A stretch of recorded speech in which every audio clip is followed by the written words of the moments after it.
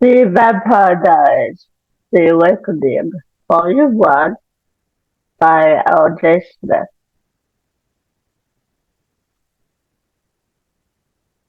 Chapter 1 September 4th. Dear Diary, something awful is going to happen today. I don't know why I wrote that. It's crazy. There's no reason for me to be upset, and every reason for me to be happy, but here I am at 5:30 in the morning, awake and scared. I keep telling myself if it's just that I'm all messed up from the time difference between France and here. But that doesn't explain why I feel so scared, so lost. The day before yesterday, while Aunt Judith and Margaret and I were driving back from the airport, I had such a strange feeling. When we turned onto our street, I suddenly thought, Mom and Dad are waiting for us at home. I bet they'll be on the front porch or in the living room looking out the window. They must have missed me so much. I know that sounds totally crazy, but even when I saw the house and the empty front porch, I still felt that way. I ran up the steps and I tried the door and knocked with the knocker. And when Aunt Judith unlocked the door, I burst inside and just stood in the hallway listening, expecting to hear Mom coming down the stairs or Dad calling from the den. Just then, just then, Aunt Judith let a suitcase crash down on the floor behind me and sighed a huge sigh and said, "We're home." And Margaret laughed. And the most horrible feeling I've ever felt in my life came over me. I've never felt so utterly and completely lost. Home. I'm home. Why does that sound like a he? I was born here at Bell's Church. I've always lived in this house. Always. This is my same old bedroom with the scorch mark on the floorboards where Caroline and I tried to sneak cigarettes in fifth grade and nearly choked ourselves. I could look out the window and see the big quince tree mat and the guys climbed up to crash my birthday slumber party 2 years ago. This is my bed, my chair, my dresser.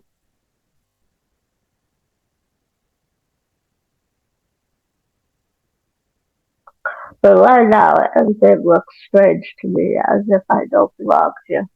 It's me that's out of place, and the worst thing is that I feel there's somewhere I do belong, but I just can't find it. I was too tired yesterday to go to orientation.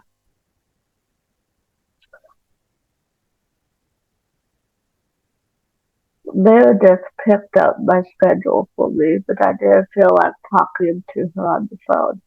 Aunt Judith told everyone who called that I had jet lag and was sleeping, but she watched me at dinner with a funny look on her face. I've got to see the crowd today, though. We're supposed to meet in the parking lot before school. That way I'm scared. Am I frightened of them? Elena Gilbert stopped writing. She stared at the last line she had written and then shook her head. Pen hovering over the small book with the blue velvet cover. Then, with a sudden gesture, she lifted her hand and threw pen and book at the big bay window, where they bounced off harmlessly and landed on the upholstered window seat. It was all so completely ridiculous. Since when had she, Elena Gilbert, been scared of meeting people? Since when had she been scared of anything? She stood up and angrily thrust her arms into a red silk kimono. She didn't even glance at the elaborate Victoria mirror above the cherry wood dresser. She knew what she'd see. Elena Gilbert Cool and blonde and slender, the fashion trendsetter, the high school senior, the girl every boy wanted and every girl wanted to be, who just now had an unaccustomed scowl on her face and a pinch to her mouth. A hot bath and some coffee and I'll calm down, she thought. The morning ritual of washing and dressing was soothing, and she dawdled over it, sorting through her new outfit from Paris. She finally chose a pale rose top and white linen shorts combo that made her look like a raspberry sundae. Good enough to eat, she thought, and the mirror showed a girl with a secret smile. Her earlier fears had melted away, forgotten. Elena, where are you? You're going to be late for school. The voice drifted faintly up from below. Elena ran the brush one more time through silky hair and pulled it back with a deep rose ribbon.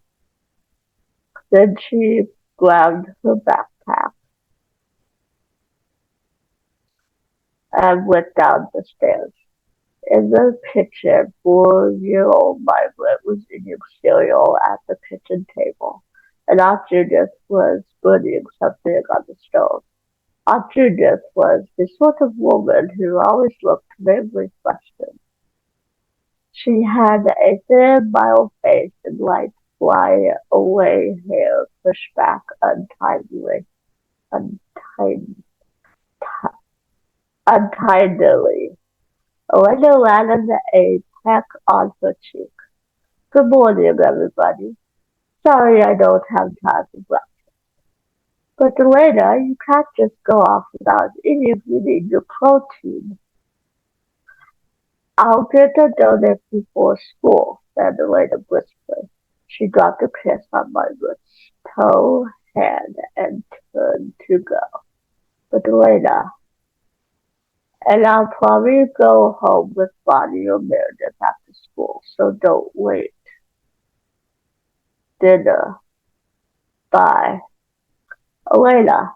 Elena was already at the front door. She closed it behind her, cutting off Archibald's distant protest, and stepped out onto the front porch, and stopped. All the bad feelings of the morning rushed over her again. The anxiety, the fear, and the certainty that something terrible was about to happen. Maple Street was deserted. The tall Victorian houses looked strange and silent, as if they might all be empty-sided, like the houses on an abandoned movie set. They looked as if they were empty of people, but full of strange watching things. That was it. Something was watching her.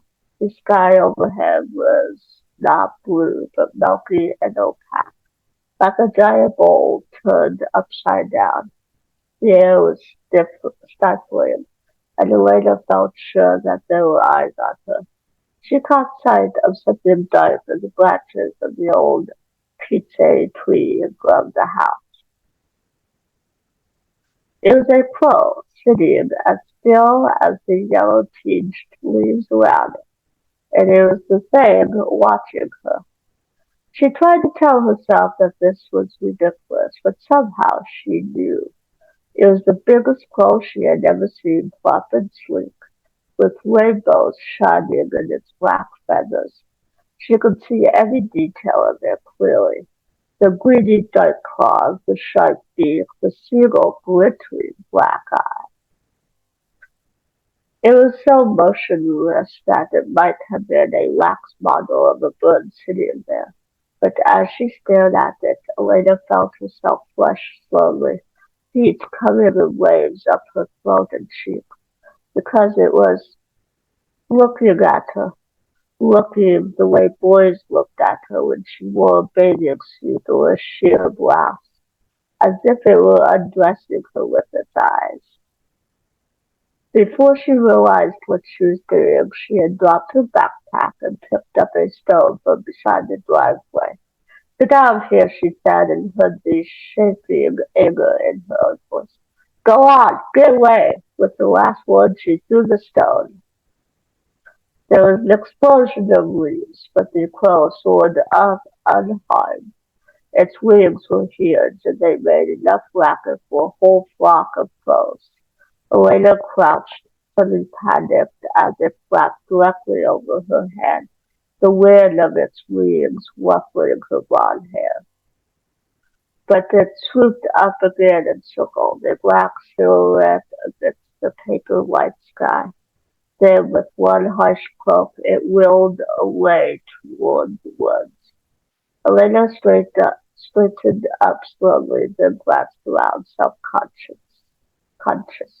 She couldn't believe what she had just done. But now that the bird was gone, the sky felt ordinary again. A little wind made the wings flutter, and Elena took a deep breath. Down the street, a door opened, and several children poured out laughing. She smiled at them and took another breath, relief sweeping through her like sunlight.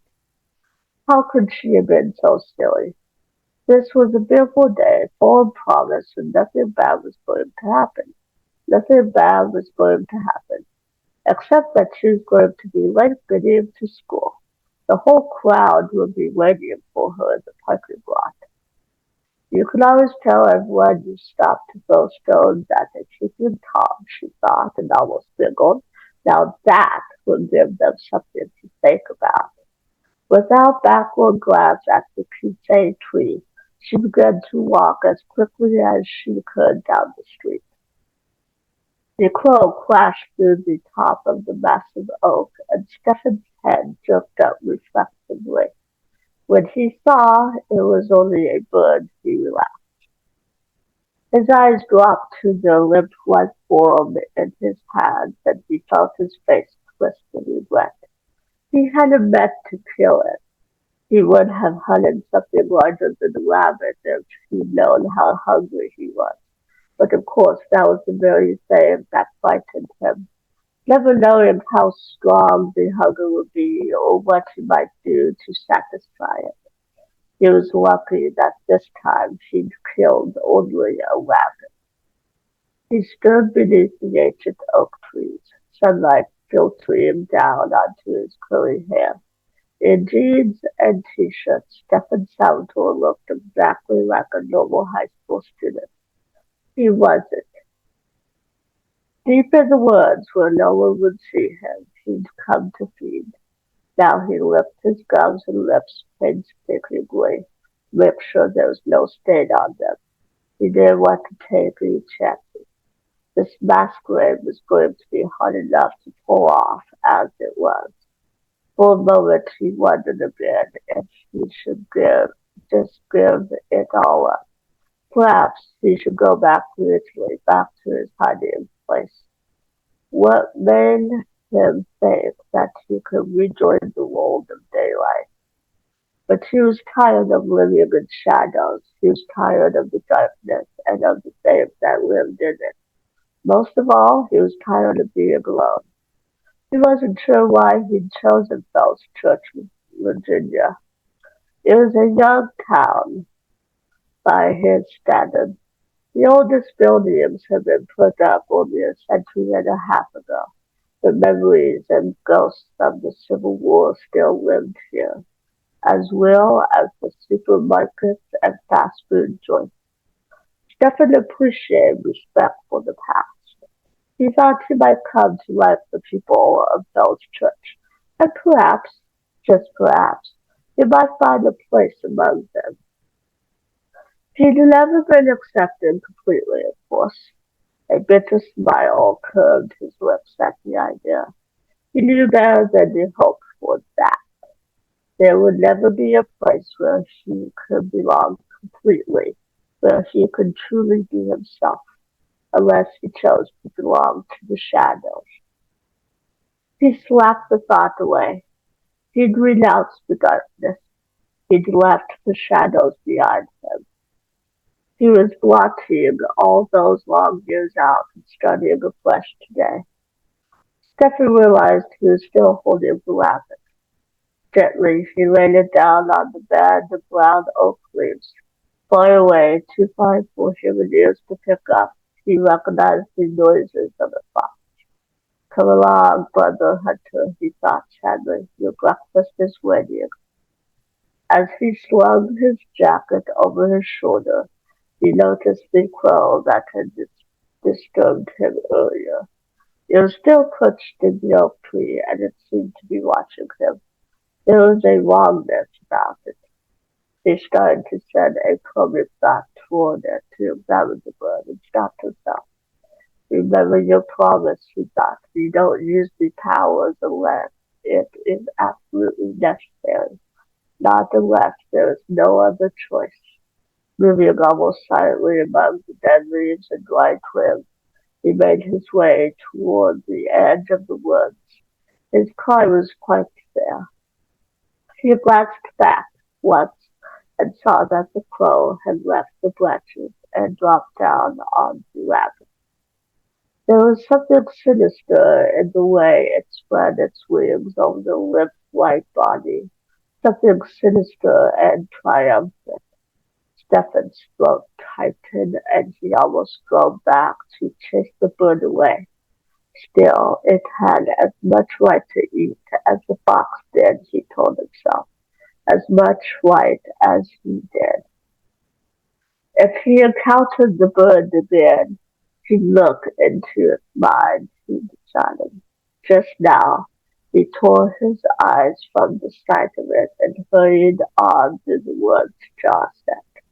He didn't want to be he didn't want to be late arriving at Robert E. Lee High School.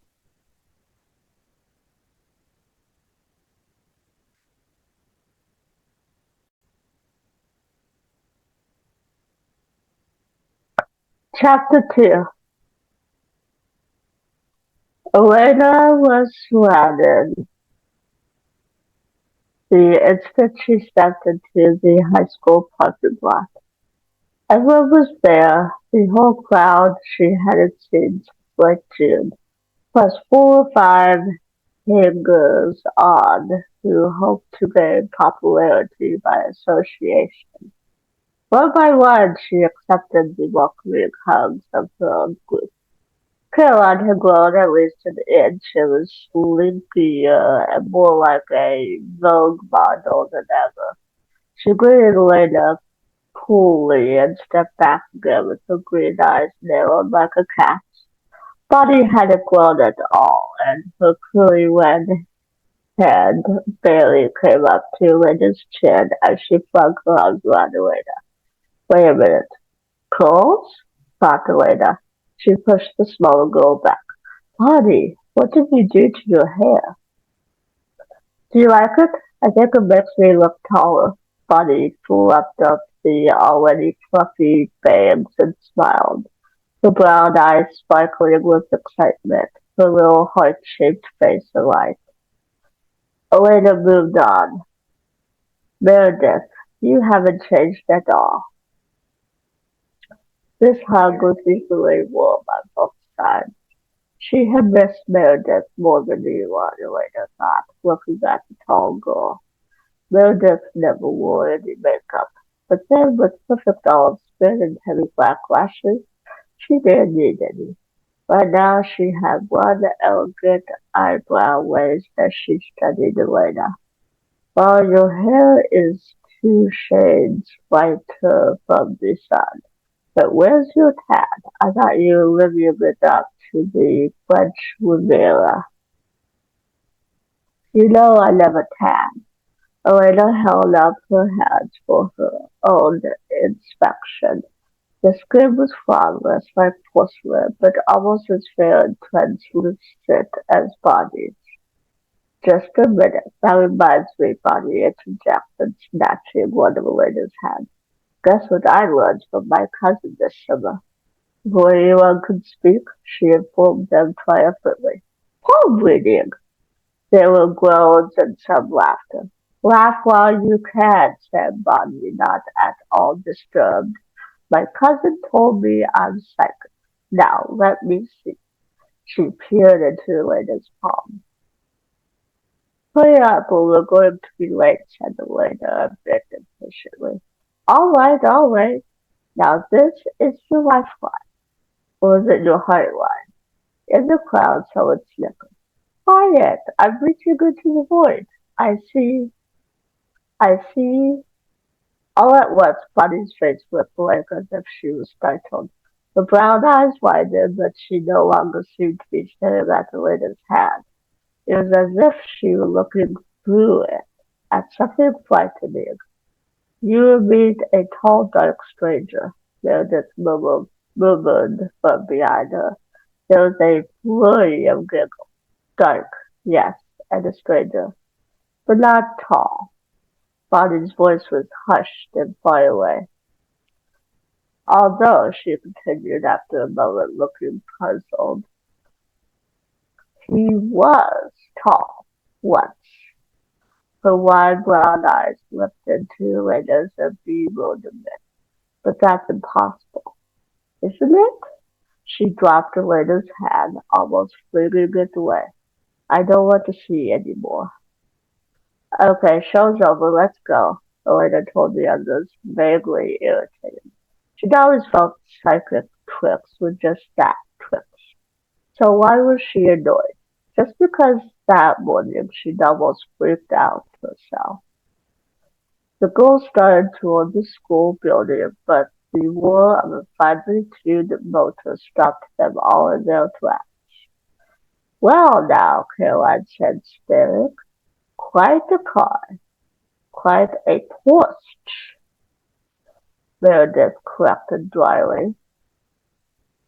The sleek black 911 Turbo pulled through the parking lot, searching for space, moving as lazily as a panther stalking prey.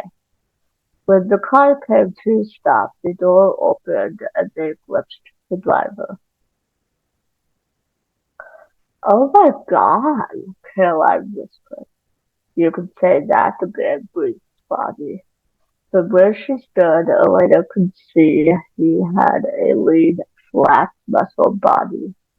Faded jeans he probably had to peel off at night. Tight t-shirt and a leather jacket of unusual cut.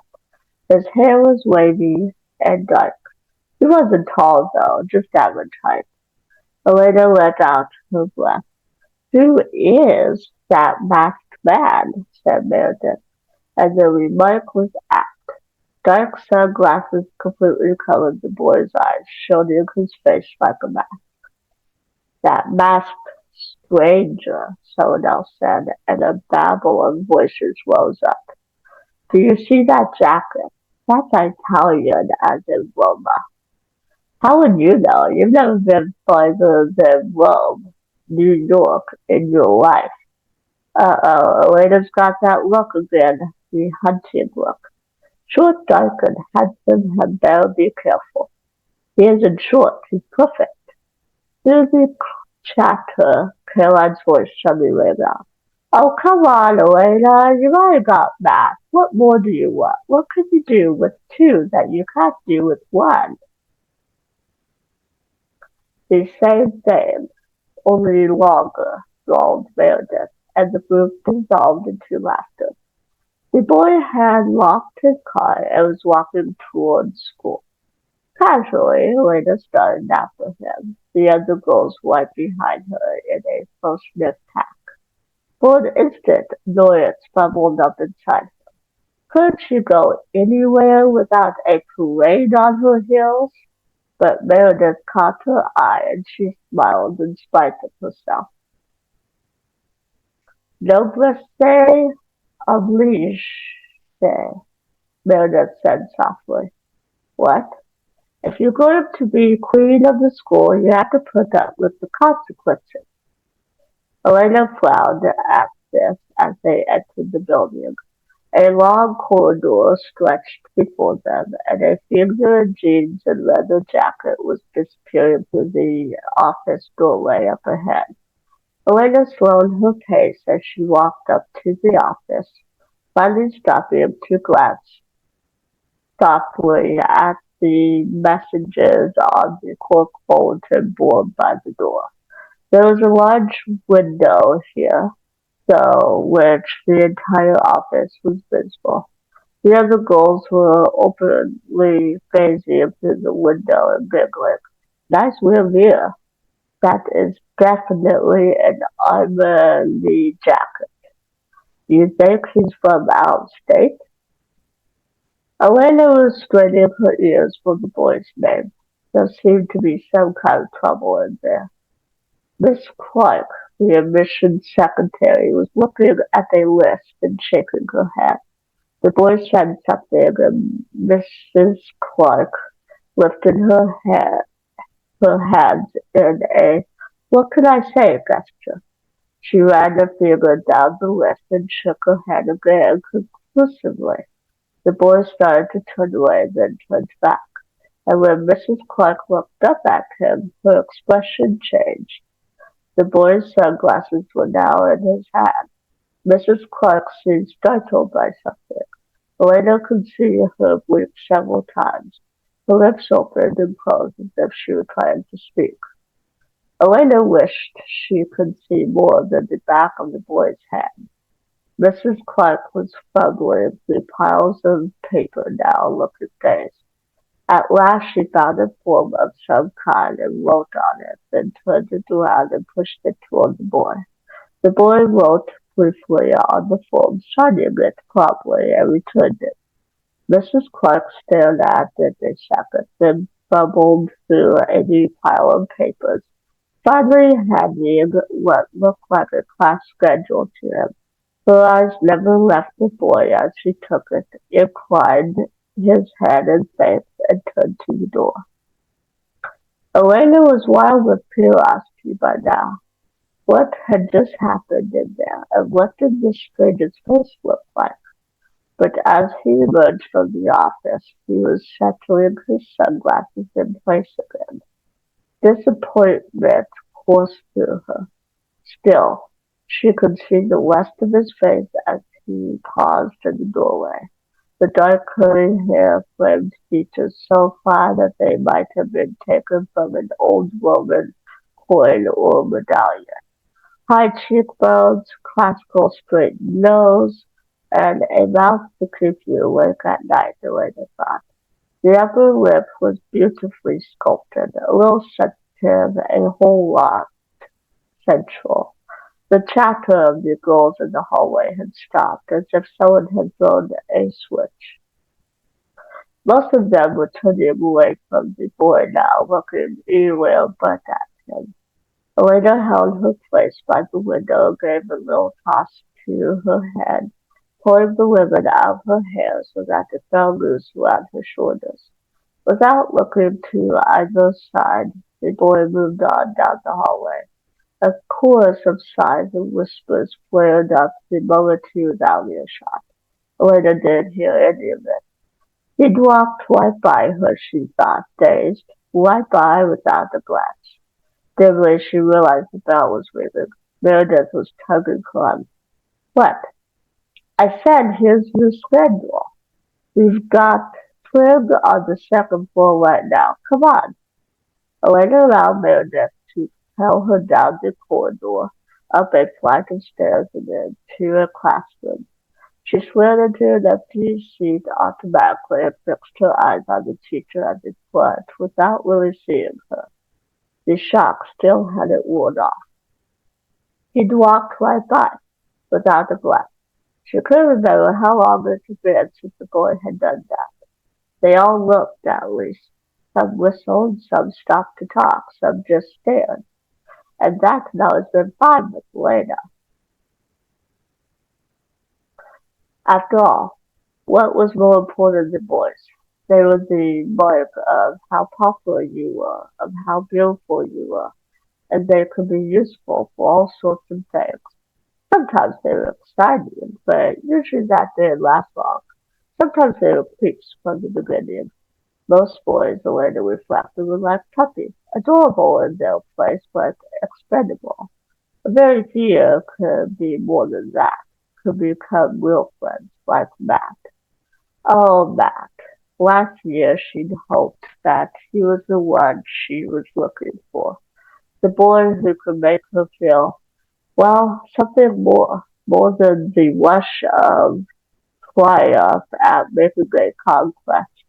The pride in showing the new acquisition off to the other girls, and she had come to feel a strong affection for Matt. But over the summer, when she'd had time to think, she'd realized it was the affection of a cousin or sister. Miss How Halpern was passing out trigonometry books. Elena took hers mechanically and wrote her name inside, still wrapped inside. She liked Matt more than any other boy she'd known, but that was why she was going to have to tell him it was over.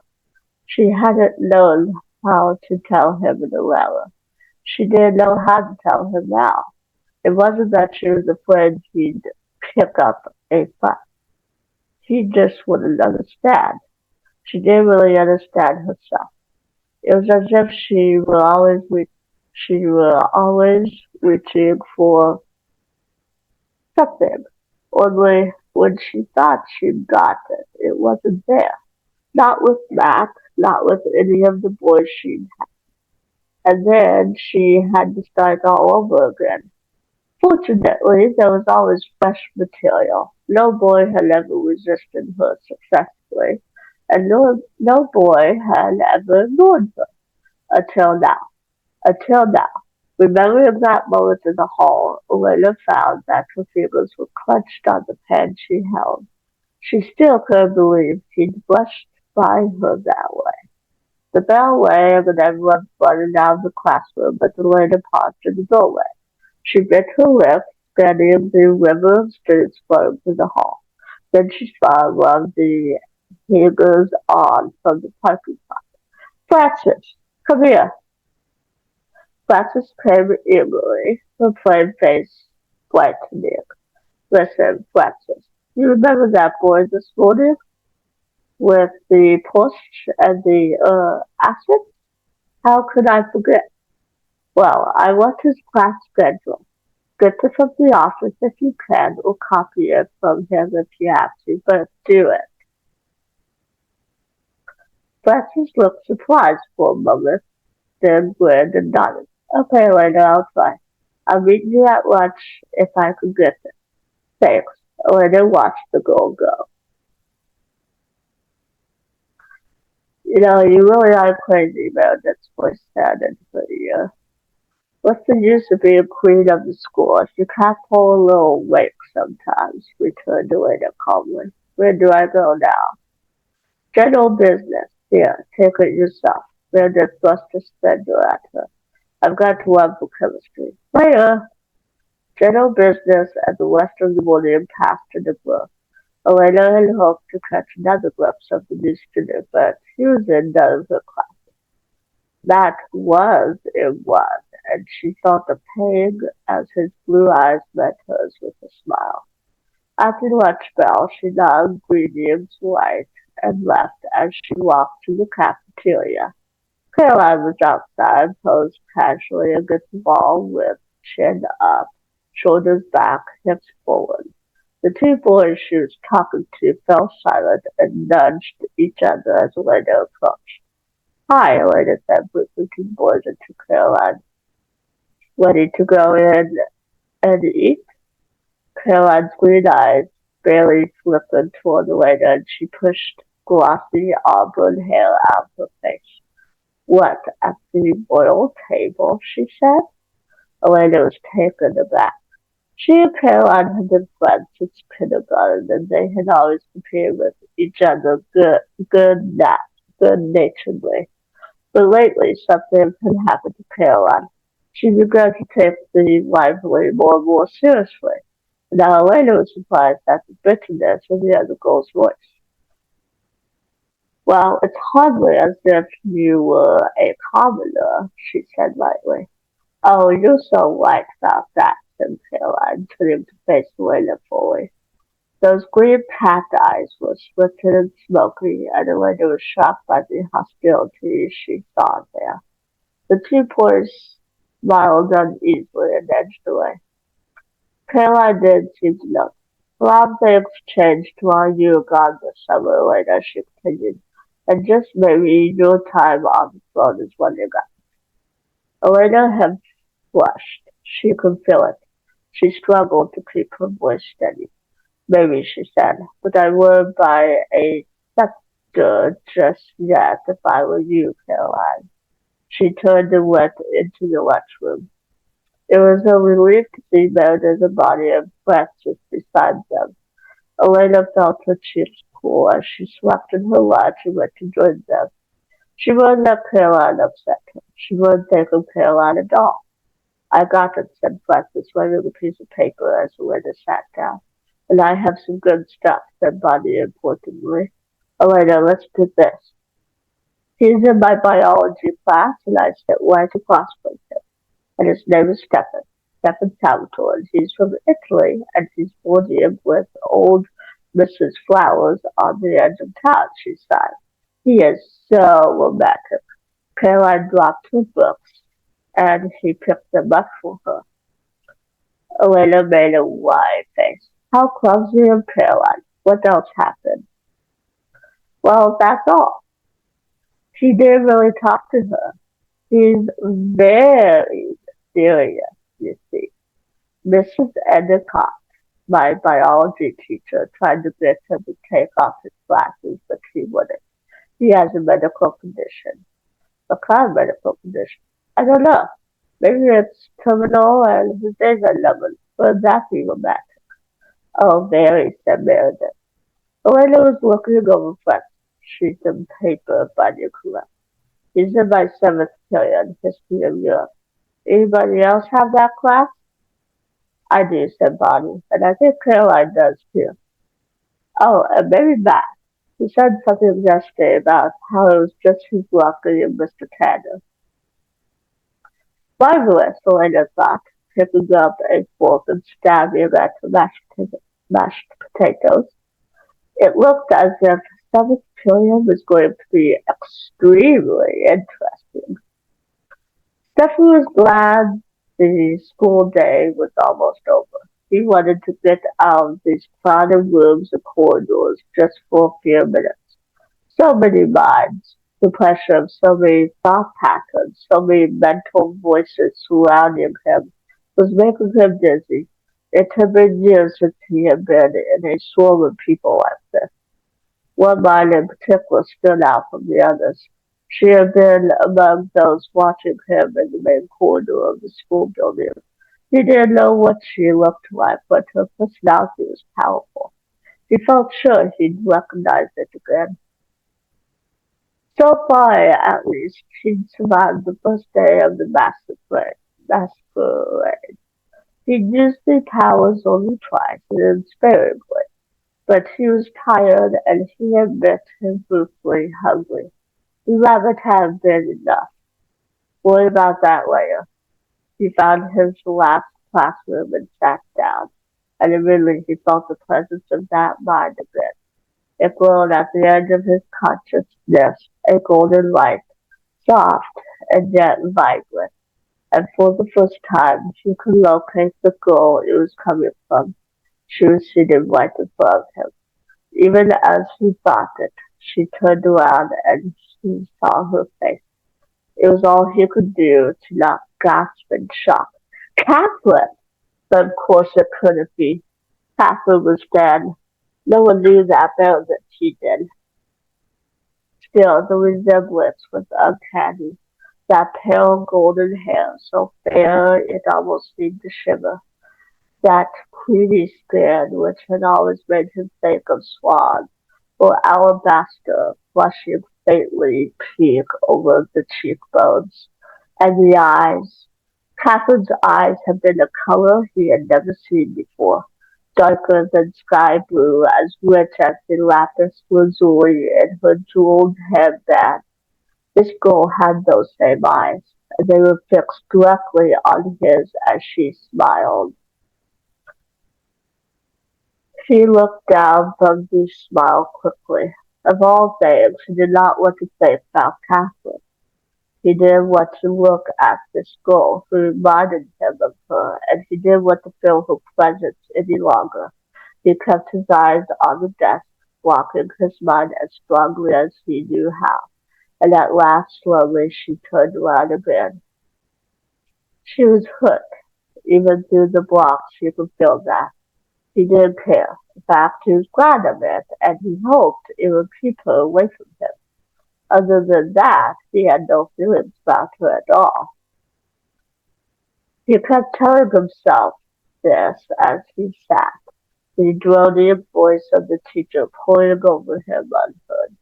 But he could smell a subtle hint of some perfume. Violet, she thought, and her slender white neck was bowed over her book, the fair hair falling on either side of it. In anger and frustration, he recognized the seductive feeling in his teeth, more a tickling or tingling than an ache. It was hunger, a specific hunger, and not one he was about to indulge.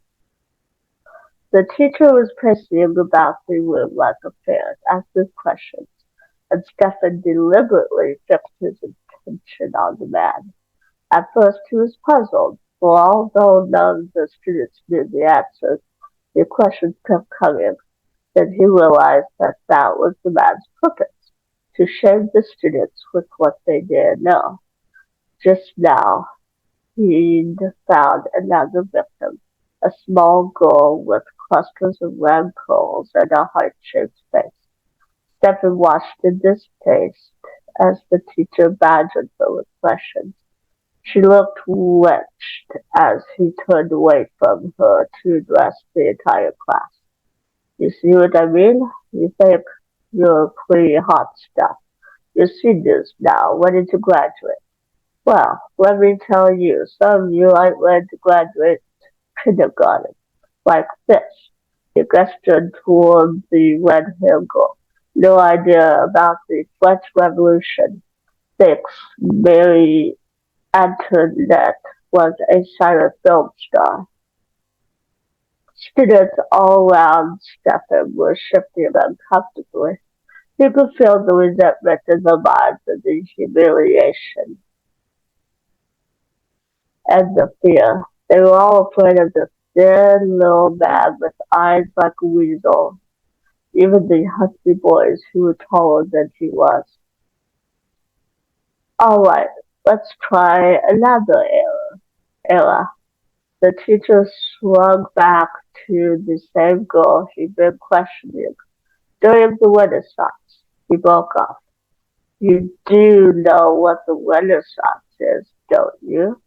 The period between the 13th and 17th centuries in which Europe rediscovered the great ideas of ancient Greece and Rome. The period that produced so many of Europe's greatest artists and thinkers. With the girl nodded confusedly, he continued. During the Renaissance, what would students your age be doing at school? Well, any idea at all? Any guesses?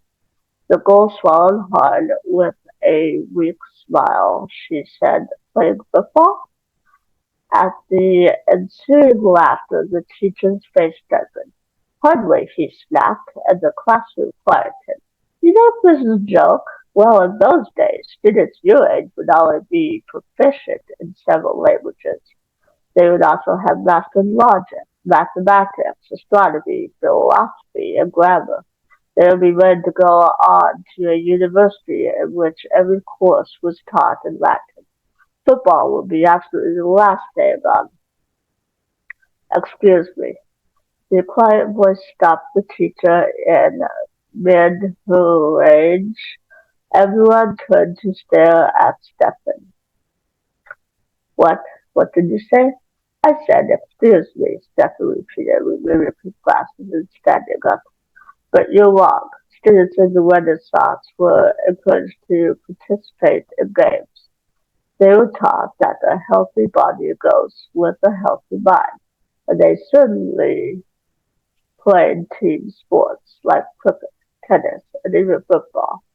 He turned to the red-haired girl and smiled, and she smiled back gratefully. To the teacher, he added, but the most important things they learned were good manners and courtesy. I'm sure your book would tell you that. Students were grinning. The teacher's face was red with blood and he was sputtering. But Stephen continued to hold his eyes, and after another minute it was the teacher who looked away. The bell rang. Stephen put his glasses on quickly and gathered his book. He'd already drawn more attention to himself than he should, and he didn't want to have to look at the blonde girl again. Besides, he needed to get out of here quickly. There was a familiar burning sensation in his veins. As he reached the door, someone shouted, "Hey, did they really play football back then?" He couldn't help throwing a grin over his shoulder. "Oh yes, sometimes with the several handsome prisoners of war." Elena watched him as he left. He deliberately turned away from her. He'd snubbed her on purpose, and in front of Caroline, who'd been watching like a hawk. Tears burned in her eyes, but at that moment only one thought burned in her mind. She'd have him, even if it killed her. If it killed both of them, she'd have him. Chapter 3. The first light of dawn was streaking the night sky with pink and palest green. Stephen watched it from the window of his room in the boarding house. He had rented this room specifically because of the trapdoor in the ceiling, a trapdoor that opened onto the window's walk on the roof above. Just now that door was open, and a cool damp wind blew down the ladder below it. Stephen was fully dressed, but not because he was up early. He had never been he had never been to sleep. He just returned from the woods, and a few scraps of wet leaf clung to the side of his boot. He brushed them off fastidiously. The comments of the students yesterday had not escaped him, and he knew they had been staring at his clothes. He had always dressed in the best, not merely out of vanity, but because it was the right thing to do. His tutor had often said an aristocrat should dress as befits his position. If he does not, he is showing contempt for others. Everyone had a place in the world, and his place had once been among the nobility. Once. Why was he dwelling on these things? Of course, he should have realized that playing the role of a student was likely to bring his own student days back. Now the memories came thick and fast as if he was skimming through the pages of a journal, his eyes catching an entry here and there. One flashed before him vividly now.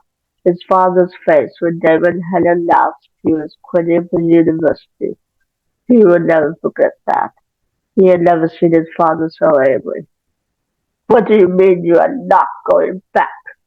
Guyosset was usually a fair man, but he had a temper, and his elder son brought out the violence in him. Just now that son was dabbing at his lips with a saffron-colored silk handkerchief. "I would have thought even you could understand such a simple sentence, father. Shall I repeat it in Latin for you?" "David," Stephen began, tightly appalled at his disrespect, but his father interrupted. "You are telling me that I, Gaiusep, Conte di Salvatore, will have to face my friends knowing that my son is Asio Poito, a ne'er-do-well, an idler who makes no useful contribution to Florence?" Servants were edging away as Gaius worked himself into a rage. David did not even blink. Apparently, if you could call those who fawn on you in the hopes that you will lend them money, your friends. Poco parasito, cried Gaius, rising from his chair. Is it not bad enough that when you are at school you waste your time and my money? Oh yes, I know all about the gambling, the jousting, the women. I know that if it were not for your secretary and your tutors, you would be failing every course. But now you mean to disgrace me utterly, and why? Why? His lines had whipped up to grasp David's chin, so that you may return to your hunting and hawking. Stephen had to give his brother credit. David did not win. He stood, almost lounging in his father's grip, every inch the aristocrat, from the elegantly plain cap on his dark head to his ermine-trimmed cloak to his soft leather shoes. His upper lip was curved in a line of pure arrogance. You've gone too far this time, thought Stephen, watching the two men whose eyes were locked together. Even you won't be able to charm your way out this time. But just then there was a light step in the study doorway. Turning, Stephen had been dazzled by eyes the color of lapis lazuli framed with long golden lashes. It was Catherine, her father, Baron von Schwarzschild, had brought her from the cold land of the German princes to the Italian countryside, hoping it would help her recover from a prolonged illness. And since the day she had arrived, everything had changed for Stephen. I beg your pardon, I did not mean to intrude. Her voice was soft and clear. She made a slight motion as if to. No, don't go. Stay, Stephen said quickly. He wanted to say more, to catch her hand, but he didn't dare, not with his father here. All he could do was gaze into those jewel-like blue eyes that were raised to his. Yes, stay, Gaiusep said, and Stephen saw that his father's thunderous expression had lightened and that he had released David. He stepped forward, straightening the heavy folds of his long, fur-trimmed gown. Your father should be returning from his business in the city today, and he will be delighted to see you. But your cheeks are pale, little Catherine. You are not ill again, I hope. You know I am always pale, sir. I do not use lounge like your old Italian girls. You don't need it, said Stephen before he could stop himself, and Catherine smiled at him. She was so beautiful, an ache began in his chest. His father continued, and I see all too little of you during the day. You seldom give us the pleasure of your company until twilight. I have my studies and devotions in my own room, sir, said Catherine quietly, her lashes fluffing. Stephen knew this was not true, but he said nothing. He would never betray Catherine's secret. She looked up at his father again. But I am here now, sir. Yes, yes, that is true. And I must see that tonight we have a very special meal for your father's return. Damon, we will speak later. As Gaius motioned to a servant and strolled out, Stephen turned to Catherine in delight. It was seldom they could speak to each other without the presence of his father or of Gudrun, her stolid German maid. But what Stephen saw then was like a blow to his stomach. Catherine was smiling, the little secret smile that she had often shared with him. But she was not looking at him. She was looking at David. Stephen hated his brother at that moment. hated David's dark beauty and grace and the sensuality that drew women to him like moths to a flame. He wanted in that instant to strike David, to smash that beauty to pieces. Instead, he had to stand and watch as Catherine moved slowly toward his brother, step by step, her golden brocade gown whispering on the tile floor. And even as he watched, David held out a hand to Catherine and smiled the cool smile of triumph. Stephen turned away from the window sharply. Why was he reopening old wounds? But even as he thought it, he drew out the slender gold chain he wore under his shirt. His thumb and forefinger caressed the ring that hung from it. Then he held it up to the light. The little circlet was exquisitely worked in gold, and 5 centuries had not dimmed its luster. It was set with bloodstone, a lapis the size of his little fingernail. Stephen looked at it, then at the heavy silver ring, also set with lapis, on his own hand. In his chest was a familiar tightness. He could not forget the past, and he didn't really wish to. Despite everything that had happened, he cherished Catherine's memory. But there was one memory he must truly not disturb, one page of the journal he must not turn. If he had to relive that for that abomination, he would go mad, as he had been mad that day, that final day when he had looked upon his own damnation. Stephen leaned against the window, his forehead pressed to its fullness. His tutor had never said, "Evil will never find peace. It may triumph, but it will never find peace." Why had he even come to Fell's Church? He had hoped to find peace here, but that was impossible. He would never be accepted. He would never rest, because he was evil. He could not change what he was. Elena was up even earlier than usual that morning. She could hear Aunt Judith pottering about in her room, then ready for her shower. Margaret was still fast asleep, curled up like a little mouse in her bed. Elena passed her younger sister's half-open door noiselessly and continued down the hallway to let herself out of the house. The air was fresh and clear this morning. The peach tree was inhabited only by the usual jays and sparrows.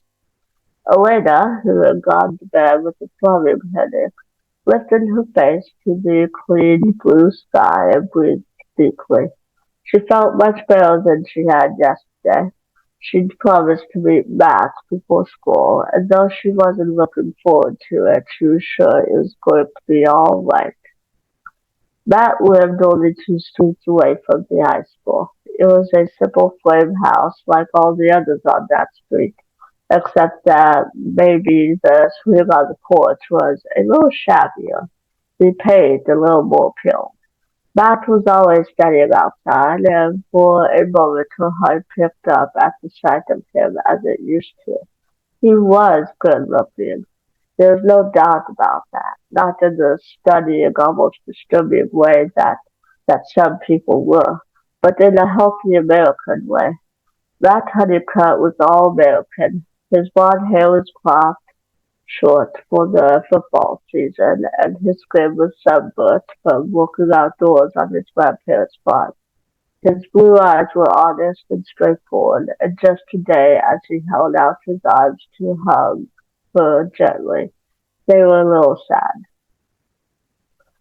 "You want to come inside?" "No, let's just walk," Lena said. They went side by side without touching. Maples and black walnut trees lined the street, and the air still had a morning hush. Elena watched her feet on the wet sidewalk, feeling suddenly uncertain. She didn't know how to start after all. "So you still haven't told me about flats," she said. "Oh, it was great," said Elena. She glanced sideways at him. He was looking at the sidewalk too. "Everything about it was great," she continued, trying to put some enthusiasm in her voice. "The people, the food, everything. It was really—" Her voice trailed off, and she laughed nervously. "Yeah, I know. Wait," he finished for her. He stopped and stood looking down at his scuffed tennis shoes. Later recognized them from last year. Matt's family barely got by. Maybe he hadn't been able to afford these shoes. She looked up to find those steady blue eyes on her face. "You know, you look pretty great right now," he said. Elena opened her mouth in dismay, but he was speaking again. "And I guess you have something to tell me." She stared at him, and he smiled, a crooked, rueful smile. Then he held out his arms a bit. "Oh, Matt," she said, hugging him hard. She stepped back to look into his face. "Matt, you are the nicest guy I've ever met. I don't deserve you." "Oh, so that's why you're dumping me," said Matt as they started walking in. "Because I'm too good for you. I should have realized that before." She punched him in the arm. "No, that isn't why, and I'm not dumping you. We're going to be friends, right?" "Oh, sure. Oh, absolutely. Because that's what I've realized we are." She stopped, looking up at him again. "Good friends. Be honest now, Matt. Isn't that how you really feel about me?" He looked at her, then rolled his eyes heavenward. "Could I take the fifth on that?" she said. As Elena's face fell, he added, "It doesn't have anything to do with that new guy, does it?" "No," Elena said after a hesitation, and then added quickly, "I haven't even met him yet. I don't know him." "But you want to." "No, don't say it." He put an arm around her and gently turned her. "Come on, let's head towards school. If we have time, I'll even buy you a donut." As they walked, something flashed in the walnut tree above them. Matt whistled and pointed. "Look at that! Biggest crow I've ever seen." Elena looked, but it was already gone. School that day was merely a convenient place for Elena to review her plan. She had woken up this morning knowing what to do, and today she gathered as much information as she could on the subject of Stephen Salvatore. Which wasn't hard because everyone at Robert E. Lee was talking about him. It was common knowledge that he had some sort of run-in with the admissions secretary yesterday, and today he'd been called to the principal's office. Something about his papers, but the principal had sent him back to class. After it was rumored a long-distance call to Rome, or was it Washington? And everything seemed to be settled now, officially at least. When Elena arrived for a neuro history class that afternoon, she was greeted by a low whistle in the hall. Dick Carter and Tyler Smallwood were loitering there. A couple of prize jerks, she thought, ignoring the whistle and their staring. They thought the tackle and safety on the varsity football team made them hot stuff. She kept an eye on them as she loitered in the corridor herself, refreshing her lipstick and fiddling with her compact. She'd given Bonnie her special instructions, and the plan was ready to be put into effect as soon as Stephen showed up. The compact mirror gave her a wonderful view of the hall behind. Still, she missed him coming somehow. He was beside her suddenly, and she snapped the compact shut as he passed. She meant to stop him, but something happened before she could. Stephen tensed. Or at least there was something about him that seemed wary all at once. Just then Dick and Tyler stepped in from the door to the history classroom, blocking the way. Long class jokes, thought Elena. Fuming, she glared at them over Stefan's shoulder. They were enjoying the game, watching in the doorway, pretending they were completely blind to Stefan said anything. Excuse me. It was the same tone he'd used with the history teacher. Quiet, detached. Dick and Tyler looked at each other, then all around, as if hearing spirit voices. Excuse me, Tyler said in a falsetto. Excuse me, me, me, Scroozy? Jacuzzi? They both laughed. Elena watched muscles tighten on the t-shirt in front of her. This was completely unfair. They were both taller than Stefan, and Tyler was about twice as broad. Is there a problem here? Elena was startled as the boys were at the new voice behind her. She turned to see Matt. His blue eyes were hard. Elena bit her lips on a smile as Tyler and Dick moved slowly, resentfully out of the way. Good old Matt, she thought. But now good old Matt was walking into class beside Stefan, and she was left following them, staring at the backs of two t-shirts. When they sat down, she slid into the desk behind Stefan, where she could watch him without being watched herself. Her plan would have to wait until after class. Matt was rattling change in his pocket, which meant he wanted to say something. Hey, he began at last uncomfortably. Those guys, you know. Stefan laughed. He was a bit son. Who am I to judge? There was more emotion in his voice than Elena had heard before, even when she had spoken to Mr. Tanner, and that emotion was more unhappiness. Anyway, why should I be welcome here? He finished, almost to himself. Why shouldn't you be? Max had been staring at Stefan. Now his jaw squared with decision. Listen, he said, you were talking about football yesterday. Well, I'll start by receiving a toy ligament yesterday afternoon and we need a replacement. Tryouts are this afternoon. What do you think? Me? Stefan sounded caught off guard. I don't know if I could. Can you run? Can Stefan half turned to a Matt, and later could see a faint hint of a smile curve his lips. Yes. Can you catch? Yes. That's all a wide receiver has to do. I'm the quarterback. If you can catch what I throw and run with it, you can play. I see. Stefan was actually almost smiling, and though Matt's mouth was serious, his blue eyes were dancing. Astonished at herself, Lena realized she was jealous. There was a warmth between the two boys that shut her out completely. But the next instant Stefan's smile disappeared. He said distantly, thank you. But no, I have other commitments. At that moment, Bonnie and Caroline arrived and class started. Throughout Tyler's lecture on Europe, Elena repeated to herself, hello, I'm Elena Gilbert. I'm on the senior welcoming committee and I've been assigned to show you around the school. Now, you wouldn't want to get me in trouble, would you, by not letting me do my job? The lass with wide, wistful eyes, but only if he looked like he might try to get out of it. It was virtually foolproof.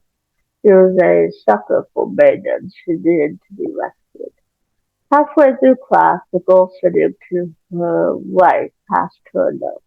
Elena opened it and recognized Bonnie's round, childish handwriting. It read, I kept C away for as long as I could. What happened? Did it work? Elena looked up to see Bonnie twisted around in her front row seat. Elena pointed to the note and shook her head, mouthing after class. It seemed a century until Tanner gave some last-minute instructions about all reports and dismissed them. Then everybody sprang up at once. Here goes, thought Elena, and with her heart pounding, she stepped squarely into Stefan's path, blocking the aisle so that he couldn't get around her.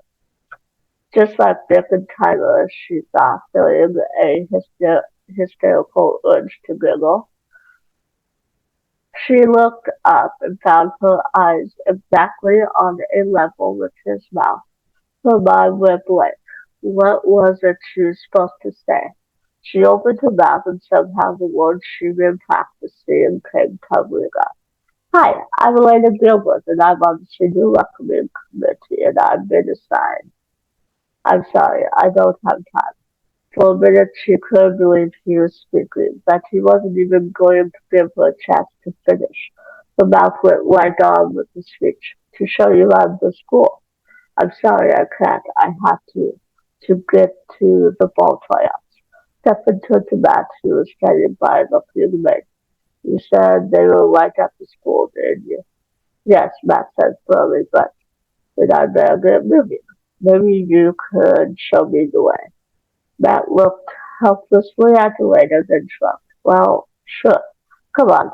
He glanced back once as they left. Stefan didn't.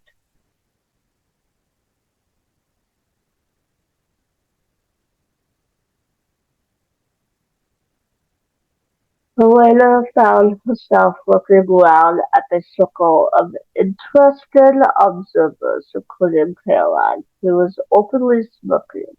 Helena felt a numbness in her body and a fullness in her throat. She couldn't stand to be here for one more second. She turned and walked as quickly as she could away from the room. Chapter 4. By the time Elena reached her locker, the numbness was wearing off, and the lump in her throat was trying to dissolve into tears. But she wouldn't cry at school. She told herself she wouldn't. After closing her locker, she made for the main exit.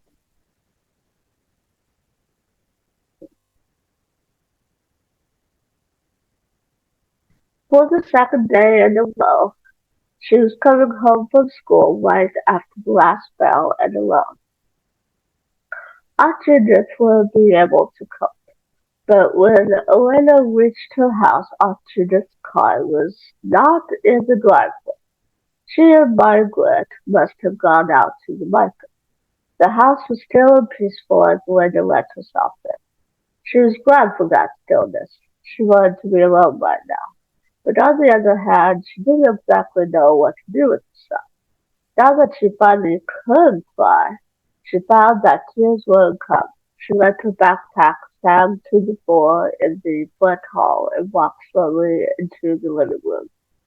It was a handsome, impressive room, the only part of the house beside the latest bedroom that belonged to the original structure.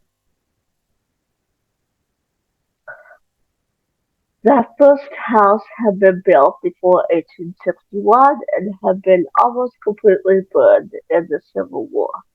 All that could be saved was this room, with its elaborate fireplace framed by scrolled molding and the big bedroom above. Elena's father's great-grandfather had built a new house, and Gilberts had lived in it ever since. Elena turned to look out above the ceiling to four windows. The glass was so old that it was thick and wavery, and everything outside was distorted, looking slightly tipsy. She remembered the first time her father had shown her that wavery old glass, when she had been younger than Margaret was now. The fullness in her throat was back, but still no tears would come. Everything inside her was contradictory. She didn't want company, and yet she was achingly lonely. She did what to think, but now that she was trying to, her thoughts eluded her like mice running from a white owl. White owl, honeybird, flesh eater. Crow, she thought. Biggest crow I've ever seen, Macklin said. Her eyes dug again. Poor Mac. She'd hurt him, but he'd been so nice about it. He'd even been nice to Stefan. Stefan. Her heart thudded once, hard, squeezing two hot tears out of her eyes. There, she was crying at last. She was crying with anger and humiliation and frustration. And what else? What had she really lost today? What did she really feel for this stranger, this Stefan Salvatore? He was a challenge, yes, and that made him different, interesting. Stefan was exotic, exciting, funny. That was what guys had sometimes told Elena she was. And later she heard from them or from their friends or sisters how nervous they were before going out with her, how their palms got sweaty and their stomachs were full of butterflies. Elena had always found such stories amusing. No boy she'd ever met in her life had made her nervous. But when she'd spoken to Stefan today, her pulse had been racing, her knees weak. Her palms had been wet, and there had been butterflies in her stomach. There had been bats. She was interested in the guy because he made her feel nervous. Not a very good reason, Elena, she told herself. In fact, a very bad reason. But there was also that mouth, that sculpted mouth that made her knees weak with something entirely different than nervousness. And that night dark hair, her fingers itched to weave themselves into its softness.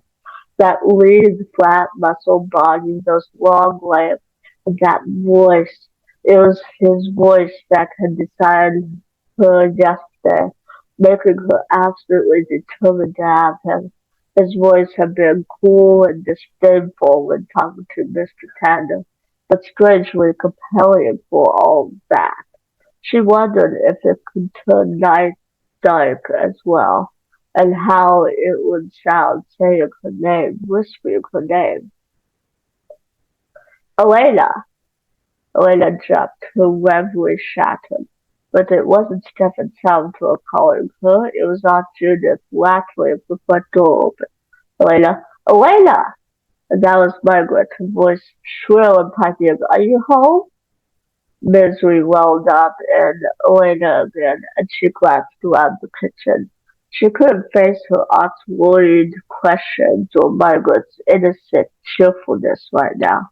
Not with her eyelashes wet and new tears flattening the minute. She made a lightning decision and quietly slipped out the back door as the front door banged shut.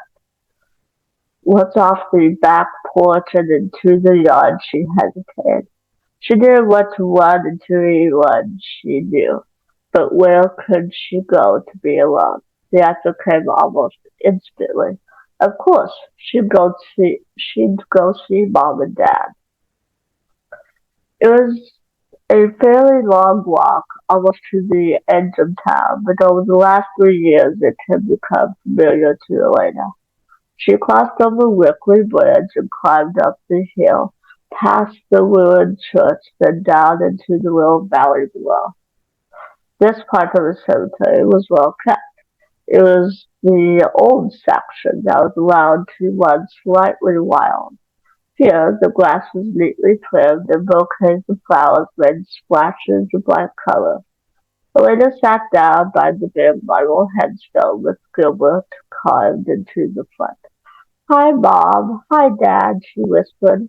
She leaned over to place a purple impatient blossom she'd picked along the way in front of the microphone. Then she curled her legs under her and just sat. She'd come here often after the accident. Margaret had been the only one at the time of the car crash. She didn't really remember them, but Elena did. Now she let her mind reach back through memories, and the lump in her throat swelled and the tears came easier. She missed them so much still. Mother, so young and beautiful, and father with a smile that twinkled up his eyes. She was lucky to have Aunt Judith, of course. It wasn't every aunt who quit her job and moved back into a little town to take care of two orphaned nieces. And Robert, Aunt Judith's fiance, was more like a stepfather to Margaret than an uncle to be by marriage. But Elena remembered her parents. Sometimes, right after the funeral, she'd come out here to rage at them, angry with them for being so stupid as to get themselves killed. That was when she hadn't known Aunt Judith very well, and had felt there was nowhere on earth she belonged anymore. Where did she belong now, she wondered. The easy answer was here, in Bell's Church, where she'd lived all her life. Lately, the easy answer seemed wrong. Lately, she felt there must be something else out there for her, some place she would recognize at once and call home.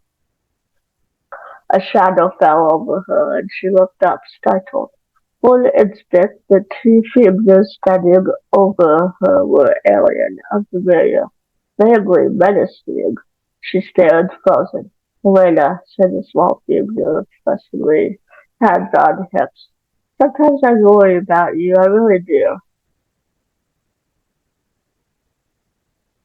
Elena blinked and then laughed shortly. It was Bonnie and Meredith. "What does a person have to do to get a little privacy around here?" she said as they sat down. "Tell us to go away," suggested Meredith, but Elena just shrugged. Meredith and Bonnie had often come out here to find her in the months after the accident. Suddenly she felt glad about that, and grateful to them both. If no one else, she belonged with the friends who cared about her. She didn't mind if they knew she had been crying, and she accepted the crumpled tissue Bonnie offered her and wiped her eyes. The three of them sat together in silence for a little while, watching the wind ruffle the stand of oak trees at the edge of the cemetery. "I'm sorry about what happened," Bonnie said at last in a soft voice. "That was really terrible." "And your middle name is Pat," said Meredith. "It couldn't have been that bad, Elena. You looked there." Elena felt herself go hot all over again at the memory. "It was terrible, but I don't care anymore," she said flatly, defiantly. "I'm finished with him. I don't want to anyway." "Elena!" "I don't, Bonnie. He obviously thinks he's too good for America. So if you could just take those designer sunglasses then." There was snorts of laughter from the other girls. Elena wiped her nose and shook her head. "So," she said to Bonnie, determinedly changing the subject, "at least Tanner seemed in a better mood today." Bonnie looked perturbed. "Do you know that she made me sign up to be the very first one to get my own report? I don't care though. I'm going to do mine on the Bruins and on the what? Bruins. The real old guys who built Stonehenge and did magic and stuff in ancient England. I'm descended from them, and that's why I'm psychic." Meredith snorted, but Elena frowned at the blade of grass she she was twirling between her fingers. "Bonnie, did you really see something yesterday in my palm?" she asked completely. Bonnie hesitated. "I don't know," she said at last. I thought I did then, but sometimes my imagination runs away with me." "She knew you were here," said Meredith unexpectedly. "I thought of looking at the coffee shop, but Bonnie said she's at the cemetery." "Did I?" Bonnie looked faintly surprised but depressed. "Well, there you see, my grandmother in Edinburgh has the second sight, and so do I. It always skips a generation." And you're descended from the Druids, Meredith said solemnly. Well, it's true. In Scotland, they keep up the old traditions. You wouldn't believe some of the things my grandmother does. She has a way to find out who you're going to marry and when you're going to die. She told me I'm going to die early. Bonnie! She did. I'm going to be young and beautiful in my coffin.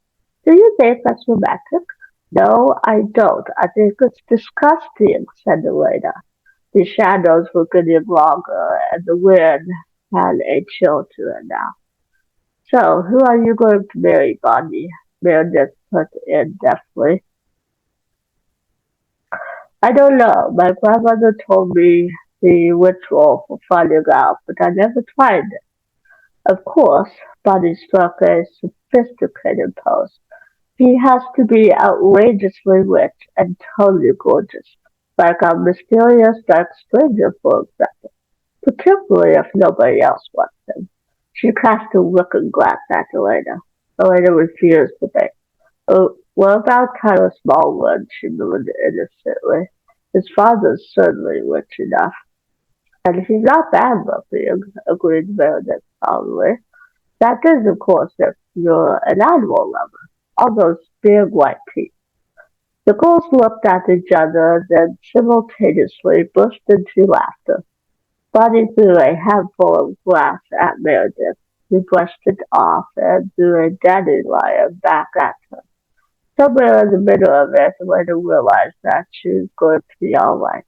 She was herself again, not lost, not a stranger, but Elena Gilbert, the queen of Wamedy Lee. She pulled the apricot ribbon out of her hair and shook the hair free about her face. I've decided what to do my oral report on, she said, watching with narrow eyes as Bonnie threw the combed glass out of her claw. What? Said Meredith. Elena turned her chin up to gaze at the red and purple sky above the hill. She took a thoughtful breath and let the suspense build for a moment. Then she said coolly, the Italian Renaissance. Bonnie and Meredith stared at her, then looked at each other and burst into whoops of laughter again. Aha, said Meredith as they recovered. So the tiger returned. Elena gave her a feral grin. Her shaken confidence had returned to her. And though she didn't understand it herself, she knew one thing. She wasn't going to let Stefan Salvatore get away alive. All right, she said briskly. Now listen, you two. Nobody else can know about this, or I'll be the laughing stock of the school. And Caroline would just love any excuse to make me look ridiculous. But I do still want him, and I'm going to have him. I don't know how yet, but I am. Until I come up with a plan, though, we're going to give him the cold shoulder. Oh, we are. Yes, we are. You can't have him, Bonnie. He's mine, and I have to be able to trust you completely. Wait a minute, said Meredith. It lit in her eye. She unclasped the cloistone pen from her blouse, then holding up her thumb, made a quick jab. Bonnie, give me your hat. Why, said Bonnie, eyeing the pen suspiciously. Because I want to marry you. Why do you think, idiot? But, but, oh, all right. Ow! Now you, Elena. Meredith clipped Elena's thumb efficiently and then squeezed it to get a drop of blood. Now, she continued, looking at the other two with sparkling dark eyes, we all press our thumbs together and swear. Especially you, Bonnie, swear to keep this secret and to do whatever Elena asks in relation to Stefan. Look, swearing with blood is dangerous, Bonnie protested seriously. It means you have to stick to your oath no matter what happens, no matter what, Meredith. I know, said Meredith grimly. That's why I'm telling you to do it. I remember what happened with Michael Martin. Bonnie made a face. That was years ago, and we broke up right away anyway, and oh, alright, I'll swear. Closing her eyes, she said, I swear to keep this a secret and do anything Elena asks about Stefan. Meredith repeated the yell, and Elena, staring at the pale shadows of her thumbs joined together in the gathering dusk, took a long breath and said softly, and I swear not to rest until he belongs to me. A gust of cold wind blew through the cemetery, fanning the girl's hair out and setting dry leaves fluttering on the ground. Bonnie gasped and pulled back, and they all looked around and giggled. It's dark, said Elena, surprised. We better get started home, Meredith said, refastening and prepared as she stood up. Bonnie stood too, putting the tip of her thumb into her mouth. Goodbye, said Elena softly, facing the headstone.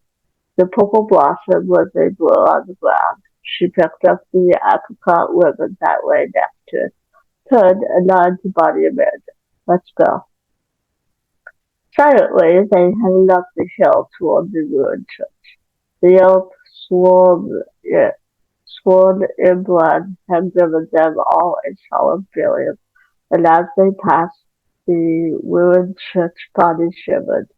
With the sun down, the temperature had dropped brutally, and the wind was rising. Each gust sent whispers through the grass, and made the ancient oak trees rattle their dangling leaves. I'm freezing, Elena said, pausing for a moment by the black hole that had once been the church door and looking down at the landscape below. The moon had not yet risen, and she could just make out the old graveyard and Ripley Bridge beyond it. The old graveyard dated from Civil War days, and many of the headstones before the names of soldiers. It had a wild look to it. Brambles and tall weeds grew on the graves, and ivy vines swarmed over crumbling granite. Elena had never liked it. It looks different, doesn't it? For the dark, I mean, she said unsteadily. She didn't know how to say what she really meant, that there was not a place for the living. We could go the long way, said Meredith, but that would mean another 20 minutes of walking. I don't mind going this way, said Bonnie, swallowing hard. I always said I wanted to be buried down there in the old one. Will you stop talking about being buried the way that snapped? And she started down the hill. But the farther down the narrow path she got, the more uncomfortable she felt. She slowed until Bonnie and Meredith caught up with her. As they neared the first headstone, her heart began beating fast. She tried to ignore it, but her whole skin was tingling with awareness, and the fine hairs on her arms were standing up. Between the gusts of wind, every sound seemed horribly magnified. The crunching of their feet on the leaf-strewn path was deafening. The ruined church was a black silhouette behind them now. The narrow path wound between the lichen encrusted headstones, many of which stood taller than Meredith, big enough for something to hide behind, thought Elena uneasily. Some of the tombstones themselves were unnerving, like the one with the cherub that looked like a little baby, except that its head had fallen off and had been carefully placed by its body. The wide granite eyes of the head were blank. Elena couldn't look away from it, and her heart began to pound. Why are we stopping? Said Meredith. I'm sorry, Elena murmured, but when she forced herself to turn, she really stiffened. Bonnie? She said. Bonnie, what's wrong? Bonnie was staring straight out into the graveyard. Her lips parted, her eyes as wide and blank as the stone cherubs. Fear washed through Elena's stomach. Bonnie, stop it! Stop it! It's not funny. Bonnie made no reply. Bonnie, said Meredith. She and Elena looked at each other, and suddenly Elena knew she had to get away. She rolled to start down the path, but a strange voice spoke behind her, and she jerked around. Later, the voice said. It wasn't Bonnie's voice, but it came from Bonnie's mouth. Still in the darkness, Bonnie was still staring out into the graveyard. There was no expression on her face at all. Later, the voice said again, and added as Bonnie's hand turned toward her. There's someone waiting out there for you. Elena never quite knew what happened in the next few minutes. Something seemed to move out among the dark, humped shapes of the headstones, shifting and rising between them. Elena screamed and Meredith cried out, and then they were both running, and Bonnie was running with them, screaming too. Elena pounded down the narrow path, stumbling on rocks and clumps of grass roots. Bonnie was sobbing for breath behind her. Meredith, calm and cynical Meredith, was panting wildly. There was a sudden thrashing and a shriek in an oak tree above them, and later found that she could run faster. There's something beyond us, cried Bonnie shrilly. Oh God, what's happening? Get to the bridge, gasped Elena through the fire in her lungs. She didn't know why, but she felt they had to make it there. Don't stop, Bonnie. Don't look behind you. She grabbed the other girl's sleeve and pulled her around. I can make it, Bonnie sobbed, clutching her side, her pace faltering. Yes, you can, snarled Elena, grabbing Bonnie's sleeve again and forcing her to keep moving. Come on, come on! She saw the silver gleam of water before them, and there was the clearing between the oak trees and the bridge just beyond. Elena's limbs were wobbling and her breath was whistling in her throat, but she wouldn't let herself lag behind. Now she could see the wooden planks of the footbridge. The bridge was 20 feet away from them, 10 feet away, 5. We made it. Pat and Meredith, feet thundering on the wood. Don't stop! Get to the other side! The bridge creaked as they ran, staggering across it, the steps echoing across the water. When she jumped onto packed dirt on the far shore, Elena let go of Bonnie's sleeve at last and allowed her legs to settle to her home. Meredith was bent over, hands on thighs, deep breathing. Bonnie was crying. What was it? Oh, what was it? She said. Is it still coming? I thought you were the expert, Meredith said unsteadily. For God's sake, Elena, let's get down here. No, it's all right now, Elena whispered. There were tears in her own eyes, and she was shaking all over, but the hot breath at the back of her neck had gone. The river stretched between her and it, the waters a dark tumult. It can't follow us here, she said. Meredith stared at her, then at the other shore with its clustering oak trees, then at Bonnie. She wet her lips and laughed shortly. Sure, it can't follow us. But let's go home anyway, alright? Unless you feel like spending the night out here. Some unnameable feeling shuddered through Elena. Not tonight, thanks, she said. She put an arm around Bonnie, who was still sniffling. It's okay, Bonnie. We're safe now. Come on. Meredith was looking across the river again. You know, I don't see a thing back there, she said, her voice calmer. Maybe there wasn't anything behind us at all. Maybe we just panicked and scared ourselves. With a little help from the druid priestess here. Elena said nothing as they started walking, keeping very close together on the dirt path. But she wondered. She wondered very much.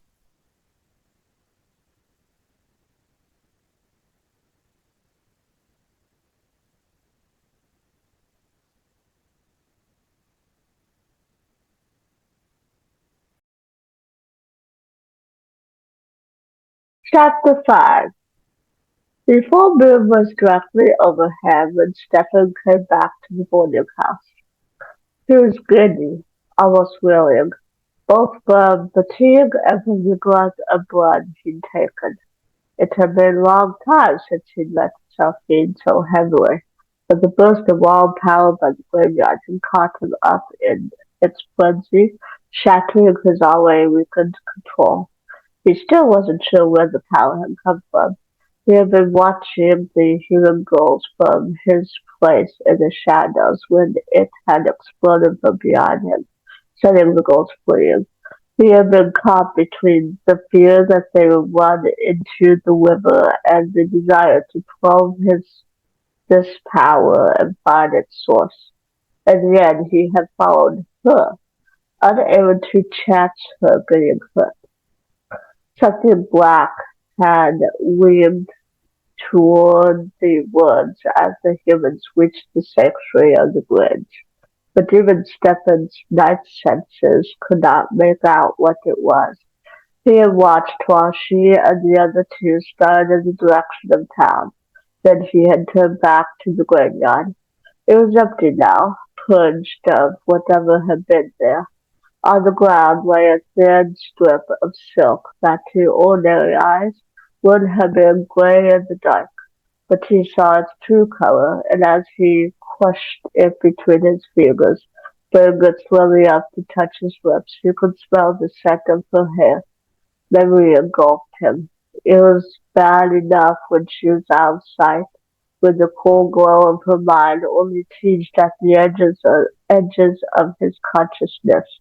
But to be in the same room with her at the school, to feel her presence behind him, to smell the heady fragrance of her skin all around him, was almost more than he could bear.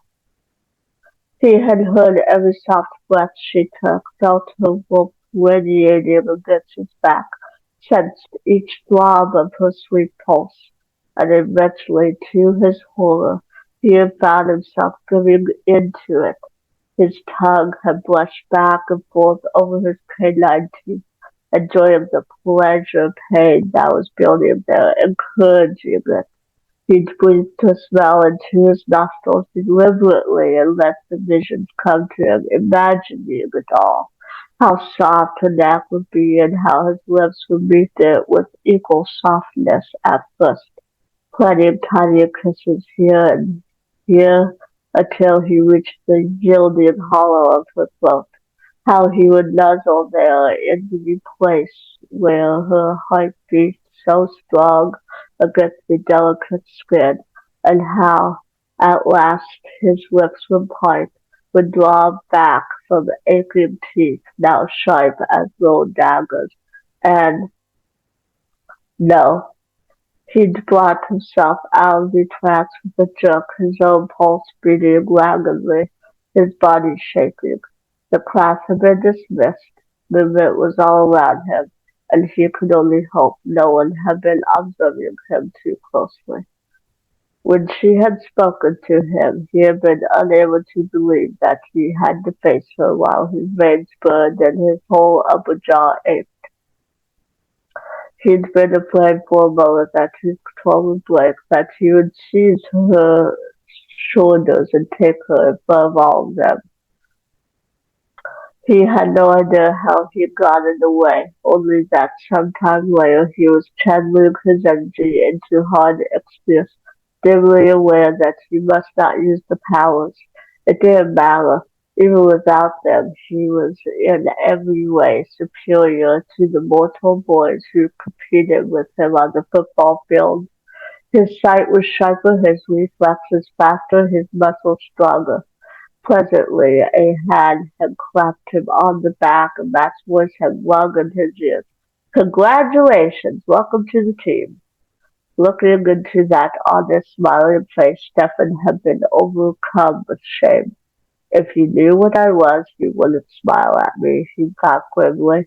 "I've won this competition of yours by deception, and the girl you do love her, don't you, is in my thoughts right now." And she had remained in his thoughts despite all his efforts to banish her that afternoon. He had wandered to the graveyard blindly, pulled from the woods by a force he did not understand. Once there he had watched her, finding himself fighting the need until the surge of power had set her and her friends running, and then he'd come home, but only after feeding, after losing control of himself. He couldn't remember exactly how it had happened, how he'd let it happen. That flare of power had started awakening things inside him, best left sleeping. The honeying need, the craving for the chase, for the smell of fear and the savage triumph of the kill. It had been years, centuries since he felt the need with such force. His veins had begun burning like fire, and all his thoughts had turned red. He could think of nothing else but the hot coppery taste, the primal vibrancy of blood. With that excitement still raging through him, he'd taken a step or two after the ghost. What might have happened if he hadn't suddenly the old man was barely not thought about. But as he reached the end of the bridge, his nostrils had flared at the sharp, distinctive odor of human flesh, human blood, the ultimate elixir, the forbidden wine, more intoxicating than any liquor, the steaming scent of life itself, and he was so tired of fighting the need. There had been a movement on the bank under the bridge as a pile of old rags stood, and the next instant Stephen had ran gracefully, cat-like, beside it. His hand shot out and pulled the rags away, exposing a wizened, blinking face atop a scrawny neck. His lips drew back, and then there was no sound but the feeding. Now, as he stumbled up the main staircase of the boarding house, he tried not to think about it, and not to think about her, about the girl who tempted him with the wolf, her life. She had been the one he truly desired, but she must put a stop to that. She must kill any such thoughts before they were certain from now on, for his sake and for her own. He was her worst nightmare come true, and she didn't even know it. "Who's there? Is that you, boy?" a cracked voice called sharply.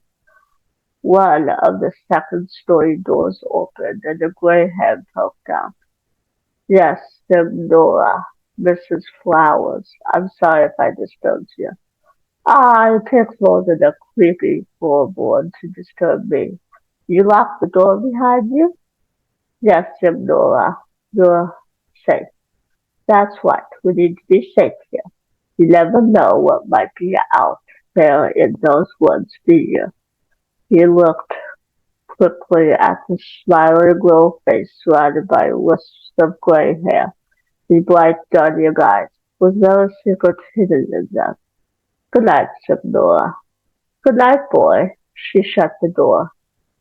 In his own room, he fell onto the bed and lay staring up at the low, slanting ceiling.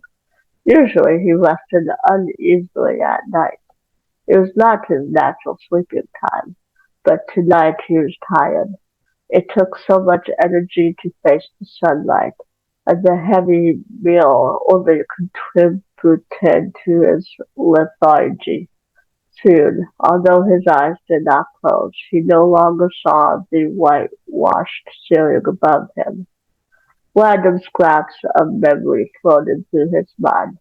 Catherine, so lovely that evening by the fountain, moonlight silvering her pale golden hair. How proud he had been to sit with her, to be the one to share her secret. "But can you never go out in sunlight?" "I can, yes, as long as I wear this." She held up a small white hand, and the moonlight shone on the laughter swing there. "But the sun tires me so much. I have never been very strong." Stephen looked at her, at the delicacy of her features and the slightness of her body. She was almost as insubstantial as spun glass. No, she would never have been strong. "I was often ill as a child," she said softly, her eyes on the play of water in the fountain. "The last time the surgeon funny said I would die. I remember Papa crying, and I remember lying in my big bed too weak to move. Even breathing was too much effort. I was so sad to leave the world, and so cold, so very cold. She shivered and then smiled. So what happened? I woke in the middle of the night to see Gudwin, my maid, standing over my bed. And then she stepped aside, and I saw the man she had brought. I was frightened. His name was Klaus, and I'd heard the people in the village say he was evil. I cried out to Gudwin to save me, but she just stood there watching. When he put his mouth to my neck, I thought he was going to kill me. She paused. Stephen was staring at her in horror and pity, and she smiled comfortingly at him. It was not so terrible after all. There was a little pain at first, but that quickly went away, and then the feeling was actually pleasant. When he gave me of his own blood to drink, I felt stronger than I had for months. And then we waited out the hours together until dawn. When the surgeon came, he couldn't believe I was able to sit up and speak. Papa said it was a miracle, and she cried again from happiness. Her face clouded. I will have to leave my papa sometime soon. One day he will realize that since that illness I am not grown an hour older, and you never will. No, this is the wonder of it, Stephen. She gazed up at him with childlike joy. I will be young forever, and I will never die. Can you imagine? You could not imagine her as anything other than what she was now. Lovely, innocent, perfect. But you did not find it frightening at first. At first a little, but Godwin showed me what to do. It was she who told me to have this ring made with a gem that would protect me from sunlight. While I lay in bed, she brought me rich warm post-its to drink. Later, she brought small animals who sun trapped, not people. Her laughter rang out. Of course not. I could get all I need in a night from a dove. Godwin said that if I wished to be powerful, I should take human blood, for the life essence of humans is strongest. And Klaus used to urge me too. He wanted to exchange blood again, but I tell Godwin I do not want power. And as for Klaus, she stopped and dropped her eyes, so that heavy lashes lay on her cheek. Her voice was very soft as she continued. I do not think it is a thing to be done lightly. I would take human blood only when I have found my companion, the one who will be by my side for all eternity. She looked up at him gravely. Stephen smiled at her, feeling lightheaded and bursting with pride. He could scarcely contain the happiness he felt at that moment. But that was before his brother David had returned from the university, before David had come back and seen Catherine's jewel blue eyes. On his bed in the low roofed room, Stephen moaned. Then the darkness drew him in deep, and new images began to flicker through his mind. They were scattered glimpses of the past that did not form a connected sequence. He saw them like scenes briefly illuminated by flashes of lightning. His brother's face twisted into a mask of inhuman anger. Catherine's blue eyes sparkling and dancing as she pirouetted in her new white gown, the glimmer of light behind a lemon tree, the feel of a sword in his hand, Gaius Sep's voice shouting from far away. The lemon tree. He must not go behind the lemon tree.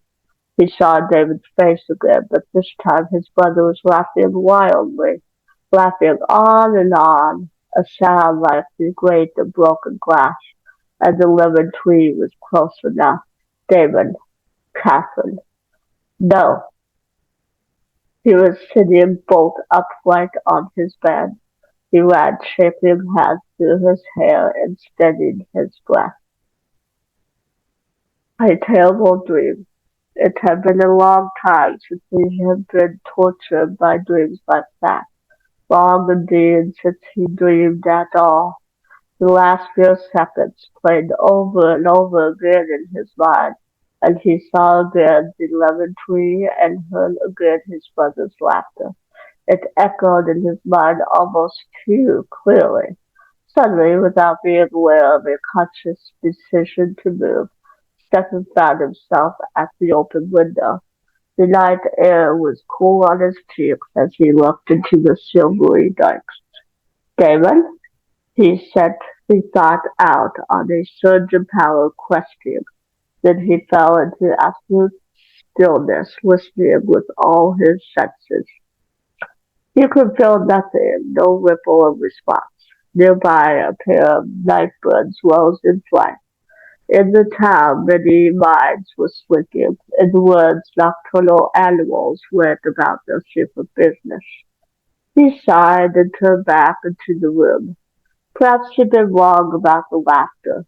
Perhaps he'd even been wrong about the menace in the graveyard. Bell's church was still and peaceful, and he should try to emulate it. He needed sleep. September 5th. Actually, early September 6th, about 1 a.m.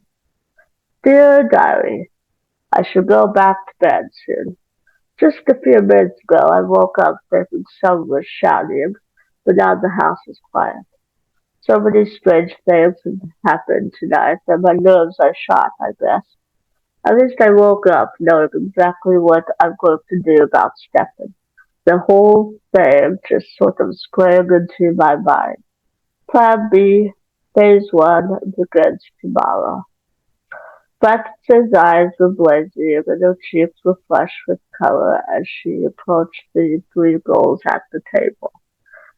"Oh, Elena, you've got to hear this." Elena smiled at her, polite but not too intimate. Frances stuck her brown head. "I mean, could I join you? I've just heard the wildest thing about Stefan Salvatore." "Have a seat," said Elena graciously. "But," she added, buttoning the wall, "we're not really interested in the news." "You?" Frances stared. She looked at Meredith, then at Bonnie. "You guys are joking, right?" "Not at all," Meredith speared a green bean and eyed it thoughtfully. "We have other things on our minds today." "Exactly," said Bonnie after a sudden start. "Stefan's old news, you know. Passe." She bent down and rubbed her ankle. Frances looked at Elena appealingly. "But I thought you wanted to know all about him." "Curiosity," Elena said. "After all, he is a visitor, and I wanted to welcome him to Bell's Church. But of course I have to be loyal to Jean Claude." "Jean Claude?" "Jean Claude," said Meredith, raising her eyebrows in triumph. "Jean Claude," echoed Bonnie gravely. Delicately, with thumb and forefinger, Lena drew a photo out of her backpack. "Here he is standing in front of the cottage where we stayed.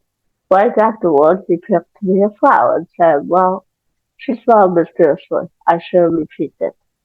Frances was gazing at the photo. It showed a bronzed young man shirtless standing in front of a hibiscus bush and smiling shyly. "He's older, isn't he?" she said with respect. 21, of course." Olivia glanced over Tier's shoulder. "My aunt would never approve, so we'll keep your gift from her till I graduate. We have to write to each other secretly."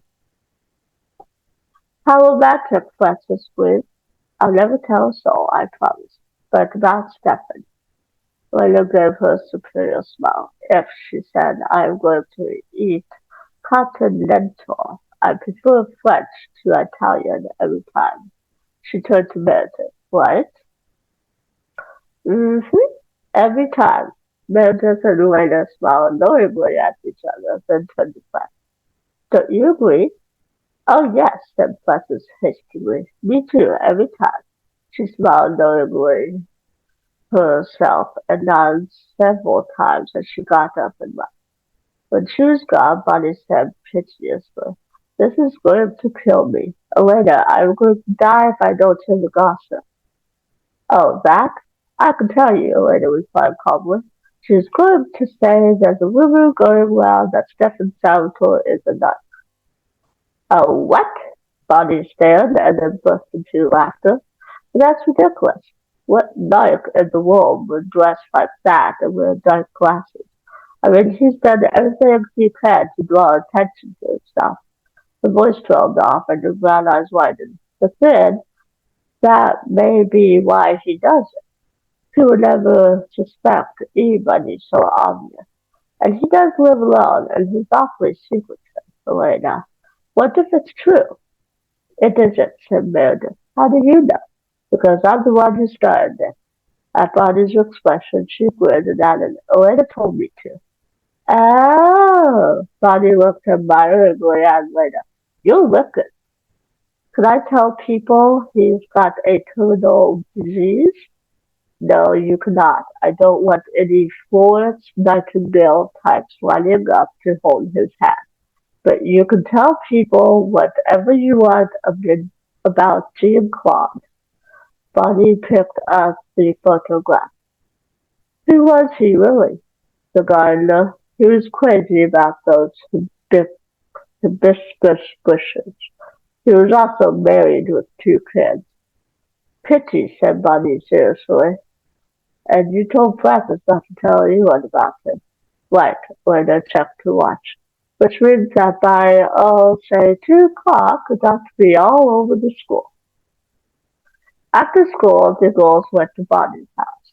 They were greeted at the front door by a shrill yapping, and when Bonnie opened the door, a very old, very fat Pekingese tried to escape. His name was Yonsei, and he was so spoiled that no one except Bonnie's mother could stand him.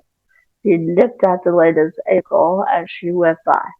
The living room was dim and crowded with lots of rather fussy furniture and heavy curtains at the windows. Bonnie's sister Mary was there, unpinning a cap from her wavy red hair. She was just 2 years older than Bonnie, and she worked at the First Church Clinic. Oh, Bonnie, she said, I'm glad you're back. Hello, Elena, Meredith. Elena Meredith said, hello. What's the matter? You look tired, said Bonnie. Mary dropped her cap on the coffee table. Instead of answering, she asked the question in return. Last night when you came home so upset, where did you say you girls had been?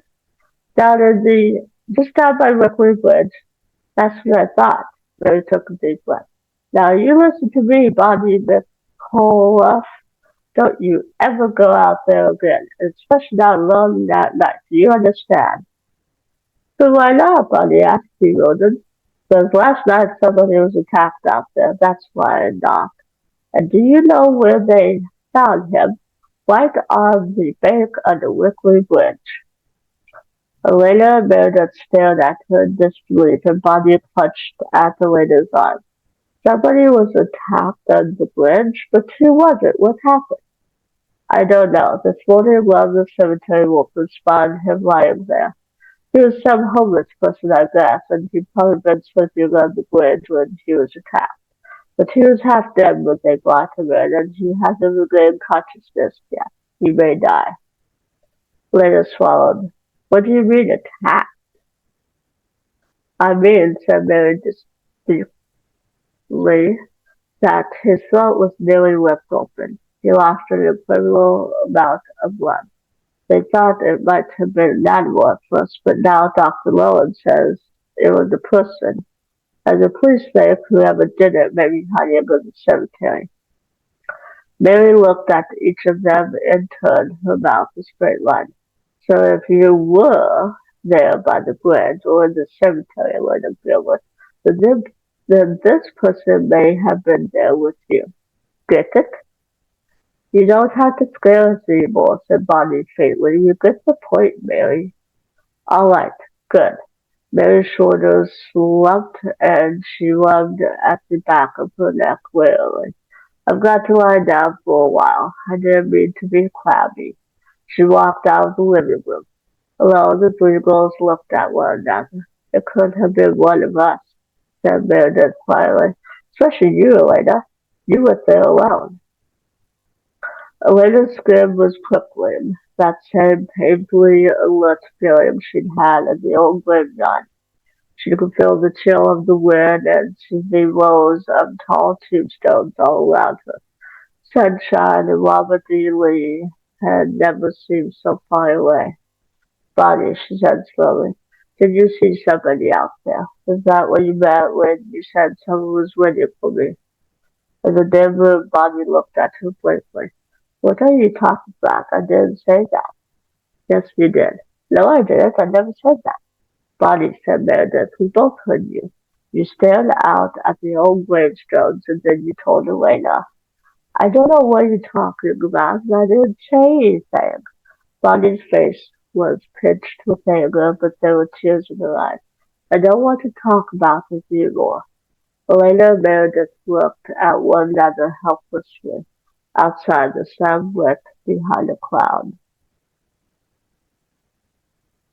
Chapter 6, September 26th.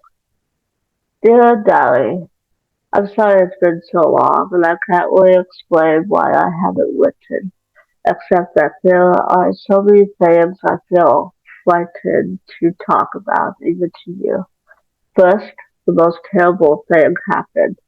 The day that Bonnie and Meredith and I were at the cemetery, an old man was attacked there and almost killed. The police still haven't found the person who did it. People think the old man was crazy because when he woke up, he started raving about eyes in the dark and oak trees and things. But I remember what happened to us that night, and I wonder. It scares us. It scares me. Everyone was scared for a while, and all the kids had to stay inside after dark or go out in groups. But it's been about 3 weeks now and no more attacks, so the excitement is dying down. Aunt Judith says it must have been another vagrant that did it. Tyler Smallwood's father even suggested that the old man might have done it to himself, though I would like to see somebody bite himself in the throat. But mostly what I've been busy with is Plan B. As far as it goes, it's been going well. I've gotten several letters and a bouquet of red roses from Jean Claude. Meredith's uncle is a florist, and everybody seems to have forgotten that I was ever interested in Stefan. So my social position's secure. Even Caroline hasn't been making any trouble. In fact, I don't know what Caroline is doing these days, and I don't care. I never see her in lunch or at the school anymore.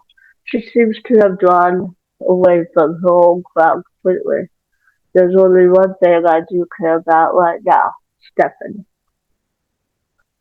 Even Bonnie and Meredith don't realize how important she is to me. I'm afraid to tell them. I'm afraid they'll think I'm crazy. At school, I wear a mask of calm and control, but on the inside, well, every day it just gets worse. Aunt Judith has started to worry about me.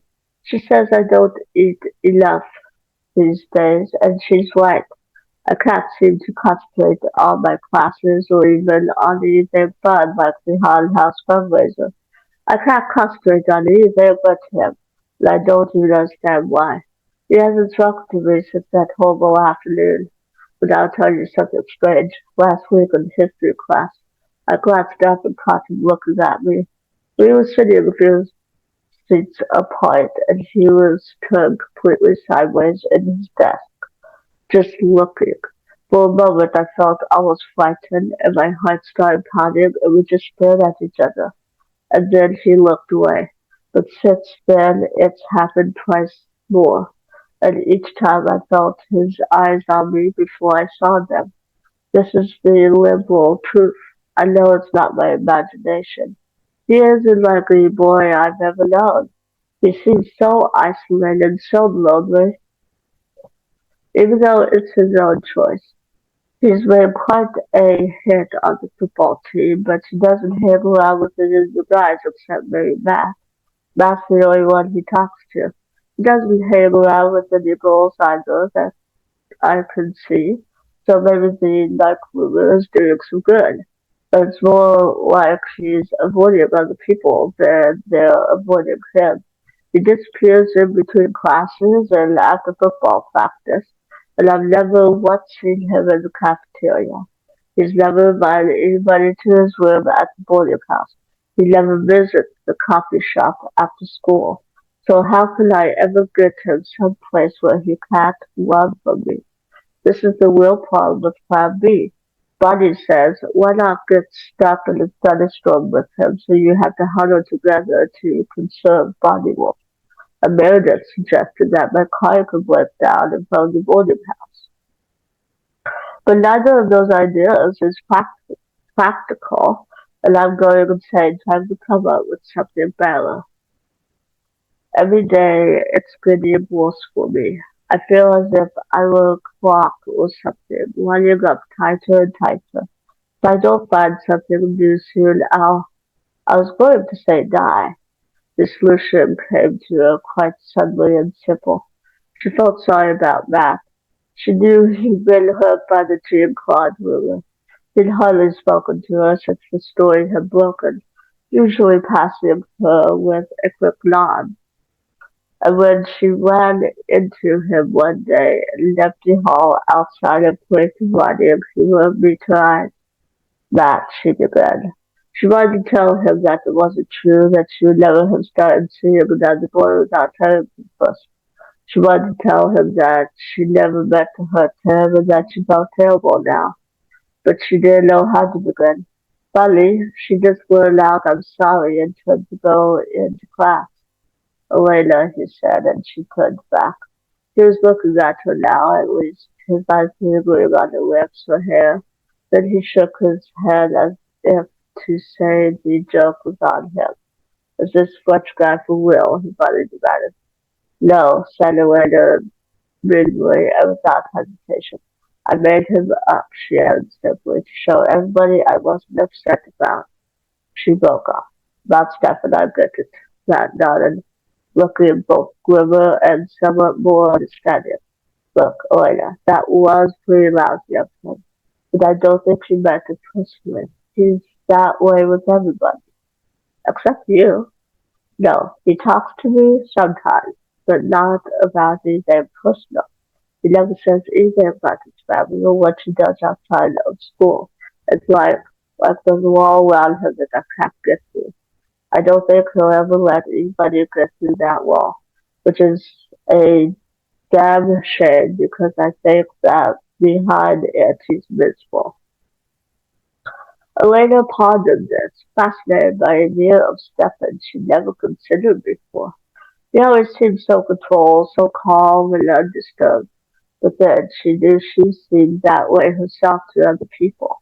Was it possible that underneath she was as confused and unhappy as she was? It was then that the idea came, and it was ridiculously simple. No complicated schemes, no thunderstorms or cars breaking down. Matt, she said slowly, don't you think it would be a good thing if somebody did get behind that wall? A good thing for Stefan, I mean. Don't you think that would be the best thing that could happen to him? She looked up at him intensely, willing him to understand. He stared at her a moment, then shut his eyes briefly and shook his head in disbelief. Elena, he said, you're incredulous. You twist people around with little fever, and I don't think you even know you're doing it. And now you're going to have to do something to help you ambush Stefan. And I'm such a dumb sucker, I might even agree to it. You're not dumb, you're a gentleman. And I do want to ask you a favor, but only if you think it's right. I don't want to hurt Stefan, and I don't want to hurt you. Don't you? No! I know how that must sound, but it's true. I only want. She broke off again. How could she explain what she wanted when she didn't even understand it herself? You only want everybody and everything revolving around Elena Gilbert, she said bitterly. You only want everything you don't have. Shocked, she stepped back and looked at him. The throat swelled and wolfed. dazzled in her eyes. Don't, he said. Elena, don't look like that. I'm sorry, he sighed. All right, what is it I'm supposed to do? Hog-tie him and dump him on your doorstep? No, said Elena, still trying to make the tears go back where they belong. I only wanted you to get him to come to the homecoming dance next week. Matt's expression was odd. You just want him to be at the dance. Elena nodded. All right, I'm pretty sure he'll be there. And Elena, there really isn't anybody but you I want to take. All right, said Elena after a moment, and well, thank you. Matt's expression was still peculiar. Don't thank me, Elena, it's nothing, really. She was puzzling over that when he turned away and walked down the hall. Hold still, said Meredith, giving Elena's hair a reproving twitch. I still think, said Bonnie from the window seat, that they were both wonderful. You, Elena murmured absently, as if you didn't know, said Bonnie. Those two guys and girls who pulled off the last-minute miracle at the game yesterday. When Stephen caught that last pass, I thought I was going to faint or throw up. Oh, please, said Meredith. And that boy is simply poetry in motion. And neither of them is mine, Elena said flatly. Under Meredith's expert fingers, her hair was becoming a work of art. A soft mass of twisted gold, and the dress was all white. The iced violet color brought out the violet in her eyes. But even to herself she looked pale and steely, not softly flushed with excitement, but white and determined, like a very young soldier being sent to the front lines. Studying on the football field yesterday when her name was announced as homecoming queen, there had been only one thought in her mind. She couldn't refuse to dance with her. If she came to the dance at all, she couldn't refuse the homecoming queen. And standing in front of the mirror now, she said it to herself again. Tonight, even you want will be yours, Bonnie was saying soothingly. And listen, when you get rid of Matt, can I take him off and comfort him? Meredith snorted. What's Raven going to think? Oh, you can comfort him. But really, Elena, I like Matt. And once you home in on Stefan, your threesome is going to get a little crowded. So I'll do whatever you want. Matt deserves some consideration. He's certainly not getting it from me, Elena thought. She still couldn't exactly believe what she was doing to him, but just now she couldn't afford to second-guess herself. She needed all her strength and concentration. There just put the last pin in Elena's hair. Now look at us. The homecoming queen and her court. Well, part of it anyway. We're beautiful. Is that the royal we? Elena said mockingly, but it was true. They were beautiful.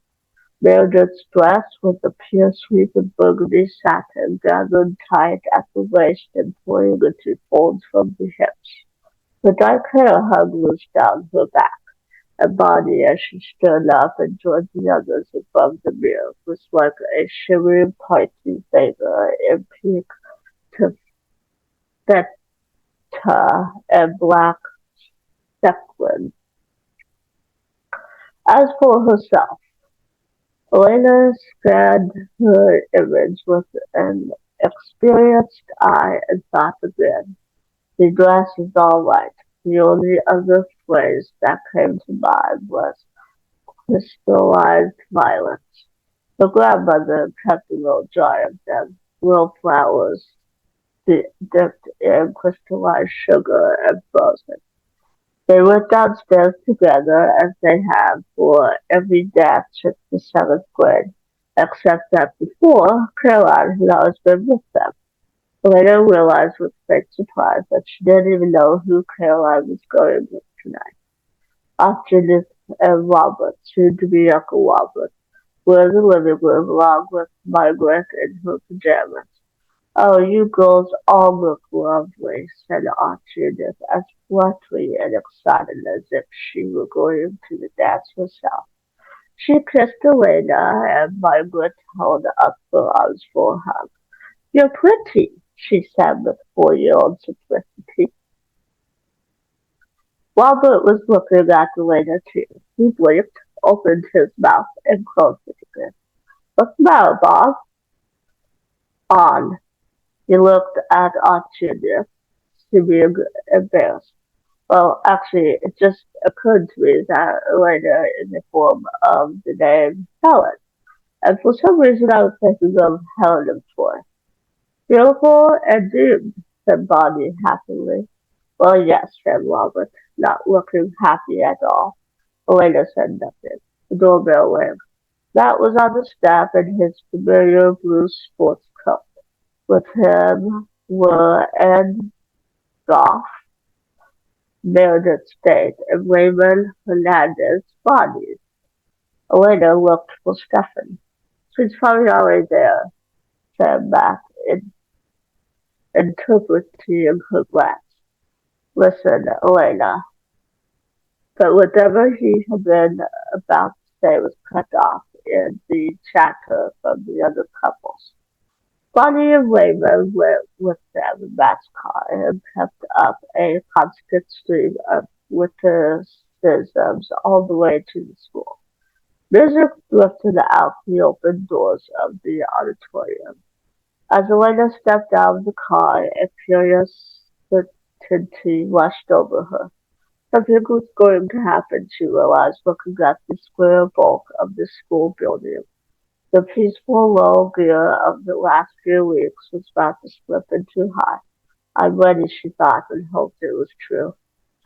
Inside, it was a kaleidoscope of color and activity. She and Matt were mobbed the instant they came in, and compliments rained down on both of them. Elena's dress, her hair, her flowers. Matt was a legend in the making. Another Joe Montana, a sure bet for an athletic scholarship. In the dizzying role that should have been life and breath to her, Elena kept searching for one dark head. Tara Smallwood was breathing heavily on her, smelling of pungent blood and double mint gum. His date was looking murderous. Elena ignored him in the hopes that he would go away. Mr. Tanner passed by with a soggy paper cup, looking as if his collar was strangling him. Sue Carson, the other senior homecoming princess, breezed up and cooed over the violet dress. Bonnie was already out on the dance floor, shivering under the lights, but nowhere did Elena see Stephen. One more whiff of double mint and she was going to be sick. She nudged Matt and they scraped to the refreshment table, where Coach Lyman launched into a critique of the game. Couples and groups came up to them, spending a few minutes and then retreating to make room for the next line, just as if we really were royalty, thought Elena wildly. She glanced sideways to see if Matt shared her amusement, but he was looking fixedly off to his left. She followed his gaze, and there, half concealed behind a cluster of football players, was the dark head she'd been looking for. Unmistakable, even in this dim light. A thrill went through her, more of pain than anything else. "Now what?" said Max, jaw set. "The hog tie? No, I'm going to ask him to dance, that's all. I'll wait until we dance first if you want." He shook his head and she set out one step into the crowd.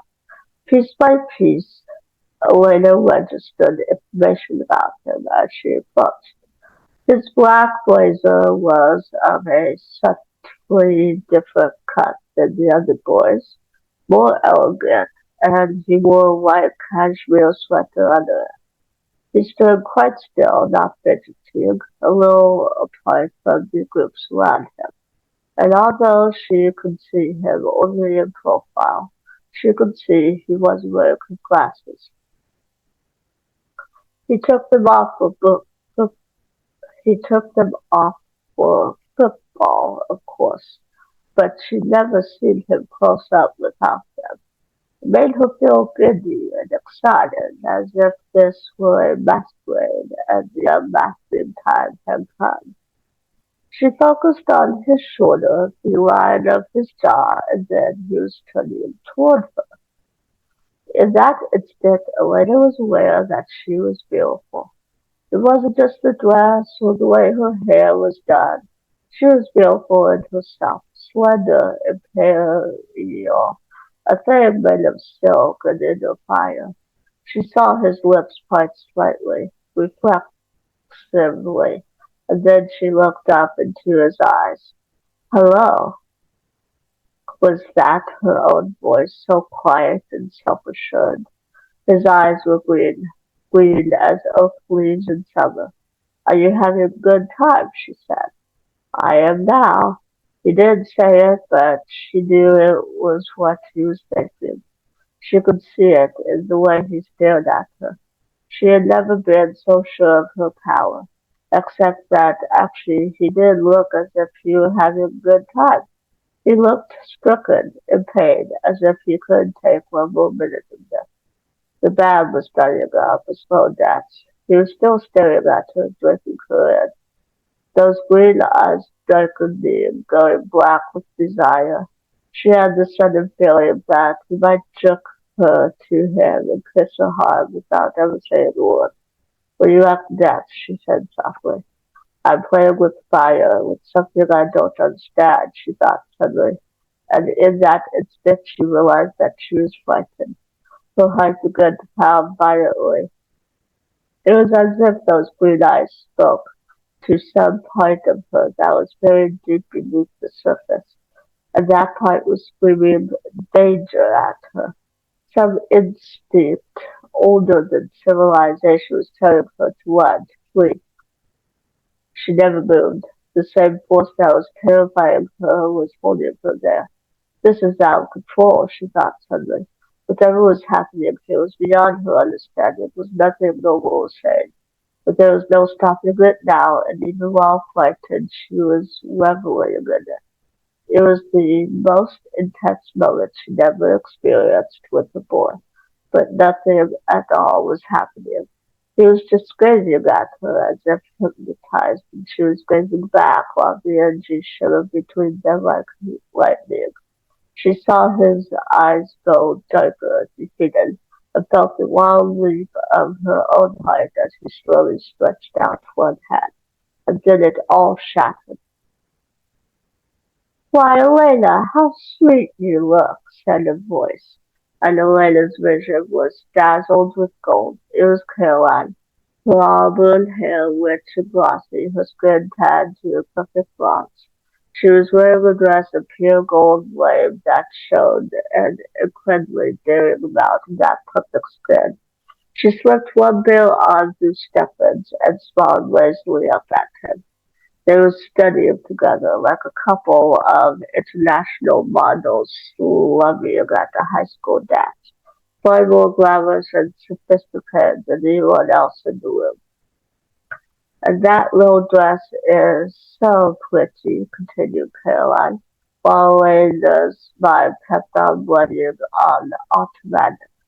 That casually possessive arm leaped with Stephens told her everything. Where Caroline had been at lunch these past weeks, what she had been up to all this time. I told Stefan we simply had to stop by for a moment, but we're not going to stay long. So you don't mind if I keep him to myself for the dances, do you?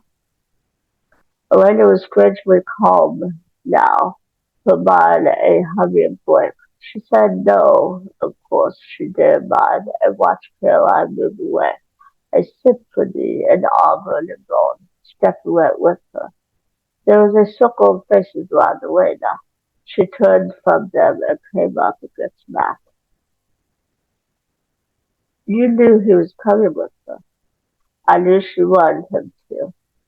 She's been following him around at lunchtime and after school and kind of herself on him. But, I see. Still held in that clear, artificial calm, she scanned the crowd and saw Bonnie coming toward her, Meredith leaving the table. They'd seen then. Probably everyone had. Without the word to match, she moved toward them, heading instinctively towards the girls' westward. It was packed with bodies, and Meredith and Bonnie kept feeling Mike's bright and casual while looking at her with concern. Did you see that dress? Said Bonnie, squeezing Elena's fingers secretly. Reflect must be held on with super glue. And what's she going to wear to the next steps? Cello, cellophane? Handy wax, said Meredith. She added in a low voice, Are you okay? Yes. Elena could see in the mirror that her eyes were too bright and that there was one spot of color burning on each cheek. She smoothed her hair and turned away. The room emptied, leaving them in privacy. Bonnie was fiddling nervously with the sequined bow at her waist now. Maybe it isn't such a bad thing after all, she said finally. I mean, you haven't thought about anything else but him and me. Nearly a month. And so maybe it's just for the best and you can move on to other things now instead of, well, chasing him. Et tu, Boutte, thought Elena. Thank you so much for your support, she said aloud. Now, Elena, don't be like that, Meredith put in. She isn't trying to hurt you, she just thinks. And I suppose you think so too? Well, that's fine.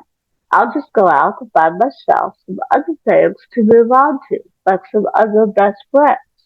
She left them both staring after her. Outside, she threw herself into the whirl of color and music. She was brighter than she had ever been at any dance before.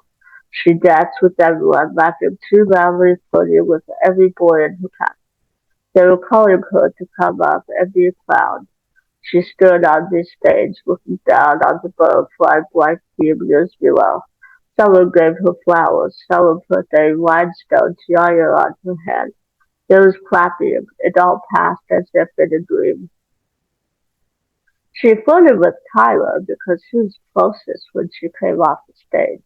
Then she remembered what he and Dick had done to Stephanie, and she broke off one of the roses from her bouquet and gave it to him. Matt was looking on from the sidelines, his mouth tight. Tyler's forgotten day was almost in tears. She could smell alcohol along with the mint on Tyler's breath now, and his face was red. His friends were around her, a shouting, laughing crowd, and she saw Dick pour something from a brown paper bag into his glass of punch. She'd never been with this group before. They welcomed her, admiring her, the boys vying for her attention. Jokes flew back and forth, and later laughed even when they didn't make sense. Tyler's arm circled her waist, and she just laughed harder. Out of the corner of her eye, she saw Matt shake his head and walk away. The girls were getting shrill, the boys rowdy. Tyler was nuzzling moistly at her neck. Got an idea, he announced to the group, hugging Elena more tightly to him. Let's go someplace more fun. Somebody shouted, like, where, Tyler, your dad's house? Tyler was grinning, a big, boozy, reckless grin. No, I'm in some place where we can leave our life, like the cemetery. The girls squealed, the boys elbowed each other and faked punches.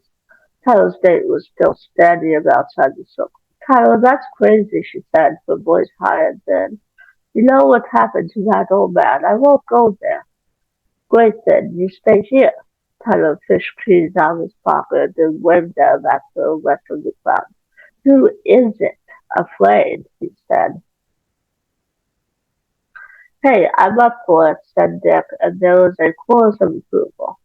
Me too, said Elena, clear and defiant. She smiled up at Tyler, and he practically swung her off her feet.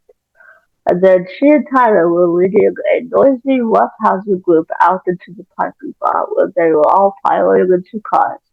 And then Tyler was putting the top of his convertible down and she was climbing in, with Dick and a girl named Vicky Bennett squashing into the back seat. Elena! Somebody shouted far away from the lighted doorway at the school. Drive, she said to Tyler, taking off her tiara, and the engine ground to life. They drove around the parking lot, and the cool night wind blew into Elena's face.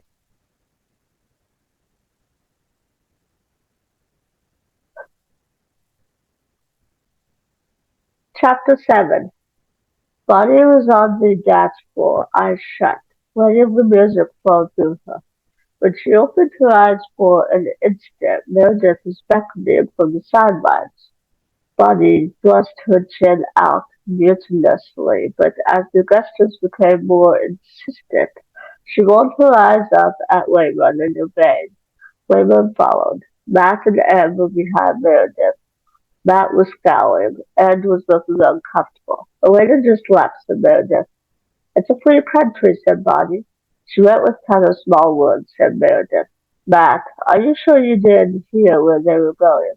Matt shook his head. I'd say she deserves whatever happened. But it's my fault too, in a way, he said, weakly. I guess we ought to go after her. Leave the dance? Bonnie said. She looked at Meredith, who mouthed the words, you promised. I don't believe this, she muttered savagely. I don't know how we'll find her, said Meredith, but we've got to try. Then she added in a strangely hesitant voice, Bonnie, you don't happen to know where she is, do you? What? No, of course not. I've been dancing. You've heard of that, haven't you? What? You go to dance for? You and Ray stay here, Matt said to Ed. If she comes back, tell her we're out looking. And if we're going, we better go now, Bonnie put in ambitiously. She turned and promptly ran into Dark Blazer. Well, excuse me, she snapped, looking up and seeing Stephen Salvatore. He said nothing as she emerged as a mat, his bundle leaving an unhappy-looking Waymon and Ebb behind. The stars were distant and ice-bright in the cloudless sky. Elena felt just like them. Fireclothes laughing and shouting with Dick and Vicky and Tyler over the roar of the wind. The Pirate Hills watching from far away. Tyler parked halfway up the hill to the ruined church, leaving his headlights on as they all got out. Although there had been several cars behind them when they left the school, they appeared to be the only ones who'd made it all the way to the cemetery. Tyler opened the trunk and pulled out a six-pack. All the more for us. He offered a beer to Elena, who shook her head, trying to ignore the sick feeling in the pit of her stomach. She felt all wrong being here, but there was no way she was going to admit that now.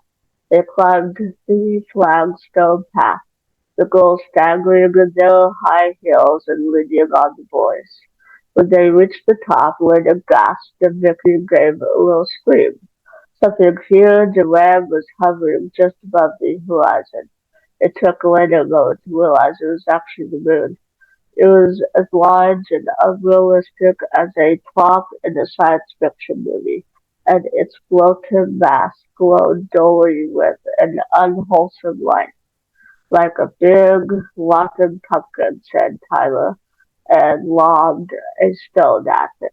Elena made herself smile brilliantly up at him. Why don't we go inside? Nick said, pointing a white hand at the empty hole of the church doorway.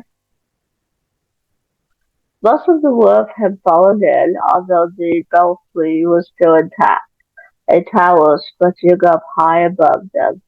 Three of the walls were standing, the fourth was only knee-high. There were piles of rubble everywhere. A light flared by Elena's cheek, and she turned startled to see Tyler holding a lighter. He grinned, showing strong white teeth, and said, "What a flick, my dick." Elena's laughter was the loudest to cover her uneasiness. She took the lighter, using it to illuminate the tomb in the side of the church.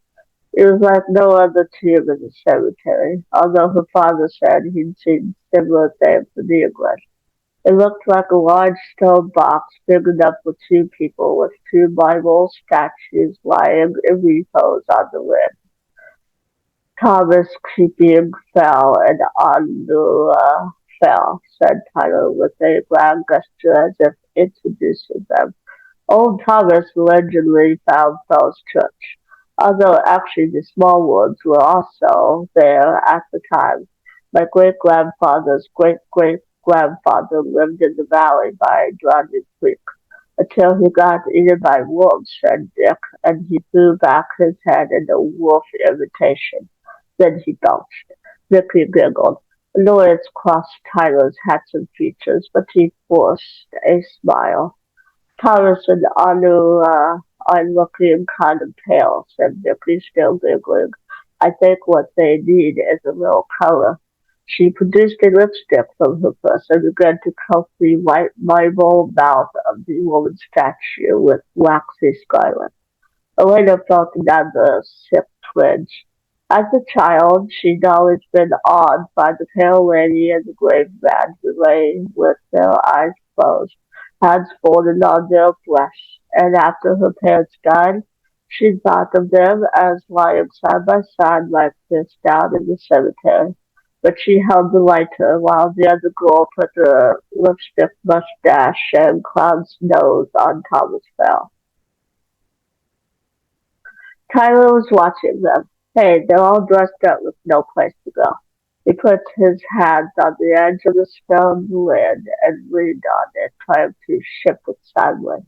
What do you say, Dick? Want to give them a night out on the town? Like maybe right in the center of town? No, thought Lena, appalled as Dick guffawed and Vicky shrieked with laughter.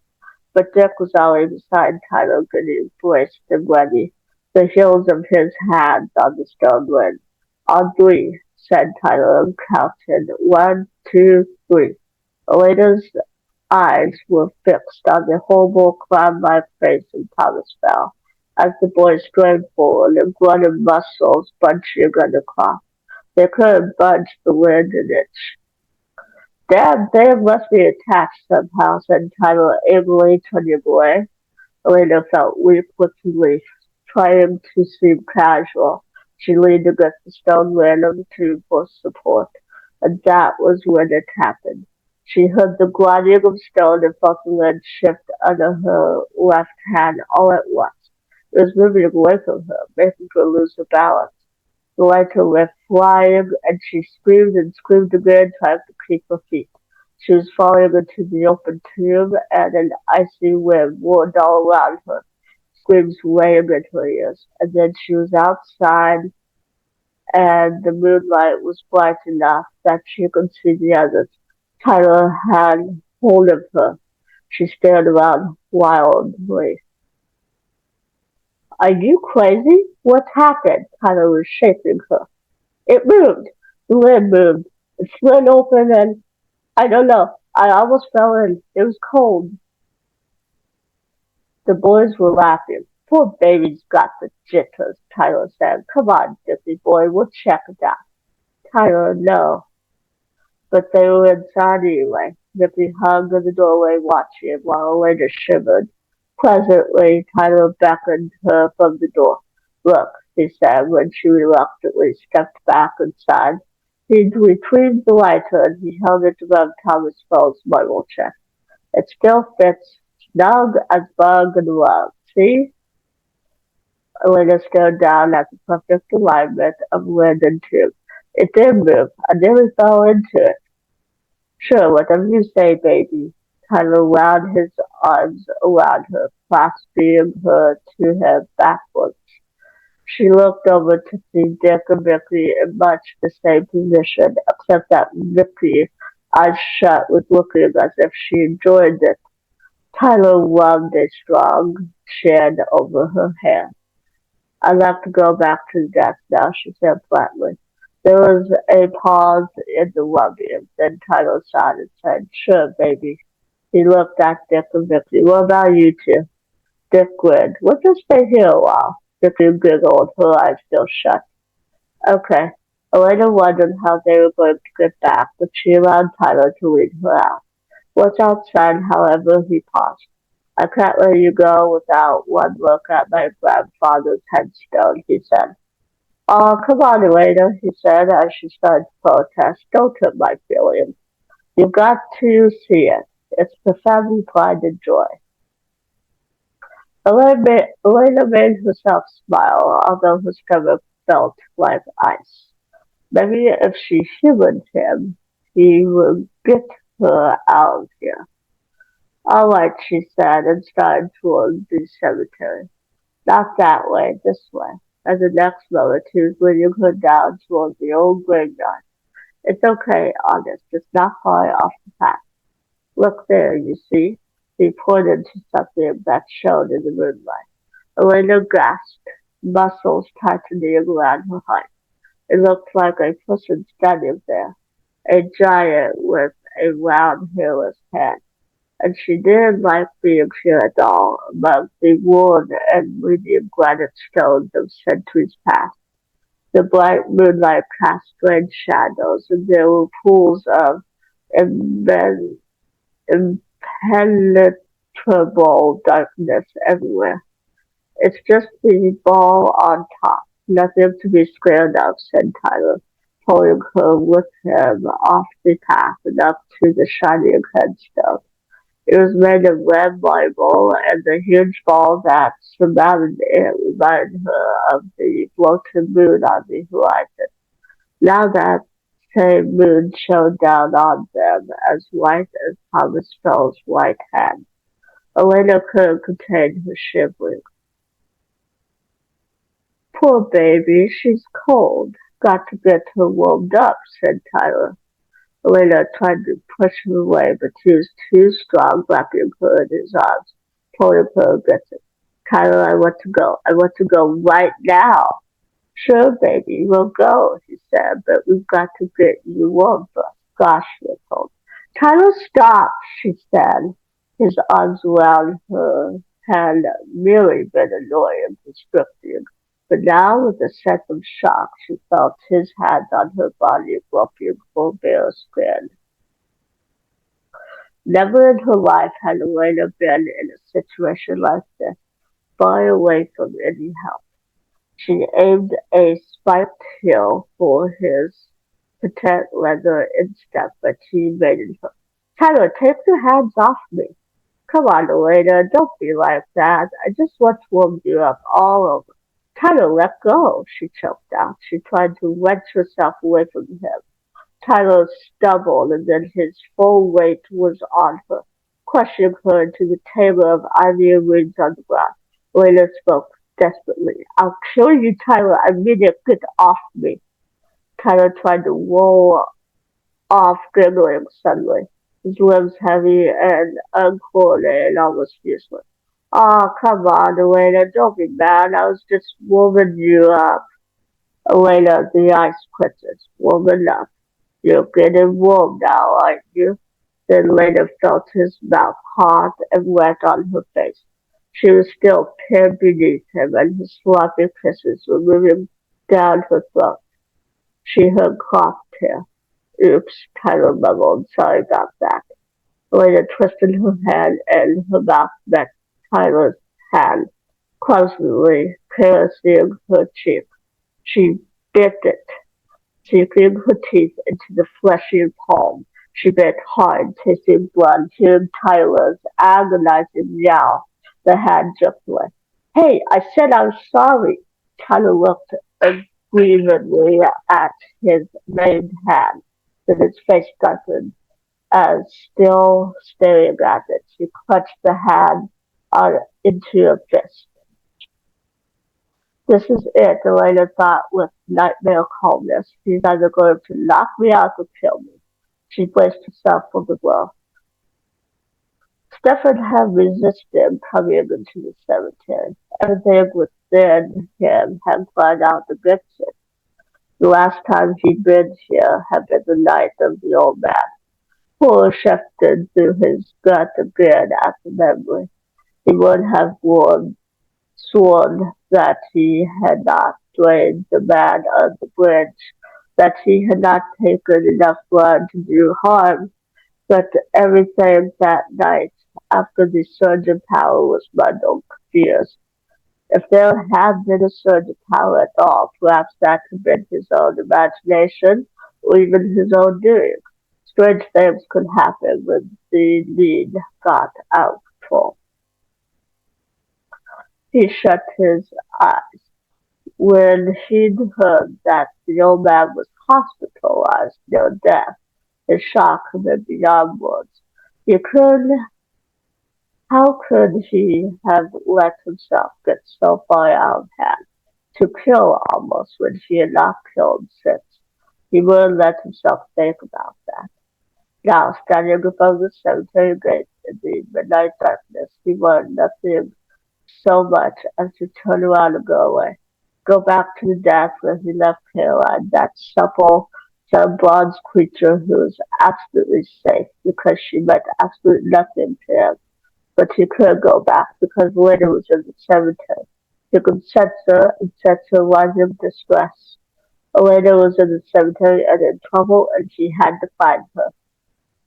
He was halfway up the hill when the dizziness hit him. It sent him reeling, struggling on toward the church because it was the only thing he could keep in focus. Gray waves of fog swept through his brain, and he fought to keep moving. Weak, he felt so weak and helpless against the sheer power of his vertigo. He needed to go to Elena, but he was weak. He couldn't be weak if he were to help Elena. He needed to. The church door yawned before him. Elena saw the moon over Tyler's left shoulder. It was strangely fitting that it was the last thing she ever saw, she thought.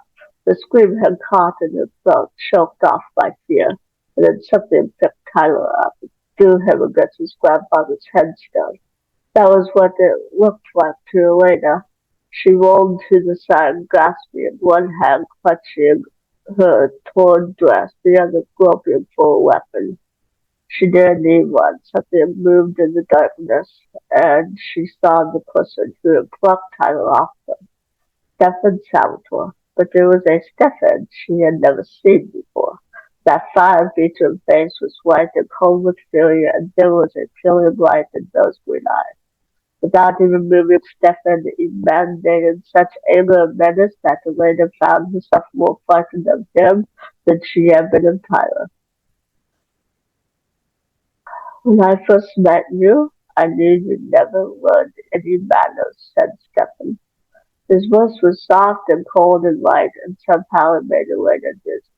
She couldn't take her eyes off him as he moved toward Tyler, who was shaking his head dazedly and starting to get up. Stefan moved like a dancer, every movement easy and precisely controlled. But I had no idea that your character was quite so underdeveloped. He hit Tyler. The larger boy had been reaching out one beefy hand, and Stefan hit him almost negligently on the side of the face before the hand made contact. Tyler flew against another headstone. He scrambled up and stood, panting, his eyes showing light. Elena saw a trickle of blood from his nose, then he charged. A gentleman doesn't force his company on anyone, said Stefan, and knocked him aside. Tyler went sprawling again, face down in the weeds and briars. This time he was slower in getting up, and blood flowed from both nostrils and from his mouth. He was blowing like a frightened horse as he threw himself at Stefan. Stefan grabbed the front of Tyler's jacket, whirling them both around and absorbing the impact of the murderous rush. He shook Tyler twice, hard, while those big beefy fists windmilled around him, unable to connect. Then he let Tyler drop. He doesn't insult a woman, he said. Tyler's face was torn, his eyes rolled, but he grabbed for Stefan's leg. Stefan jerked him to his feet and shook him again, and Tyler went limp as a rag doll, his eyes rolling up. Stefan went on speaking, holding the heavy body upright and punctuating everyone with a bone-wrenching shake. And above all, he did not hurt her.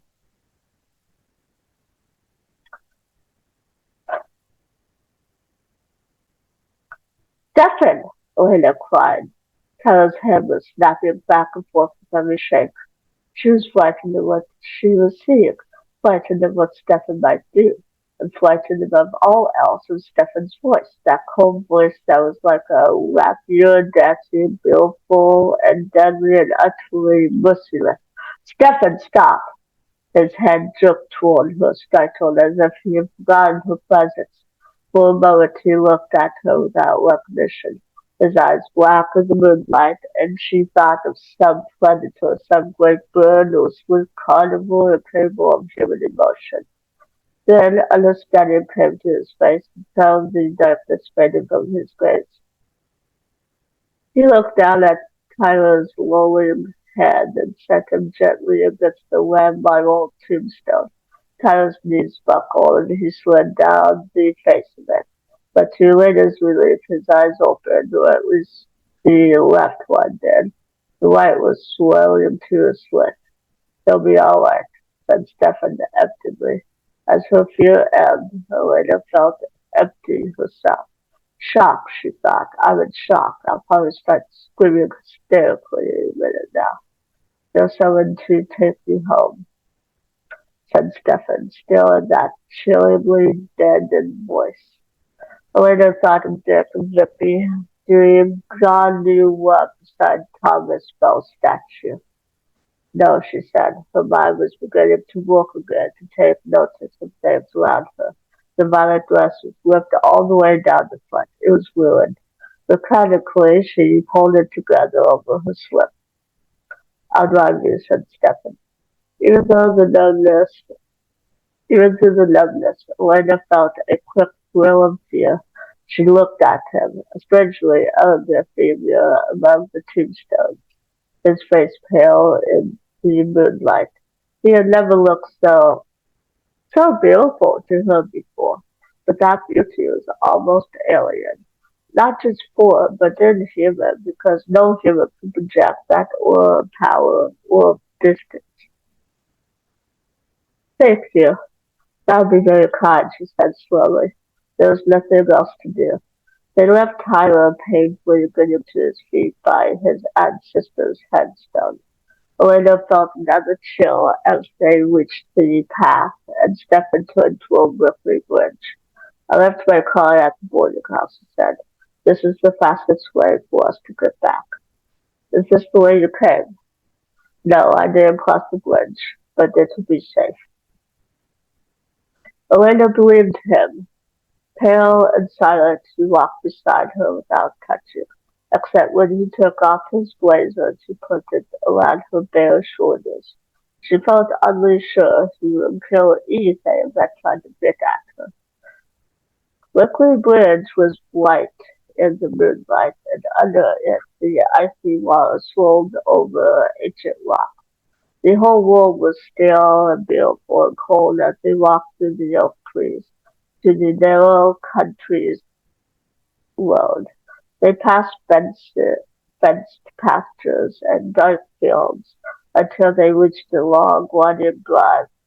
The boarding house was a vast building of rust-red brick made from the native clay, and it was flaked with age-old cedars and maples. All but one of the windows were dark.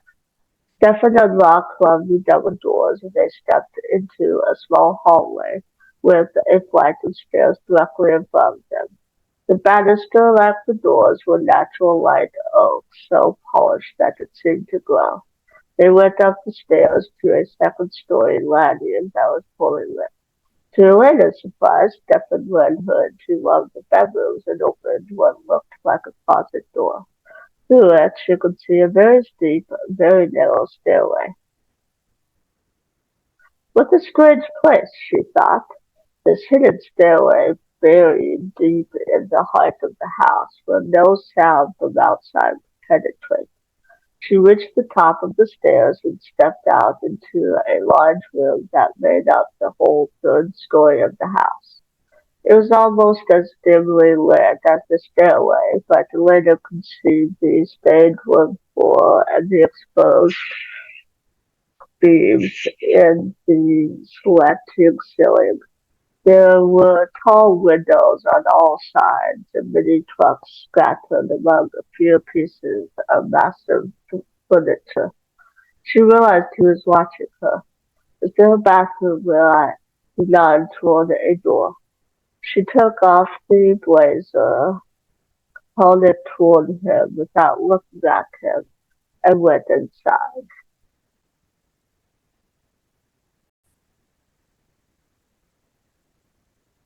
Chapter 8. Elena had gone into the bathroom dazed and doubly grateful. She came out ably.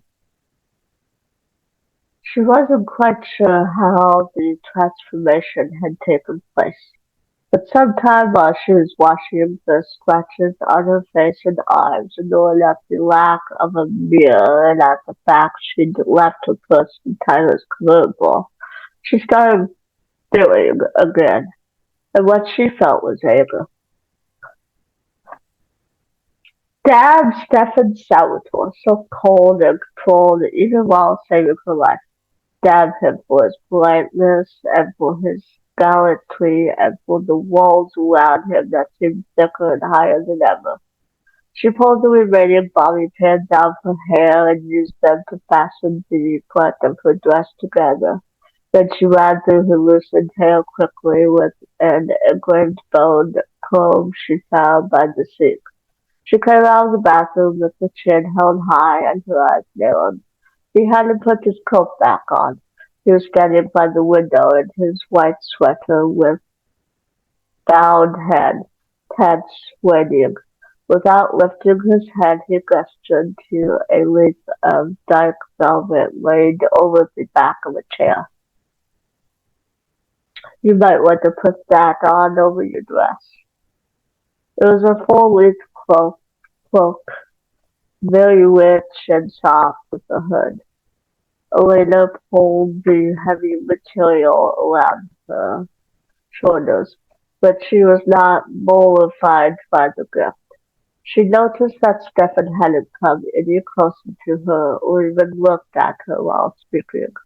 Deliberately, she invaded his territorial space, pulling the cloak more tightly about her and feeling, even at that moment, a sensual appreciation of the way the fold fell about her, trailing behind her on the floor.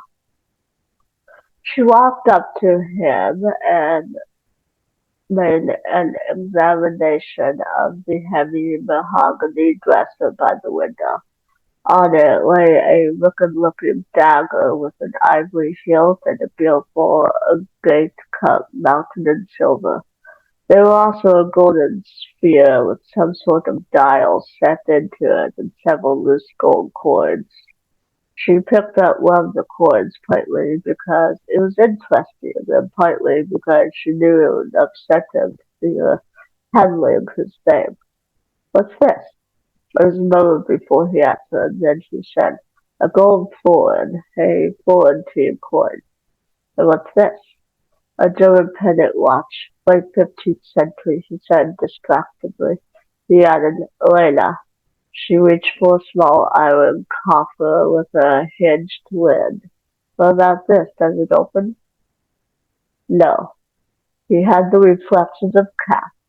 His hand slapped over the coffer, holding the lid down. "That's pirate," he said, the strain obvious in his voice. She noticed that his hand made contact only with the curving iron blade and not with the flesh. She lifted her fingers, and he drew back at once. Suddenly her anger was too great to hold in any longer. Careful, she said savagely. Don't touch me or you might get a disease. He turned away toward the window, and yet, even as she moved away herself, walking back to the center of the room, she could sense his watching her reflection, and she knew suddenly what she must look like to him. Pale hair spilling over the blackness of the cave, one white hand holding the velvet closed at her throat, a ravaged princess pacing in her tower. She tilted her head far back to look at the trapdoor in the ceiling and heard a soft, deep intake of breath. When she turned, his gaze was fixed on her exposed throat. The look in his eyes confused her, but the next moment his face hardened, closing her out. I think, he said, that I had better bring you home.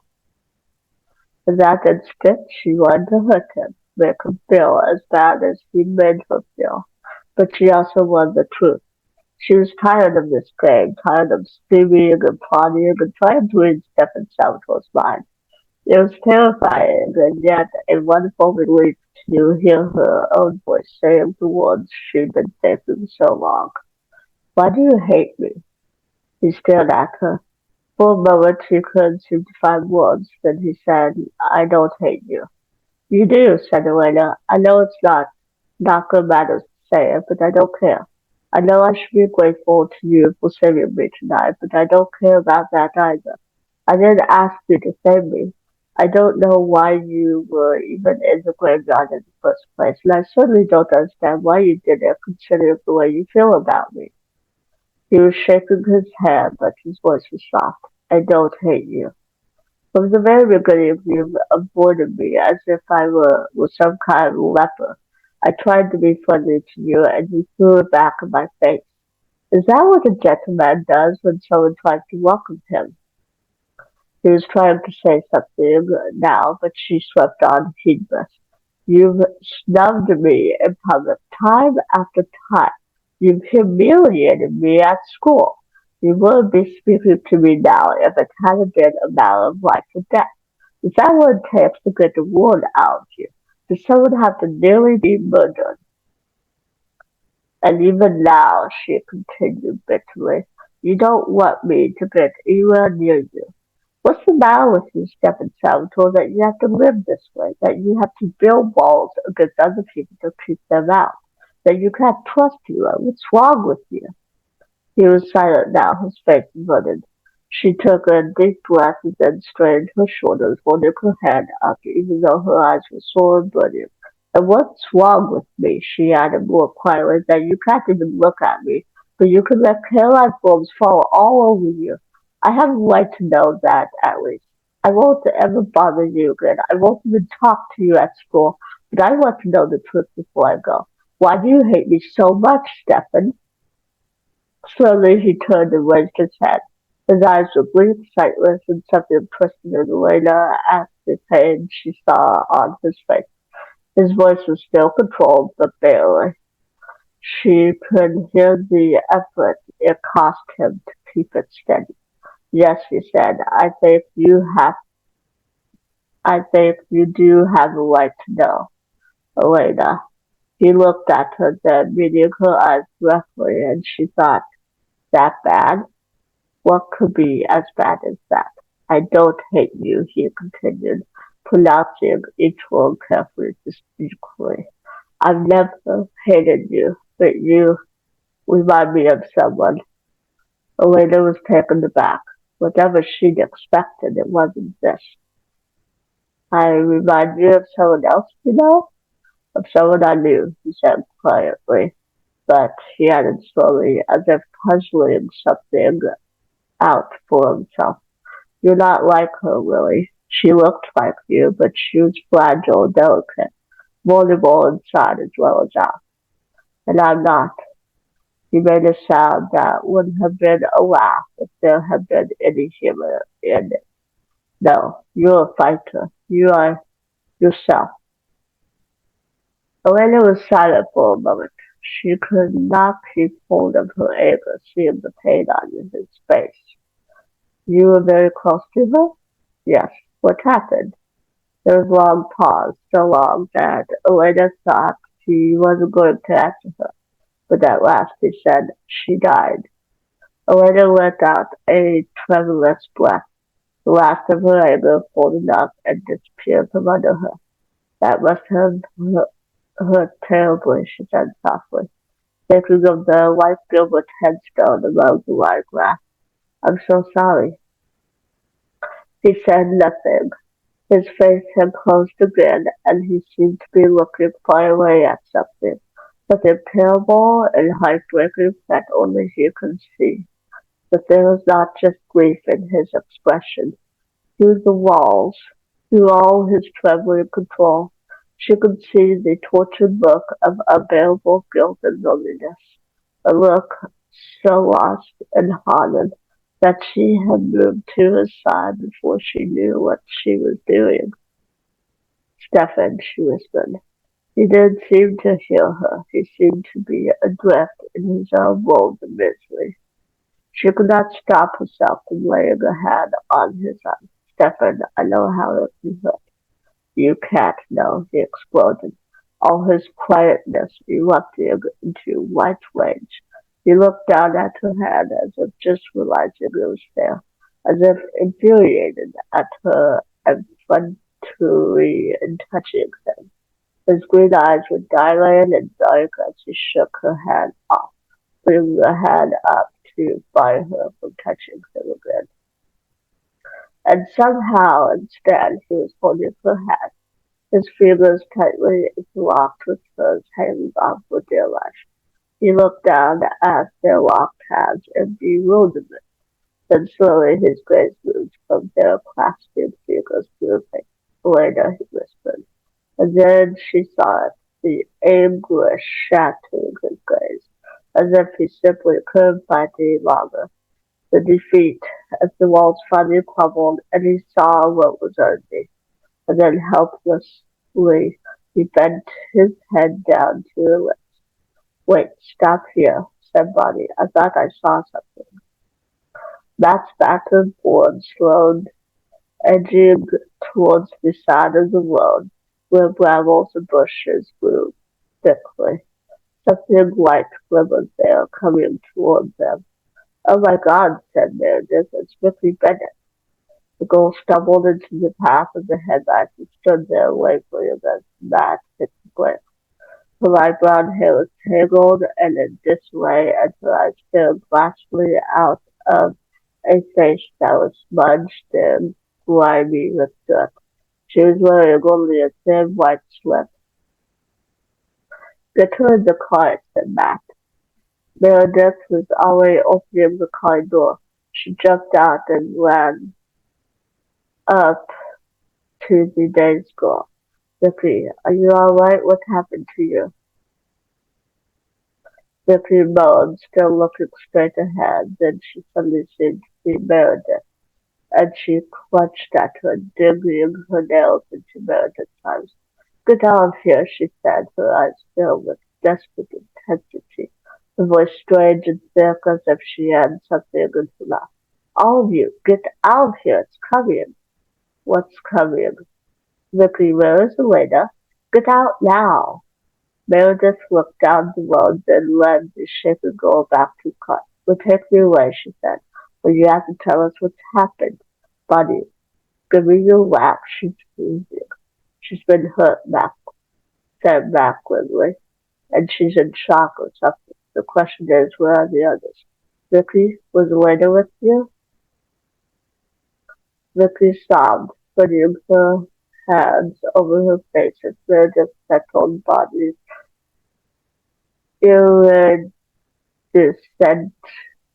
pink wrap around her shoulders. "No, Dick," she said instantly. It seemed to hurt her to speak. "We were in the church. It was horrible. It came like mist all around, dark mist, and I saw his eyes in the dark there burning. They burnt me." "She's delirious," said Bonnie, or hysterical, or whatever you call it. Matt spoke slowly and clearly. "Vicky, please, just tell us one thing. Where is Elena? What happened to her?" "I don't know." Looking lifted and tears fed face to the sky. Dick and I, we were low, we were, and then suddenly it was all around us. I couldn't run. Elena said the tube had opened. Maybe that was where it came from. It was horrible. They were in the cemetery and the ruined church where and to pretend everyone was with them. And look at this. And the overhead lights, they could all see the deep flesh scratches running down Vicky's neck to the late bowedness of the slip. They look like animal marks, said Bonnie, like the marks of cat's paws, maybe. No cat got that old man on the bridge, said Matt. His face was pale and muscles stood out in his jaw. Meredith followed his gaze down the road and then shook her head. Matt, we have to take her back first. We have to, she said. Listen to me. I'm as worried about the later as you are. The victim is the doctor. If we need to call the police, we don't have any choice. We have to go back. Matt stared down the road for another long moment, then let out his breath in a hiss. Slamming the door shut, he put the car into gear and turned it around, each motion violent. All the way back to town, Vicky moaned about the eyes. Elena felt Stefan's lips meet hers, and it was as simple as that. All questions answered, all fears put to rest, all doubts removed. What she felt was not merely passion, but a fleeting tenderness and a love so strong it made her shake inside. It would have been frightening in its intensity, except that while she was with him, she could not be afraid of anything. She had come home. This was where she belonged, and she had found it at last. With Stefan, she was home. He pulled back slightly, and she could feel that she was trembling. "Oh, Ada," he whispered against her lips, "we can't." "We already have," she whispered, and drew him back down again. It was almost as if she could hear his thoughts, could feel his feelings. Pleasure and desire raced between them, connecting them, drawing them closer, and Elena sensed too a wellspring of deeper emotions within him. He wanted to hold her forever, to protect her from all harm. He wanted to defend her from any evil that threatened her. He wanted to join his life with hers. She felt the tender pressure of his lips on hers, and she could hardly bear the sweetness of it. Yes, she thought. Sensation rippled through her like waves on a still, clear pond. She was drowning in it, both the joy she sensed in Stefan and the delicious answering surge in herself. Stefan's love bathed her, shone through her, lighting every dark place in her soul like the sun. She trembled with pleasure, with love, and with longing.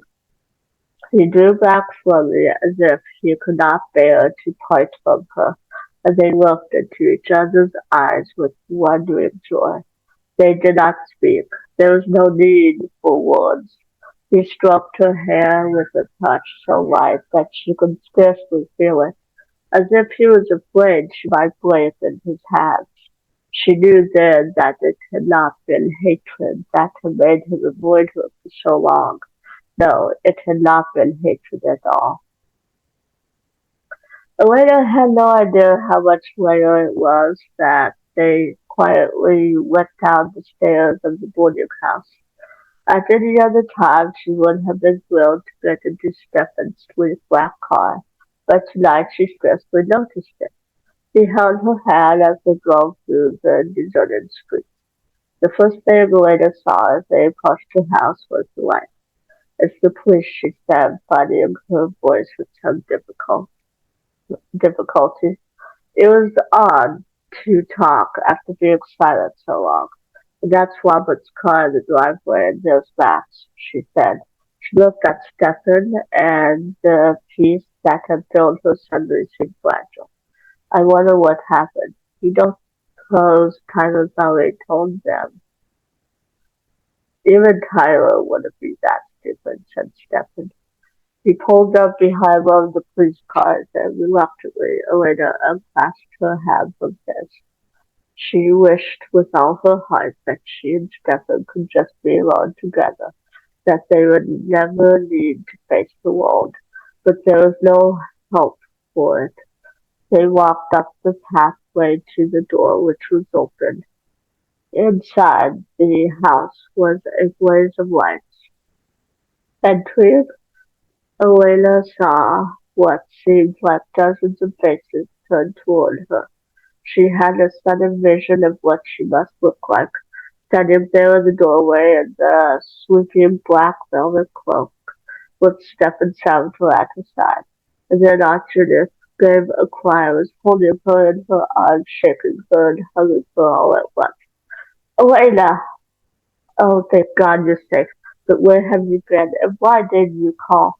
Do you realize what you put everyone through? Elena stared around the room in bewilderment. She didn't understand a thing. We're just glad to see you back, said Robert.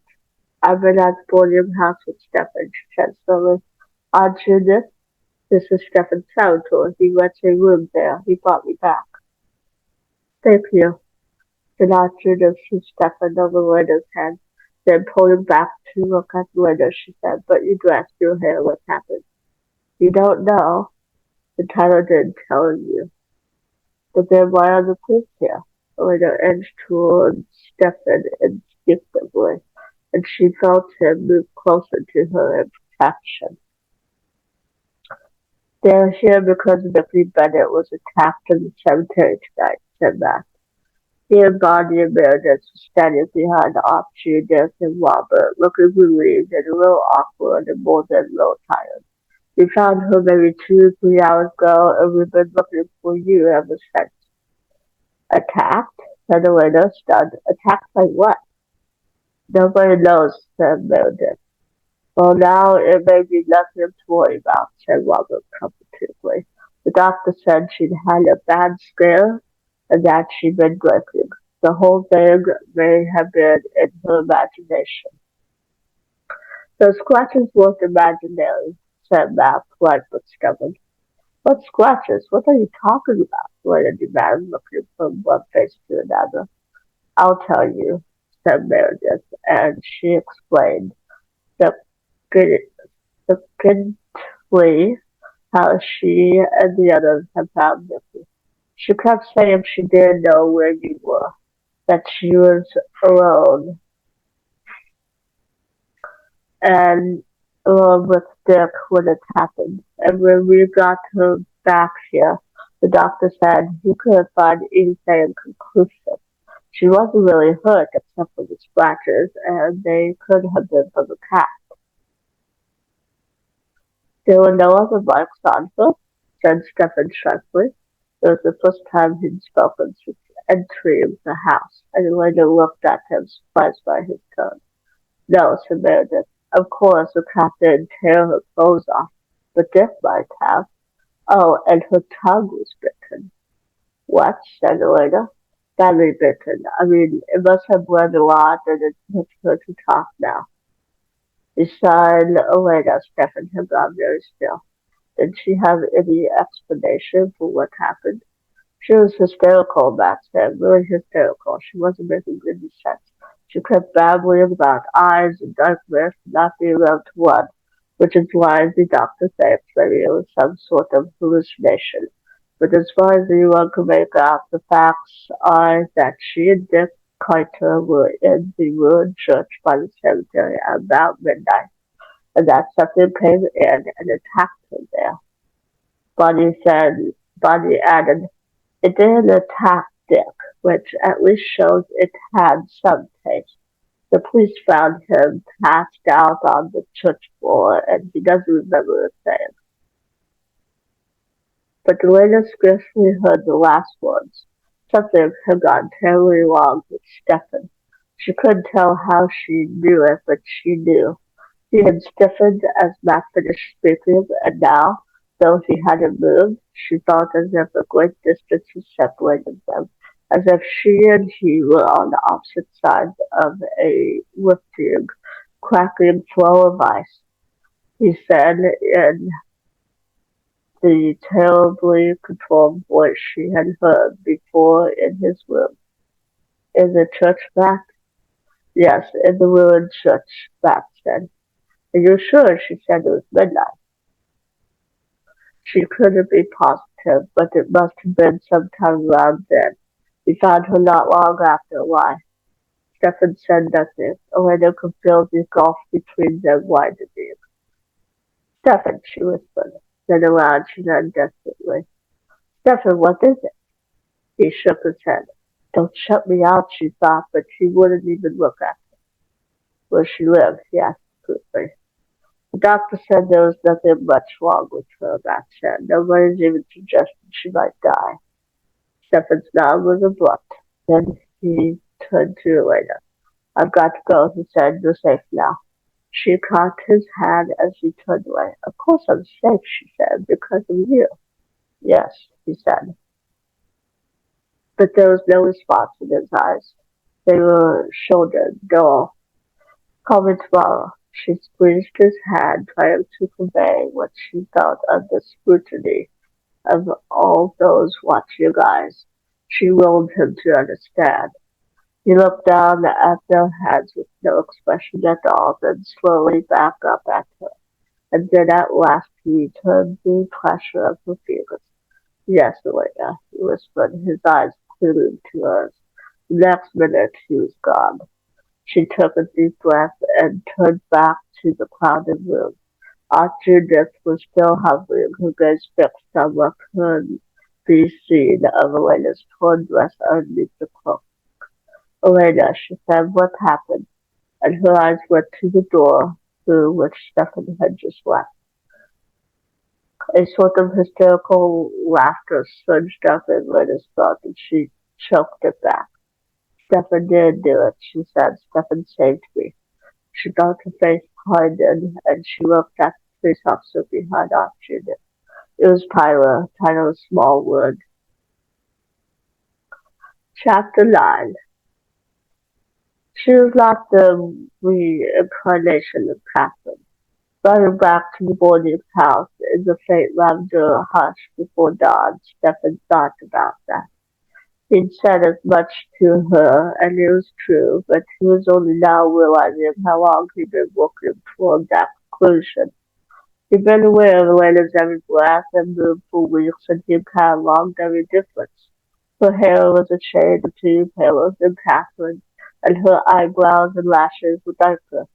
Catherine's had been almost silvery, and she was taller than Catherine by a good handspan. She moved with greater freedom, too. The girls of this age were more comfortable with their bodies. Even her eyes, those eyes that had transfixed him with the shock of recognition that first day, were not really the same. Catherine's eyes had usually been wide with childlike wonder, or else cast down as was proper for a young girl of the late 15th century. But Elena's eyes met you straight on, looked at you steadily without flinching, and sometimes they narrowed with determination or challenge in a way Catherine's never had. In grace and beauty and sheer fascination they were alike. But where Catherine had been a white kitten, Elena was a snow white tigress. As he drove past the silhouettes of maple trees, Stephen cringed from the memory that sprang up suddenly. He would not think about that. He would not let himself. But the images were already unwilling before him.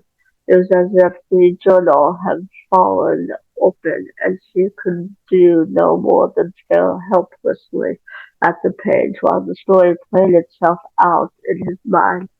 White. Catherine had been wearing white that day. A new white gown of velveteen silk with slashed sleeves to show the fine linen chemise underneath.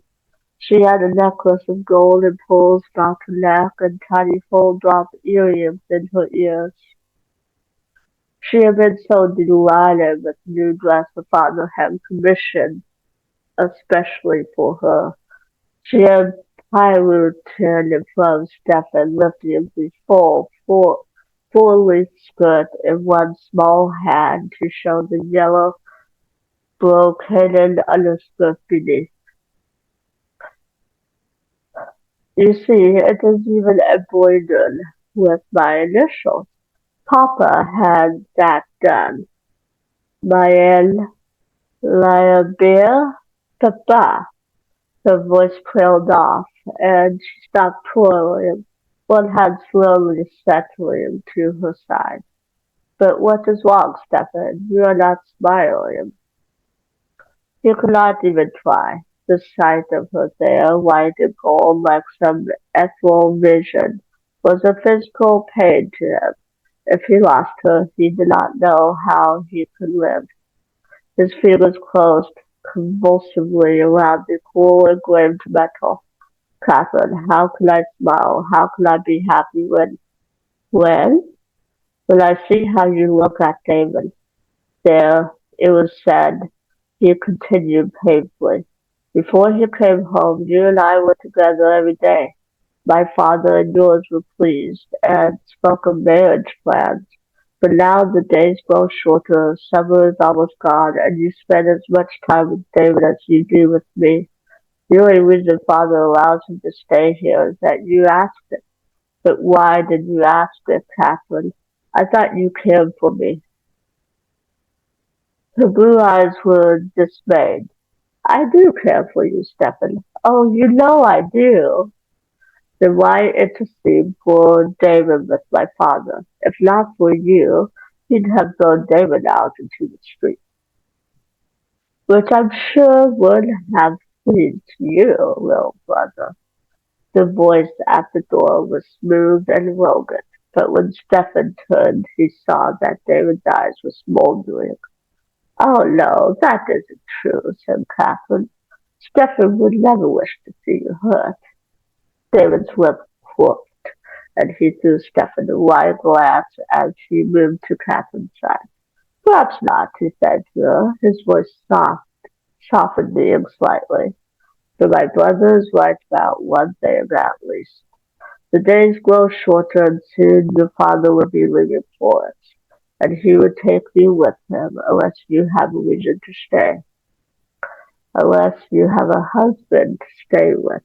The words were unspoken, but they all heard them. The baron was too fond of his daughter to force her to marry against her will. In the end, it would have to be Catherine's decision, Catherine's choice. Now that the subject was broached, Stephen could not keep silent. Catherine knows she must leave her father sometime soon, he began, wanting his secret knowledge, but his mother interrupted. Ah, yes, before the old man grows suspicious, David said casually. Even the most doting of fathers must start to wonder when his daughter comes forth only at night.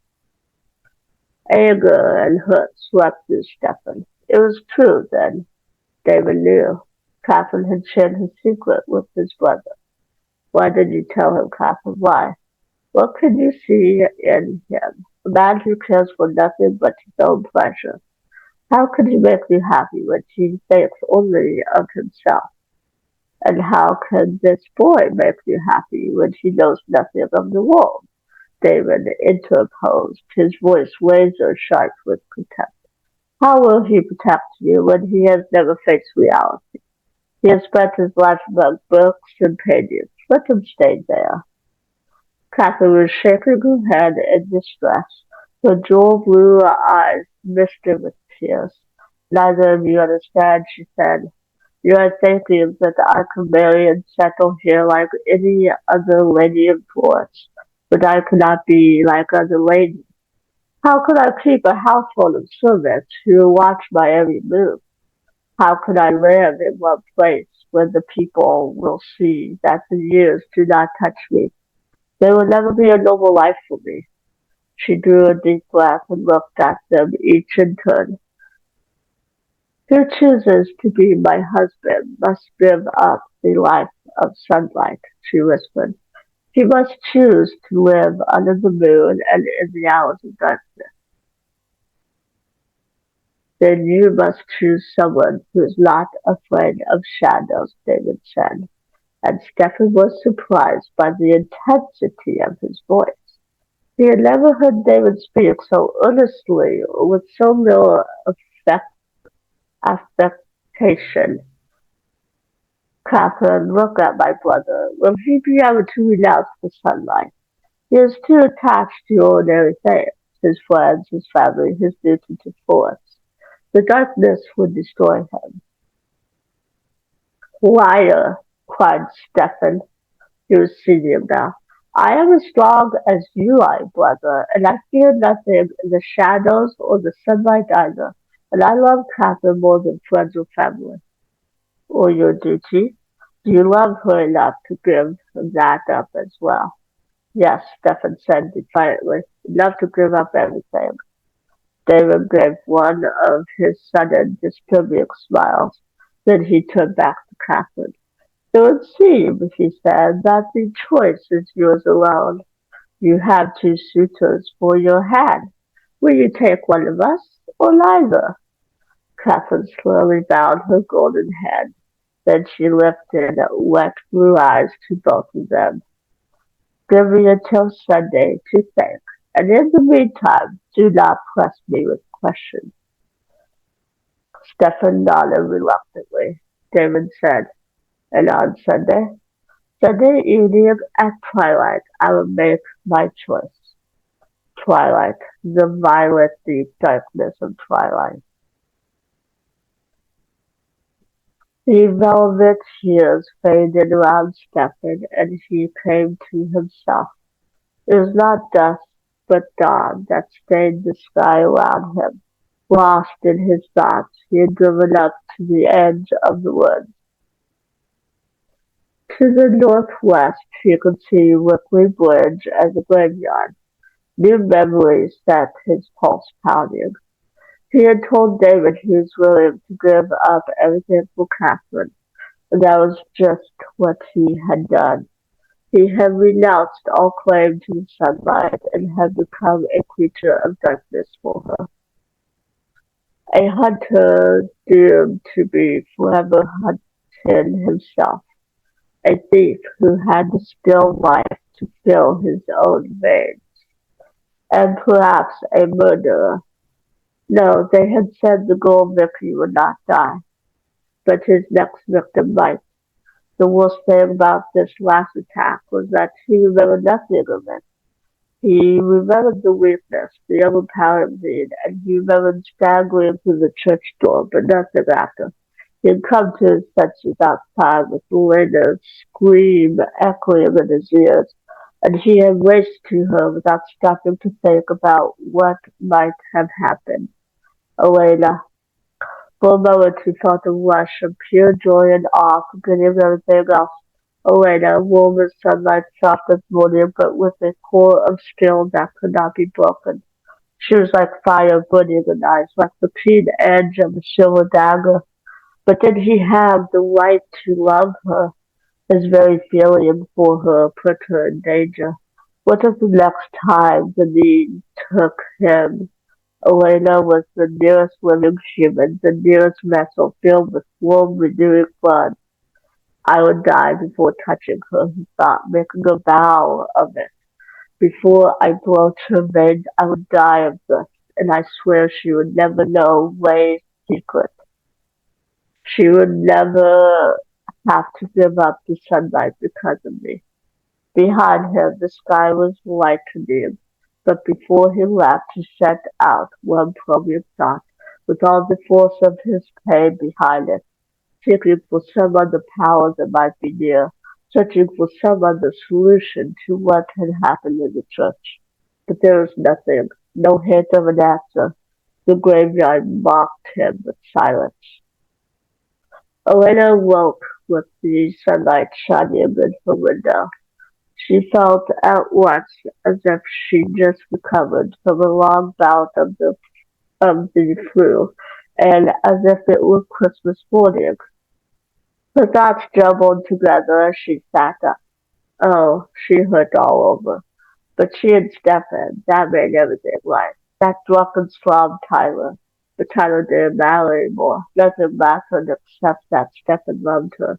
She went downstairs in her nightgown, realizing from the light slanting in the windows that she must have slept in very late. Aunt Judith and Margaret were in the living room. "Good morning, Aunt Judith." She gave her surprised aunt a long, hard hug. "A good morning, Pumpkin." She swept Margaret off her feet and waltzed around the room with her. "And oh, good morning, Robert." A little embarrassed at her exuberance and her state of undress, she put Margaret down and hurried into the kitchen. Aunt Judith came in. Though there were dark circles under her eyes, she was smiling. "You seem in good spirits this morning." "Oh, I am." Elena gave her another hug to apologize for the dark circles. "You know we have to go back to the sheriff's to talk to them about Tyler." "Yes." Elena got juice out of the refrigerator and poured herself a glass. "But could I go to Vicky Bennett's house first? I know she must be upset, especially since it sounds like not everybody believes her." "Do you, do you believe her, Elena?" "Yes," she said slowly, "I do believe her. And Aunt Judith," she added, coming to decision. "Something happened to me in the church too. I thought, Elena, Bonnie and Meredith are here to see you." Robert's voice shouted from the hallway.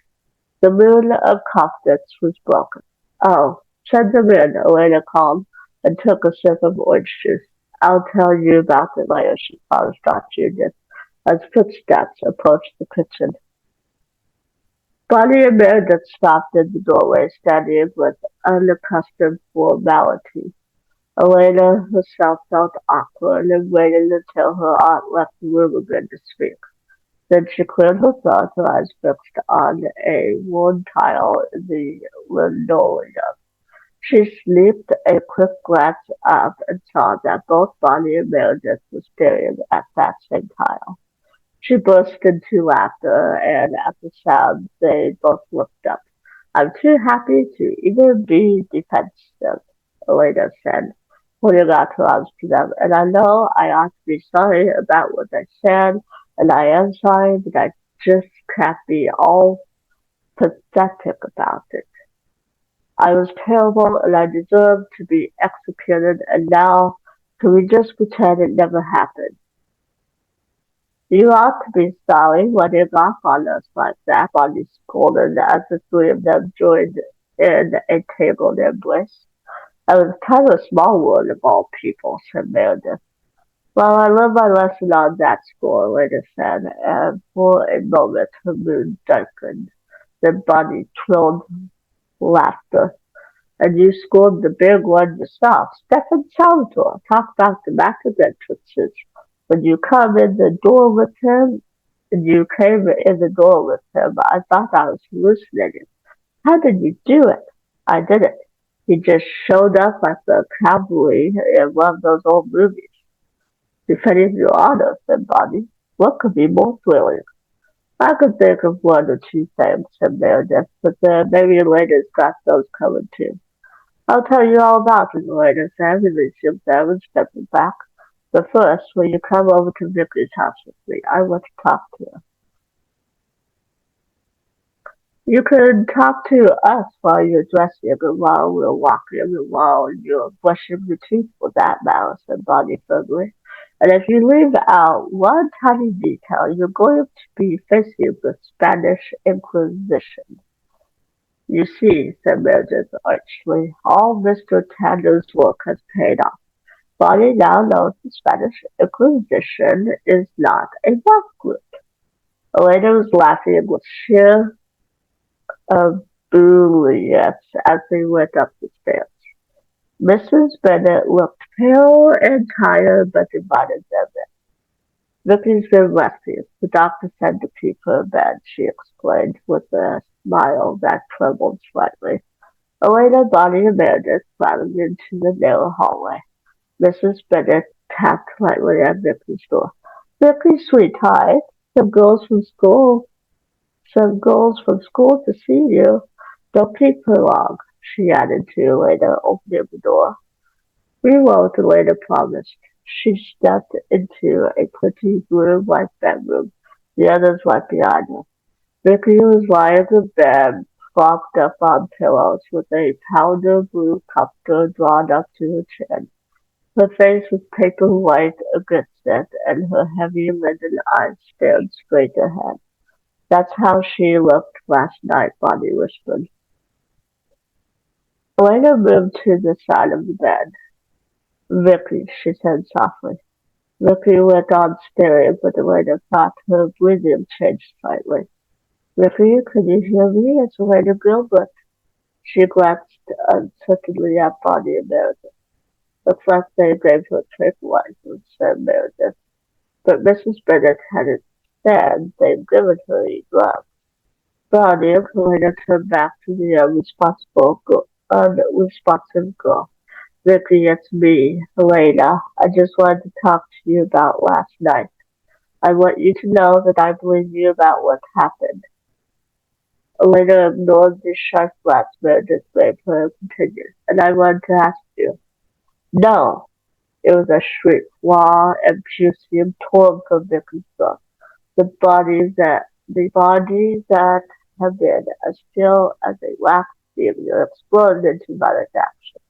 Vicky's light brown hair whipped across her cheeks as she tossed her head back and forth and her hands flailed at the air. No, no, she screamed. Do something, Bonnie gasped. Mrs. Bennet, Mrs. Bennet. Elena and Meredith were trying to hold Vicky on the bed, and she was fighting them. The shrieking went on and on, then suddenly Vicky's mother was beside them, helping to hold her, pushing the others away. What did you do to her? She cried. Vicky clutched at her mother, calming down, but then the heavy lidded eyes flipped Elena over Mrs. Bennet's shoulder. You're part of it. You're evil. She screamed hysterically at Elena. Keep away from me. Elena was dumbfounded. Vicky, I only came back. I think we better leave now. Leave us alone, said Mrs. Bennet, clasping her dog tactfully. Can't you see what you're doing to her? In stunned silence, Elena left the room. Bonnie and Meredith followed. It must be drugs, said Bonnie once they were out of the house. She just went completely non-linear. Did you notice her hands? Meredith said to Elena. When we were trying to restrain her, I got hold of one of her hands, and it was cold as ice. Elena shook her head in bewilderment. None of it made sense, but she wouldn't let it spoil her day. She wouldn't. Desperately, she searched her mind for something that would offset the experience, that would allow her to hold on to her happiness. I know, she said, the boarding house. What? I told Stefan to call me today, but why don't we walk over to the boarding house instead? Not far from here. Only a 20-minute walk, said Bonnie. She brightened. At least you can finally see that room of his. Actually, said Elena, I was thinking you two could wait downstairs. Well, I'll only get to see him for a few minutes, she added defensively, as they looked at her. It was odd, perhaps, but she didn't want to share Stefan with her friends just yet. He was so new to her that he felt almost like a secret. Their knock on the shiny oak door was answered by Mrs. Flowers. She was a weak old little gnome of a woman with surprisingly bright black eyes. You must be Elena, she said. I saw you and Stefan go out last night, and he told me your name when you came back. You saw us, said Elena, startled. I didn't see you. No, no, you didn't, said Mrs. Flowers, and chuckled. What a pretty girl you are, my dear, she added. A very pretty girl. She patted Elena's cheek. Thank you, said Elena uneasily. She didn't like the way those bird-like eyes were fixed on her. She looked past Mrs. Flowers to the stairs. Is Stephen home? He must be, unless he's flown off the roof, said Mrs. Flowers and chuckled again. Elena laughed politely.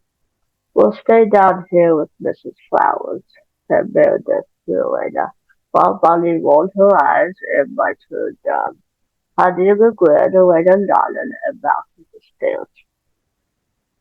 Such a strange old house, she thought, and as she located the second stairway into the bedroom.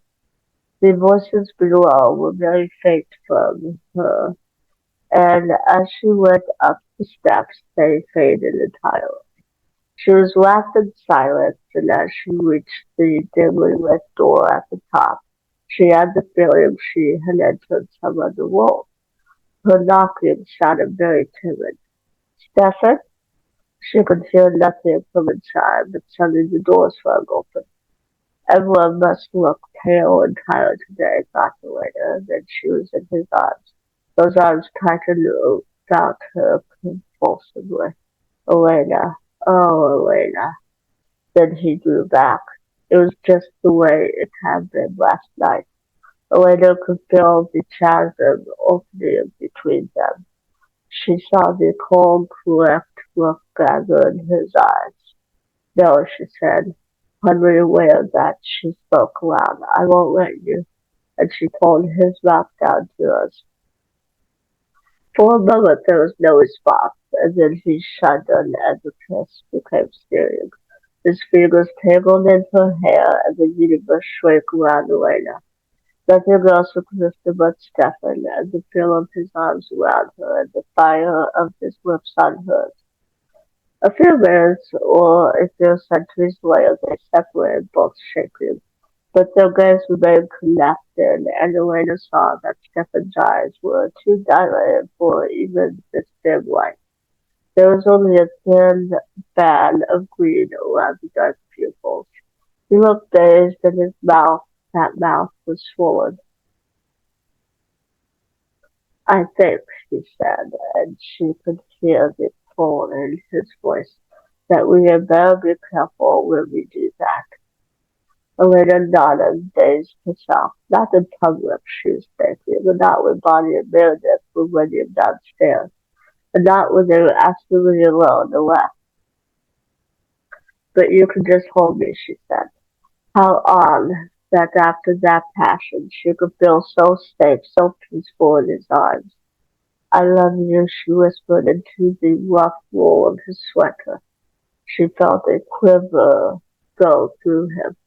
"Elena," he said again, and it was a sound almost of despair. She raised her head. "What's wrong with that? What could possibly be wrong with that, Stephen? Don't you love me?" I He looked at her helplessly, and then he heard Mrs. Flower's voice calling faintly from the bottom of the stairs. "Boy! Boy! Stephen!" It sounded as if she were pounding on the banister with her shoe. Stephen sighed. "I'd better go see what she wants." He slipped away from her, his face unreadable.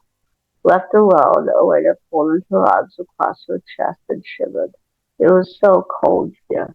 She ought to have a fire, she thought, eyes moving idly around the room to rest finally on the mahogany dresser she had examined last night.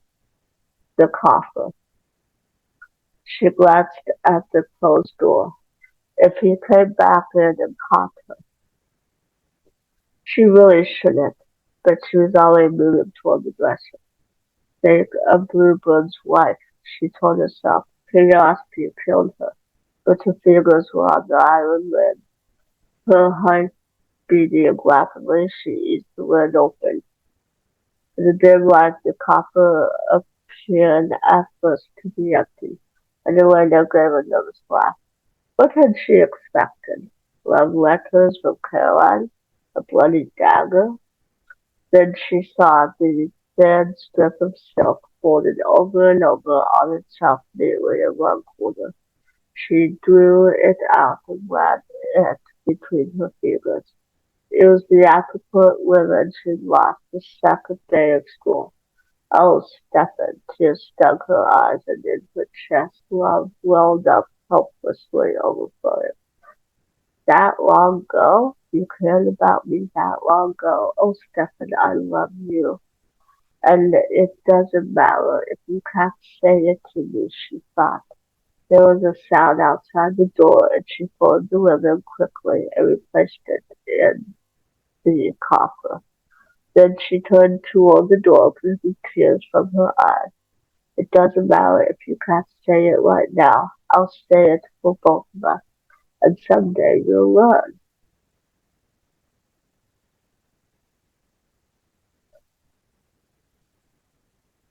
Chapter 10, October 7th, about 8 a.m. Dear Diary, I'm writing this during swim class, and I just hope Miss Hope Halpern doesn't see me. I didn't have time to write last night until I wanted to. Yesterday was a crazy mixed up day, just like the night of the homecoming dance. Sitting here in school this morning, I almost feel like everything that happened this weekend was a dream. The bad names were so bad, but the good names were so very, very good. I'm not going to press criminal charges against Tyler. He's, he's, he's suspended from school, though, and off the football team. Joe's dick for being drunk at the dance. Nobody is saying so, but I think a lot of people think he was responsible for what happened to Vicky.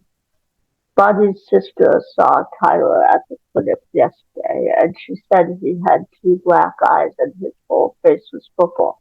I can't help worrying about what's going to happen when he and Dick get back to school. They have more reason than ever to hate Stefan now. Which brings me to Stefan. When I woke up this morning, I panicked, thinking, what if it all isn't true? What if it never happened, or if he's changed his mind? And Aunt Judith was worried at breakfast because I couldn't eat a bit. But then when I got to school, I saw him in the corridor by the office, and we just looked at each other. And I knew. Just before he turned away, he smiled, sort of wryly. And I understood that too, and he was right.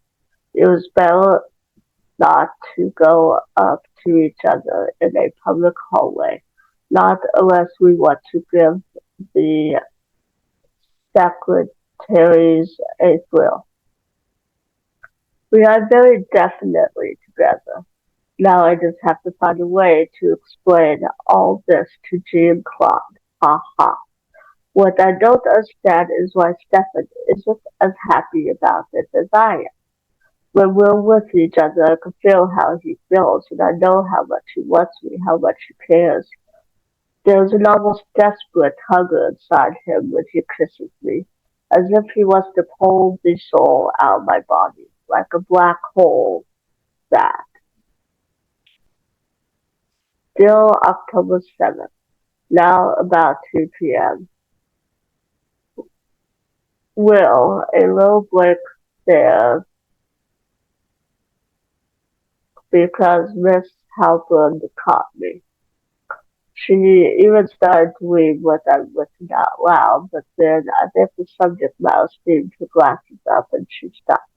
She was not amused. I'm too happy to care about minor things like flunking trigonometry.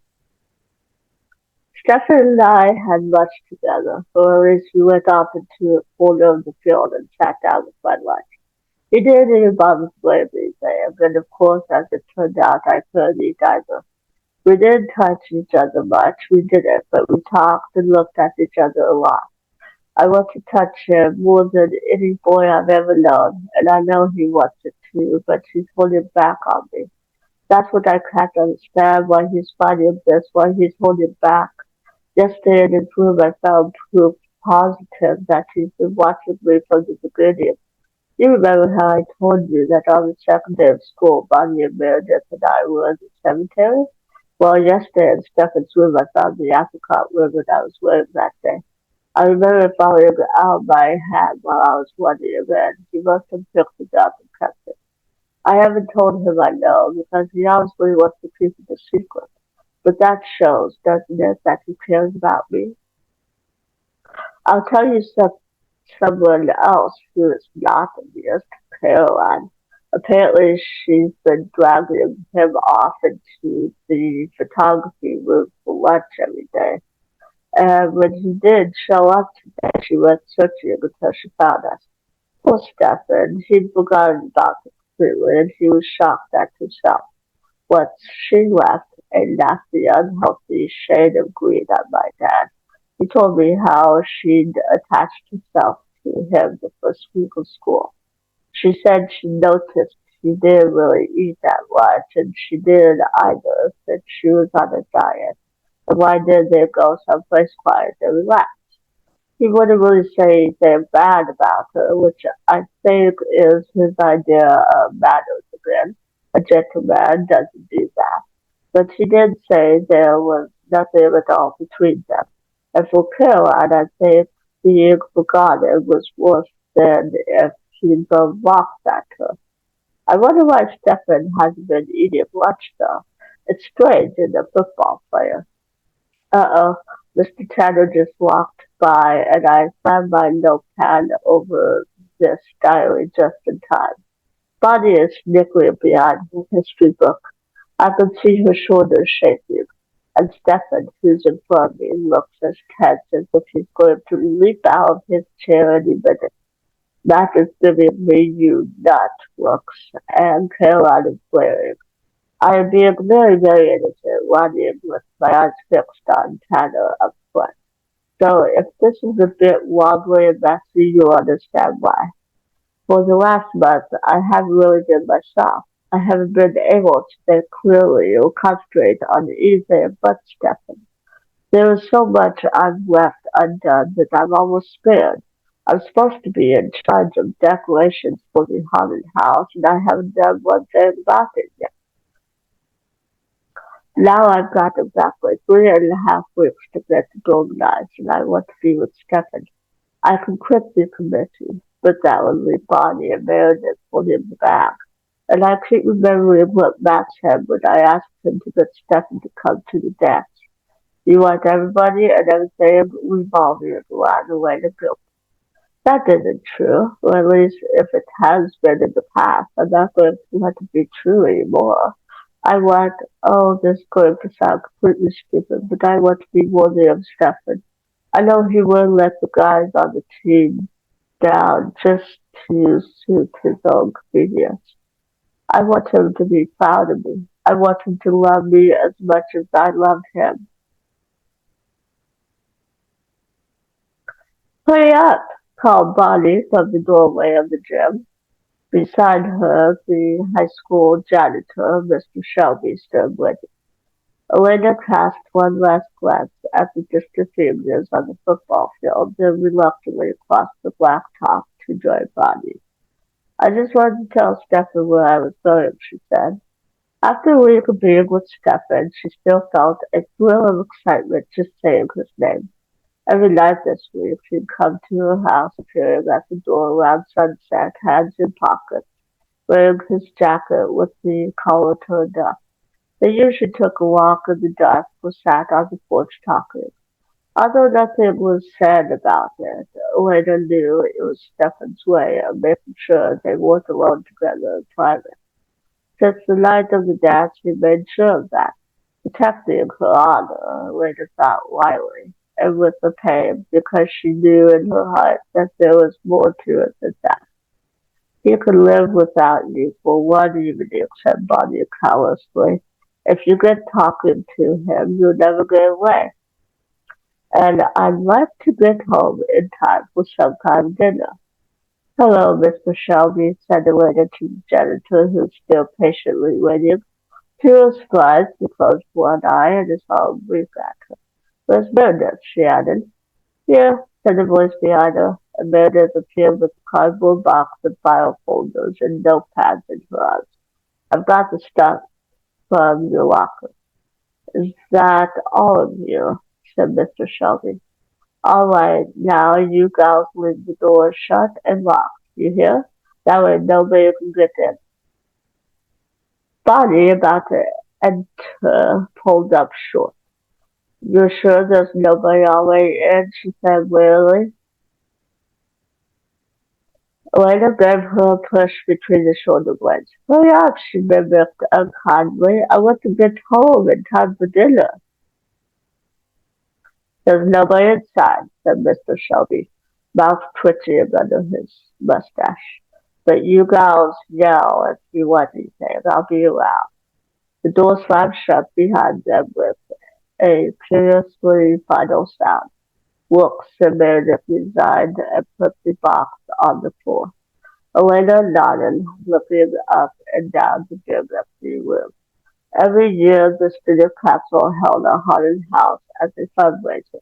Elena had been on the decorating committee for the last 2 years along with Bonnie and Meredith, but it was different being chairman. She had to make decisions that would affect everyone, and she couldn't rely on what had been done in years past. The haunted house was usually set up in a lumberyard warehouse, but with the growing uneasiness about town, it had been decided that the school gym was safer. For later, it meant rethinking the whole interior design, and with less than 3 weeks now until Halloween. It's actually pretty spooky here, said Meredith quietly, and there was something disturbing about being in the big closed room, Elena thought. She found herself lowering her voice. Let's measure it first, she said. They moved down the hall, their footsteps echoing hollowly. All right, said Elena when they had finished. Let's get to work. She tried to shake off her feeling of uneasiness, telling herself that it was ridiculous to feel unsettled in the school gym. With Bonnie and Meredith beside her and an entire football team practicing about 200 yards away. The three of them sat on the bleachers with pens and notebooks in hand. Elena and Meredith consulted the design sketches for previous years while Bonnie bit her pen and gazed around thoughtfully. Well, here's the gym, said Meredith, making a quick sketch in her notebook. And here's where the people are going to have to come in. Now we could have the bloody corpse at the very end. By the way, who's going to be the bloody corpse this year? Coach Lyman, I think. He did a good job last year and he helps keep the football guys in line. Elena pointed to their sketch. Okay, we'll partition this off and make it the medieval torture chamber. They'll go straight out of that and into the room of the living dead. I think we should have druids, said Bonnie brutally. Have what? Said Elena.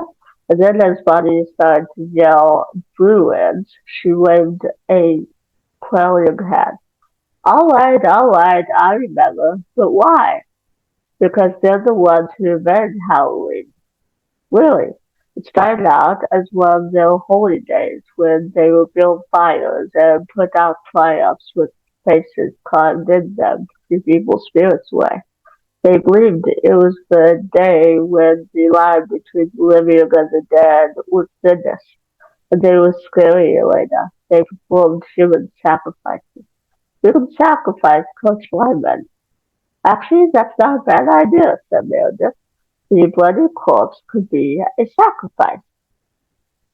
You know, on a stone altar with a knife and pulls the blood all around. And then when you get really close, he suddenly sits up and gives you heart failure, said Elena. But she had to admit it was a good idea, definitely scary. It made her feel a little sick just thinking about it, all that blood. But it was only Kyle syrup, really. The other girls had gone quiet too. From the boys' locker next door, they could hear the sound of water running and Marcus bathing, and over that indistinct voices shouting. Practice is over, murmured Bonnie. It must be dark outside. Yes, and our hero is getting all washed up, said Meredith, cocking an eyebrow at Elena. What to peek? I wish, said Elena, only half jokingly. Somehow, indefinably, the atmosphere of the room had darkened. Just at the moment she did wish she could see Stefan, could be with him. "Have you heard anything more about Mrs. Bennet?" she asked suddenly. "Well," said Bonnie after a moment, "I did hear that her parents were getting her a psychiatrist." A shriek? Why? Well, I guess they think that those things she told us were hallucinations or something. And I heard her nightmares are pretty bad. "Oh," said the waiter, "that sounds the sounds from the boys' locker room were fading, and they heard an outside door slam. Hallucinations, she thought. Hallucinations and nightmares. For some reason, she suddenly remembered that night in the graveyard. The, that night when Bonnie had set them all running from something none of them could see. "We better get back to business," said Meredith. Elena shook herself out of her reverie and nodded. "We we could have a graveyard," Bonnie said tentatively, as if she'd been reading Elena's thoughts. "And the haunted house, I mean." "No," said Elena sharply. "No, we'll just stick with what we have," she added in a calmer voice, and bent over her pad again. Once again there was no sound but the soft scratching of pens and the rustle of paper. "Good," said Elena at last. "Now we only need to measure for the different partitions. Somebody's going to have to fit in beyond the bleachers. What now?" The lights in the gym have flickered and gone down to half power. "Oh no," said Meredith, exasperated. The lights flickered a bit, went out, and returned dimly once more. "I can't read a thing," said the waiter, staring at what now seemed to be a featureless piece of white paper. She looked up at Bonnie and Meredith and saw two white blobs of faces. "Something must be wrong with the emergency generator," said Meredith. "I'll get Mr. Shelby." "Can't we just finish tomorrow?" Bonnie said plaintively. "Tomorrow's Saturday," said Elena, "and we were supposed to have this done last week." "I'll get Shelby," said Meredith. "Come on, Bonnie. You're going with me." Elena began. "We could all go," but Meredith interrupted. "If we all go, we can't find him, then we can't get back in. Come on, Bonnie. It's only in Sunday school." "But it's dark there." "It's dark everywhere. It's night time. Come on. With two of us, it'll be safe." She dragged an unwilling Bonnie to the door. "Elena, don't let anybody else in." "As if you had to tell me," said Elena, letting them out and then watching them go a few paces down the hall. At the point at which they began to merge with the dimness, she stepped back inside and shut the door.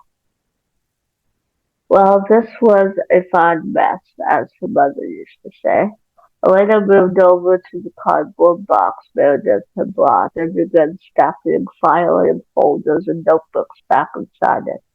In this light she could see them only as vague shapes. There was no sound at all but her own breathing and the sounds she made. She was alone in a huge dim room. Someone was watching her. She didn't know how she knew, but she was sure. Someone was behind her in the dark gymnasium watching.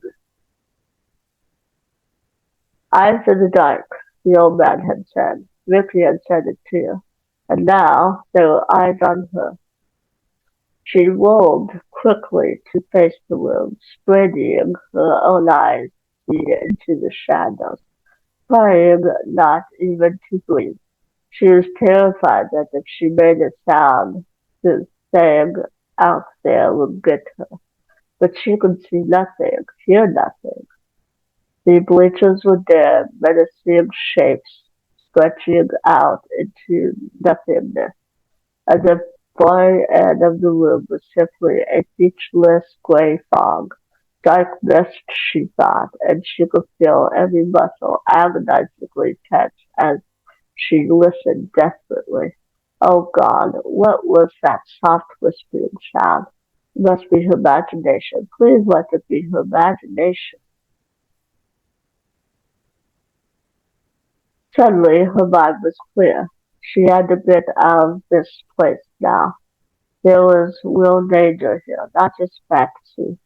Something was out there, something evil, something that wanted her, and she was all alone. Something moved in the shadows. Her scream froze in her throat. Her muscles were frozen too, held motionless by her terror, and by some nameless face. Helplessly she watched as the shape of darkness moved out of the shadows and toward her. It seemed almost as if the darkness itself had come to life and was coalescing as she watched, taking on form, human form, the form of a young man. I'm sorry if I frightened you. The voice was pleasant, with a slight accent she couldn't place. It didn't sound sorry at all. Relief was so sudden and complete that it was painful. She slept and heard her own breath sigh out. It was only a guy, some former student or an assistant of Mr. Shelby's. An ordinary guy who was smiling faintly as if it had amused him to see her almost pass out. Well, perhaps not quite ordinary. He was remarkably good-looking. His face was pale in the artificial twilight, but she could see that his features were cleanly defined and nearly perfect under a shock of dark hair. Those cheekbones were a sculptor's dream, and he'd been almost invisible because he was wearing black. Soft black boots, black jeans, black sweater, and leather jacket. He was still smiling faintly. Elena's relief turned to anger. "How did you get in?" she demanded. "And what are you doing here? Nobody else is supposed to be in the gym." "I came in the door," he said. His voice was soft, cultured, but she could still hear the amusement, and she found it disconcerting. "All the doors are locked," she said flatly, accusingly. He raised his eyebrows and smiled. "Are they?" Elena felt another quiver of fear, hairs lifting on the back of her neck. "They were supposed to be," she said in the coldest voice she could manage.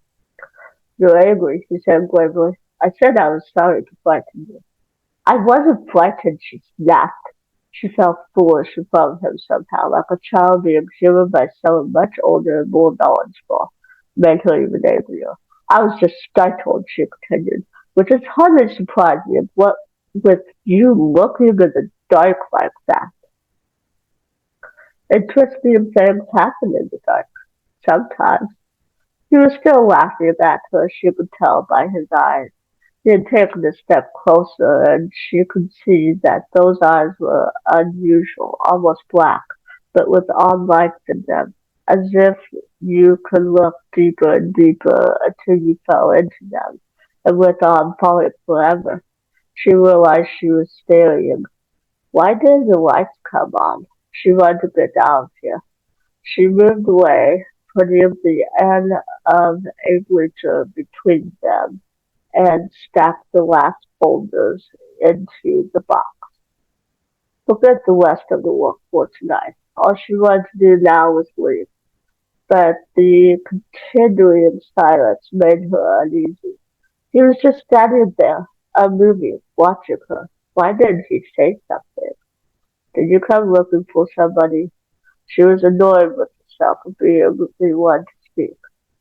She was still gazing at her, those dark eyes fixed on her in a way that made her more and more uncomfortable. She swallowed. With his eyes on her lips, he murmured, "Oh, yes."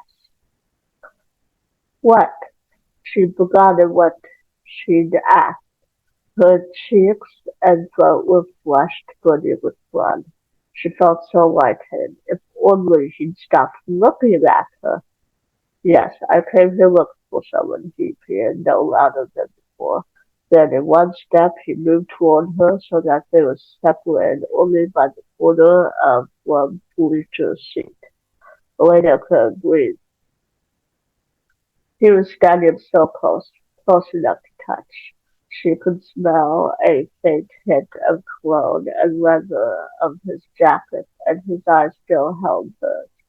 She could not look away from them.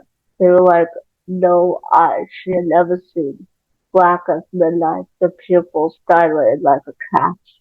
They filled her vision as he leaned toward her, bending his head down to her. She felt her own eyes half closed, losing focus. She felt her head tilt back, her lips part. No! Just in time she whipped her head to the side. She felt as if she'd just pulled herself back from the edge of a precipice. What am I doing? She thought in shock. I was about to let it kiss me.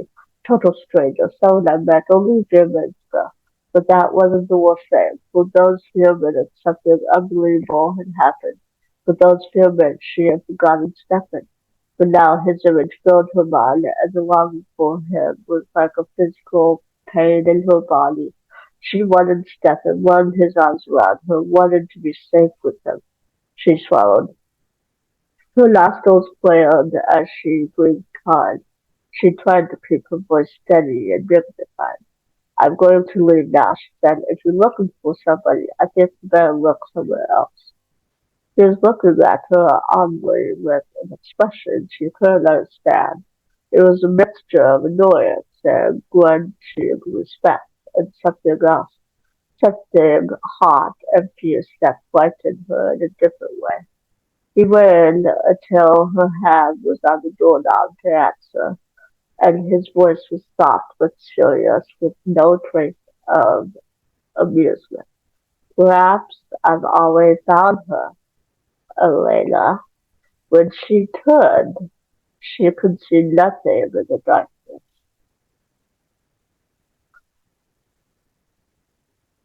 Chapter 11. Elena stumbled down the dim corridor, trying to visualize what was around her. Then the world suddenly flickered to brightness, and she found herself surrounded by familiar rows of lockers. Her relief, her relief was so great that she almost cried out. She never had thought she would be so glad just to see. She stood for a minute, looking around quickly. Elena, what are you doing out here? It was Meredith and Bonnie hurrying down the hall toward. Where have you been? She said fiercely. Meredith grimaced. We couldn't find Shelby, and when we finally did find him, he was asleep. I'm serious, she added after Elena's incredulous look. Asleep. And then we couldn't get him to wake up. It wasn't until the lights went back on that he opened his eyes. Then we started back to you. But what are you doing here? Elena hesitated. I got tired of waiting, she said as lightly as she could. I think we've done enough work for one day anyway. Now you tell us, said Bonnie. Mildred said nothing, but she gave Elena a keen, searching look. Elena had the uncomfortable feeling that those dark eyes saw beneath the surface.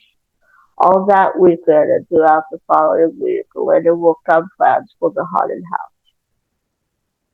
There was never enough time to be with Stefan, and that was frustrating, but even more frustrating was Stefan himself.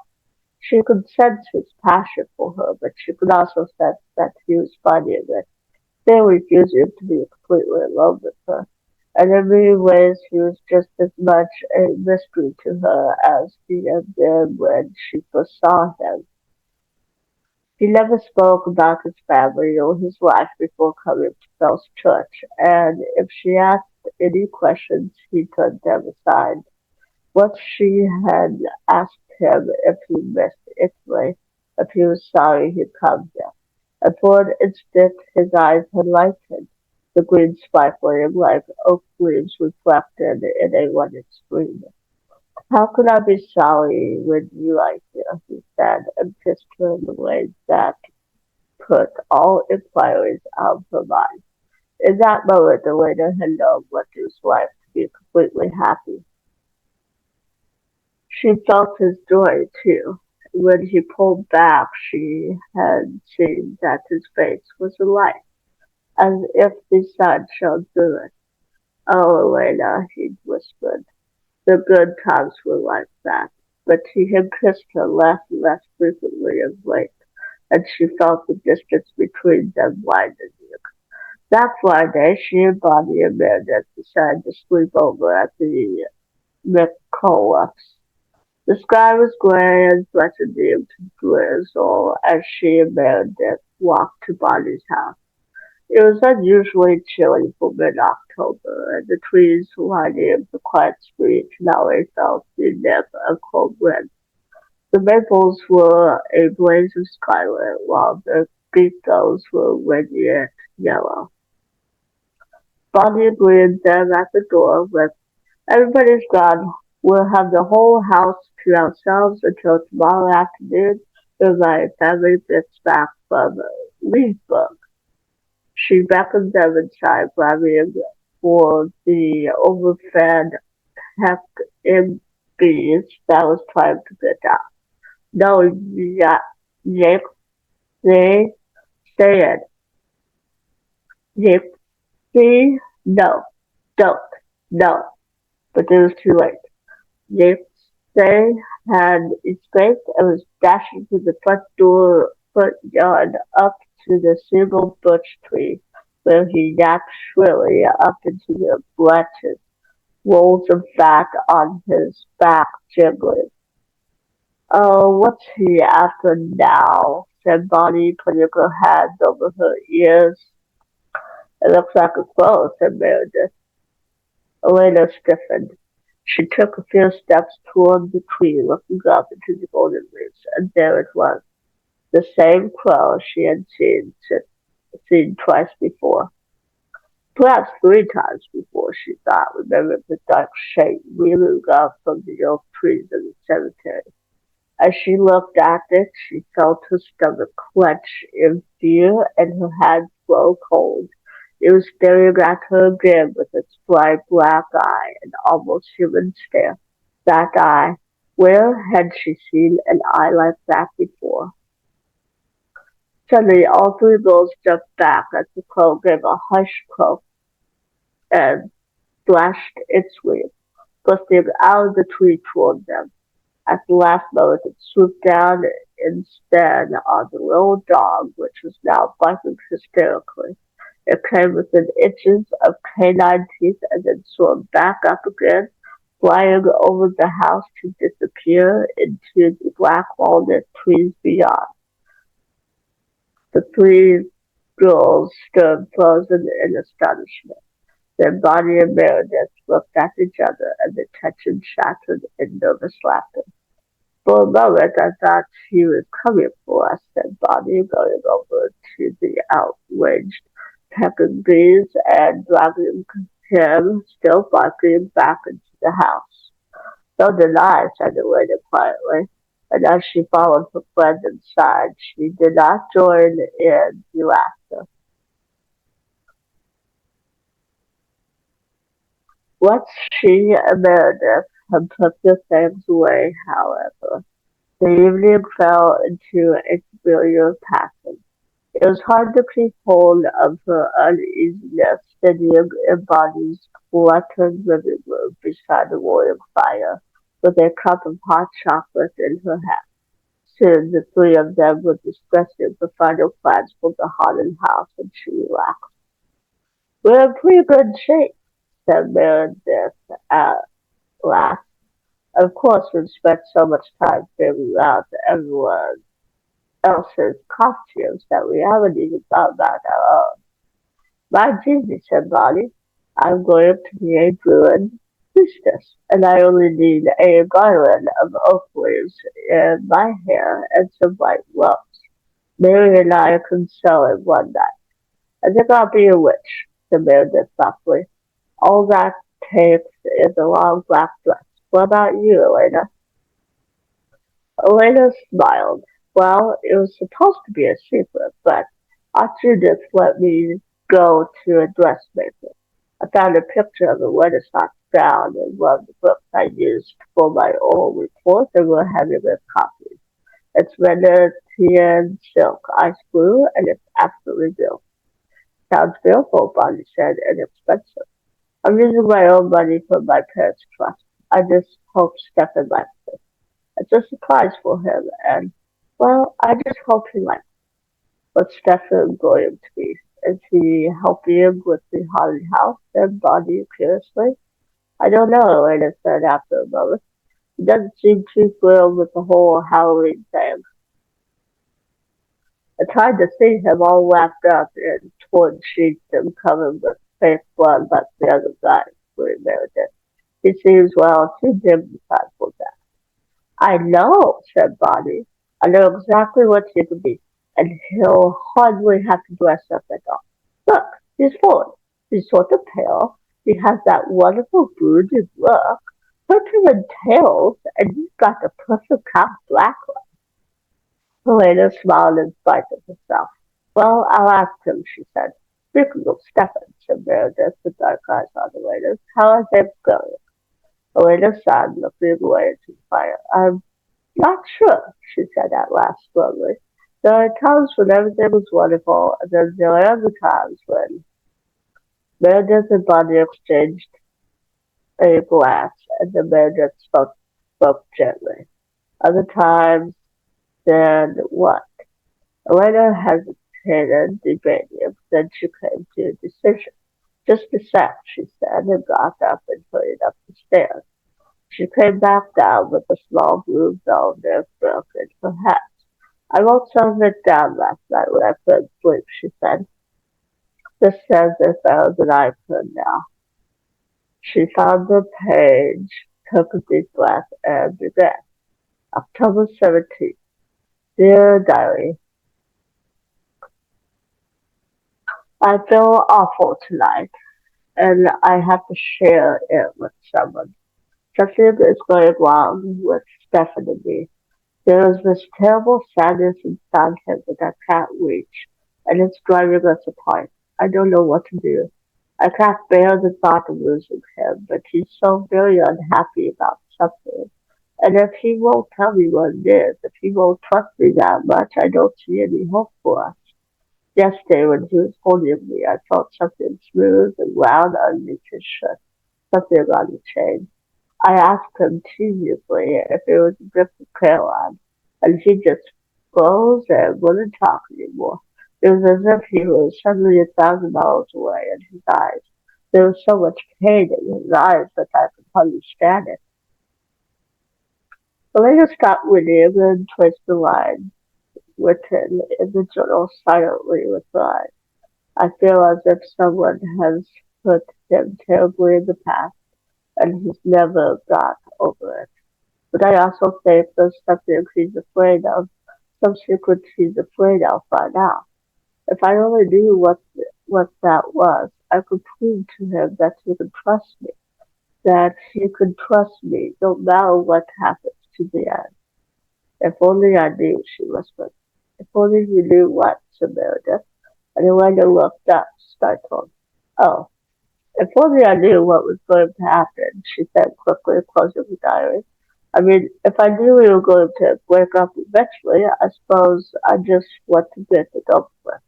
And if I knew it was going to turn out all right in the end, I wouldn't mind anything that happens now. But just going day after day without being sure is awful. Bonnie bit her lips and sat up, eyes sparkling. I can show you a way to find out later, she said. My grandmother told me the way to find out who you're going to marry. It's called a dumb supper. Let me guess, an old druid trick, said Meredith. I don't know how old it is, said Bonnie. My grandmother says there have always been dumb suppers. Anyway, it works. My mother saw my father's image when she tried it, and a month later they were married. It's easy, Elena. And what have you got to lose? Elena looked from Bonnie to Meredith. I don't know, she said, but look, you don't really believe. Bonnie drew herself up with a Quintillian dignity. Are you calling my mother a liar? Oh, come on, Elena. There's no harm trying. Why not? "What will I have to do?" said Elena doubtfully. She felt strangely intrigued, but at the same time rather frightened. "It's simple. We have to get everything ready before the stroke of midnight." 5 minutes before midnight, Elena stood in the McCullough's study room, feeling more foolish than anything else. From the backyard, she could hear young Steve's frantic barking, but inside the house there was no sound except the unhurried tick of the grandfather clock. Following Bonnie's instructions, she had set the big black walnut table with one plate, one glass, and one set of silverware, all the time not saying a word. Then she had lit a single candle in a candle holder in the center of the table and positioned herself behind the chair with the plate steady. According to Bonnie, on the stroke of midnight, she was supposed to pull the chair back and invite her future husband in. At that point, the candle would blow out and she would see a ghostly figure in the chair. Earlier, she'd been a little uneasy about this, uncertain that she wanted to see any ghostly figures, even of her husband to be. But just now, the whole thing seemed silly and harmless. As the clock began to chime, she straightened up and got their grip on the chair back. Bonnie had told her not to let go until the ceremony was over. Oh, this was silly. Maybe she wouldn't say the words, but when the clock started to toll out the hour, she heard herself speaking. "Come in," she said self-consciously to the empty room, drawing out the chair. "Come in, come in." The candle went out. The window stood in the sudden darkness. She felt the wind, a cold gust that had blown out the candle. It came from the French doors behind her, and she turned quickly, one hand still on the chair. She would have sworn those doors were shut. Something moved in the darkness. Hair washed through Elena, sweeping away her self-consciousness and any trace of amusement. Oh God, what had she done? What had she brought on herself? Her heart contracted and she felt as if she had been plunged without warning into a most dreadful nightmare. It was not only dark but utterly silent. There was nothing to see and nothing to hear, and she was falling. "Allow me," said a voice, and a bright flame sputtered in the darkness. For a terrible, sickening instant she thought it was Tyler remembering his mitre in the ruined church on the hill. But as the candle on the table sprang to life, she saw the pale, long-fingered hand that held it, not Tyler's beefy red fist. She thought for an instant it was Stefan's, and then her eyes lifted to the face. "You!" she said, astounded. "What do you think you're doing here?" She looked from him to the French doors, which were indeed open, showing the side lawn. "Do you always just walk into other people's houses uninvited?" "But you asked me to come in." His voice was, as she remembered it, quiet, ironical, and amused. She remembered the smile too. "Thank you," he added, and gracefully sat down in the chair she had drawn out. She snatched her hand off the back. "I wasn't inviting you," she said helplessly, caught between indignation and embarrassment. "What were you doing hanging around outside Bonnie's house?" He smiled. In the kind of light his black hair shone, almost like liquid, too soft and fine for human hair. His face was very pale, but at the same time utterly compelling, and his eyes caught her own and held them. "Helen, thy beauty is to me like those Nicean bikes of yore. sat gently over a perfumed sea. I think we better leave now. She didn't want him to talk anymore. His voice did strange things to her, making her feel oddly weak, stunned in a melting in her stomach. You shouldn't be here, please. She reached for the candle, meaning to take it and reach him, fighting off the dizziness that threatened to overcome her. But before she could grasp it, he did something extraordinary. He caught her reaching hand not roughly but gently and held it in his full slender fingers. Then he turned her hand over, bent his dark hand and kissed her palm. Don't, whispered Elena, stunned. Come with me, he said, and looked up into her eyes. Please don't, she whispered again, his words swimming around her. He was mad. What was he talking about? Come with him where? But she felt so dizzy, so faint. He was studying, supporting her. She leaned against him, felt those cold fingers on the first button of the shirt at her throat. Please no. It's all right. You'll see. He pulled the shirt away from her neck, his other hand behind her head. No.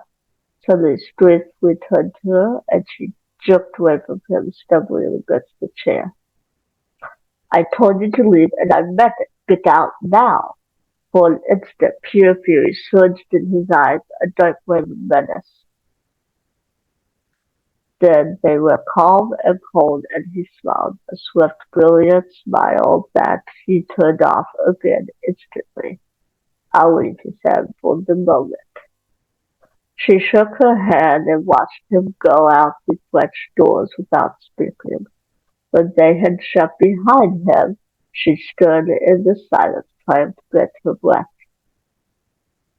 The silence, but it should be silent. She turned toward the grandfather clock in bewilderment and saw that it had stopped.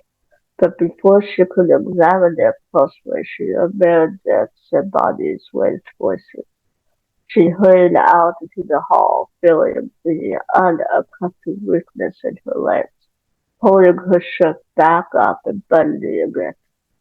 The back door was open, and she could see two figures outside, stooping over something in the lawn. Bonnie, Meredith, what's wrong? Bonnie looked up as Elena reached them. Her eyes were filled with tears. Oh, Elena, he's dead. With a chill of horror, Elena stared down at the little bundle at Bonnie's feet. It was the peppered beans, lying very stiffly on his side, eyes open.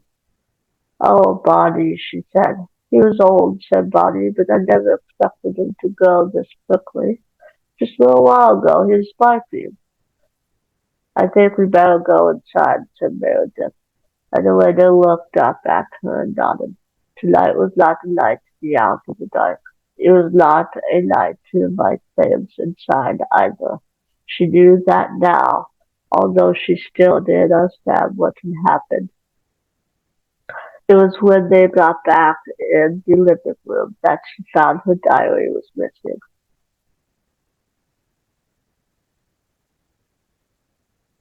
Stephen lifted his hand from the velvet soft neck of the door. The woods were filled with night noises, and he couldn't be sure which had disturbed him. With the power of his mind distracted, the deer roused from its trance. He felt muscles quiver as he tried to get her feet under her. Go, then, he thought, sitting back and releasing her entirely.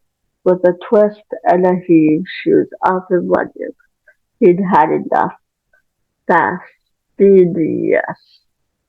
He looked at the corners of his mouth, feeling his canine teeth retract and blunt. Oversensitive as always after a prolonged feed. It was hard to know what enough was anymore. There had been no spells of dizziness since the one beside the church. but he lived in fear of their return.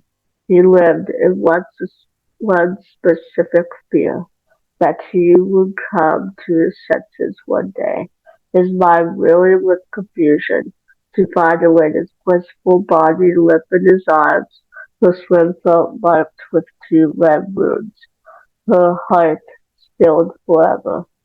That was what he had to look forward to. The bloodlust, with all its myriad terrors and pleasures, was a mystery to him even now.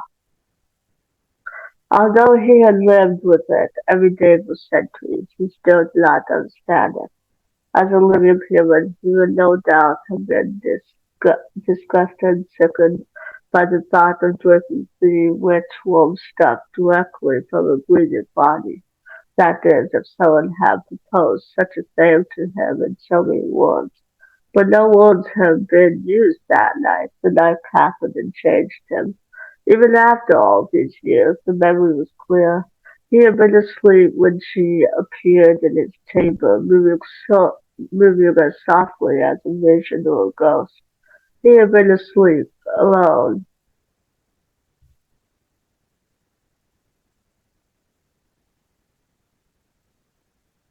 She was wearing a fine linen shift when she came to him.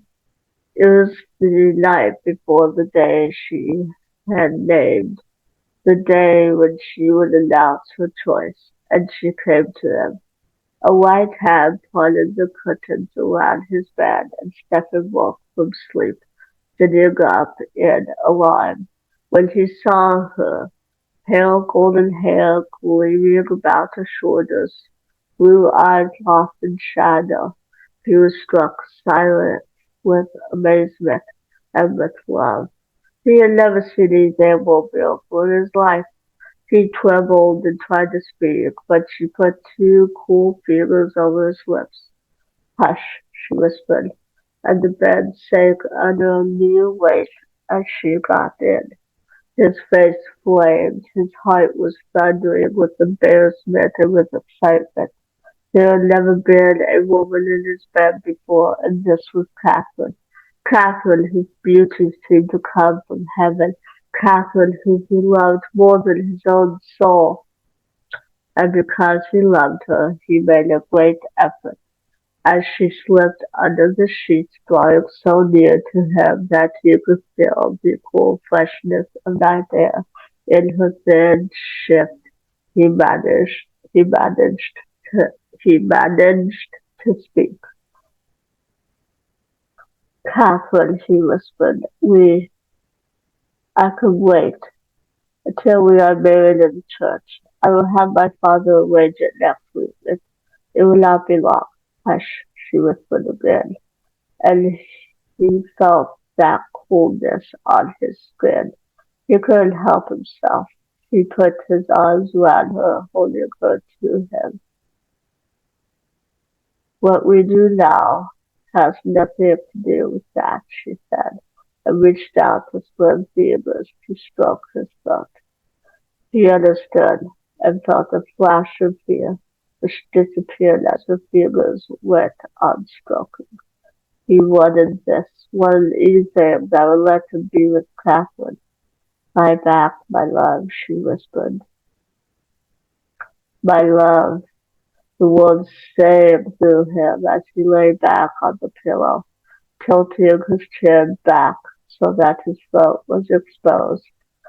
His fear was gone, replaced by a happiness so great that he thought it would shatter him. He felt the soft blush of her hair on his chest and tried to calm his breathing. He felt her breath on his throat, and then her lips, and then her teeth. There was a stinging pain, but he held himself still and made no sound, thinking only of Catherine, of how he wished to give to her. And almost at once the pain eased, and he felt the blood being drawn from his body. It was not terrible as he had feared. It was a feeling of giving, of nurturing. Then it was as if their minds were merging, becoming one.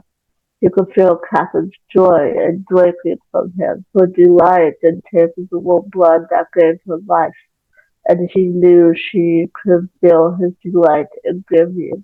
But reality was receding, the boundaries between dreams and waking becoming blurred. She could not think clearly. She could not think at all. She could only feel, and his feelings were spiraling up and up, carrying him higher and higher, breaking his last ties with her. Sometime later, without knowing how he had gotten there, he found himself in her arms.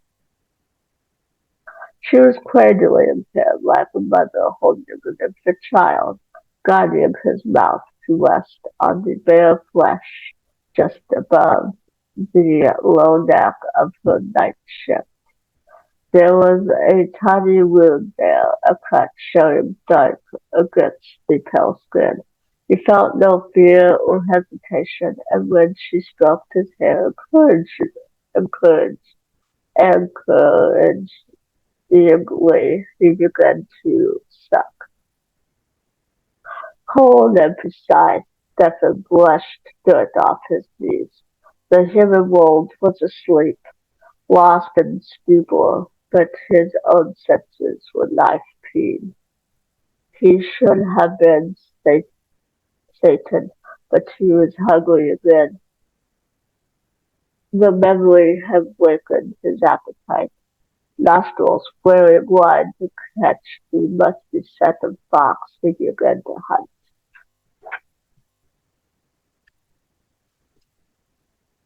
Chapter 12. Elena revolved slowly before the full-length mirror in Judith's bedroom. Margaret sat at the foot of the big four-poster bed, her blue eyes large and solemn with admiration. "I wish I had a dress like that for trick or treat," she said. "I like you best as a little white cat," said Elena, dropping a kiss between the white velvet ears attached to Margaret's headband. Then she turned to her aunt, who stood by the door with needle and thread ready. "It's perfect," she said warmly. "We don't have to change a thing." The girl in the mirror could have stepped out of one of Elena's books on the Italian Renaissance. Her throat and shoulders were bare, and the tight bodice of the ice-blue dress showed off her tiny waist. The long, full sleeves were lashed so that the white silk of the chemise underneath shone through, and the wide sweeping skirt just brushed the floor all around. It was a beautiful dress, and the pale clear blue seemed to heighten the darker blue of Elena's eyes. As she turned away, Elena's gaze fell on the old-fashioned pendulum clock above the dresser. "Oh no, it's almost 7. Stephen will be here any minute."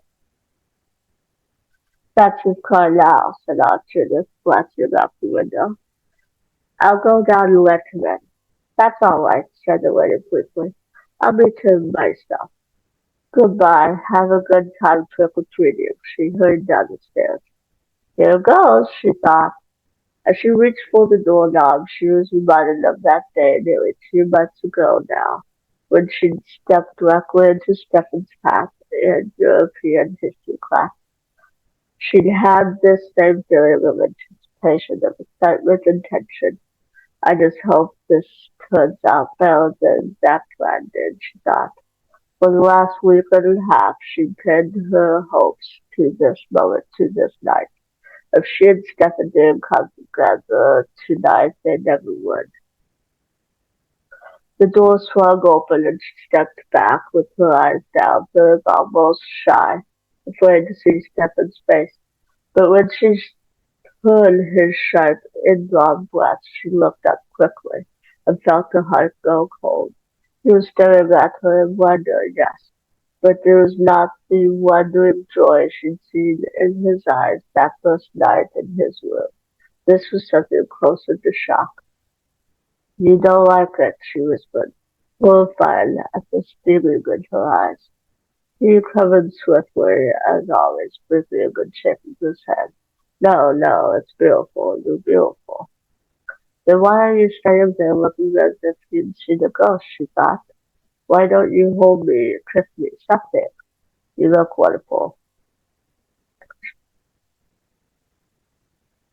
she said quietly. And it was true. He was sleek and handsome in the tux and cape he donned for his part. She was surprised he'd agreed to it, but when she'd made the suggestion, he'd seemed more amused than anything else.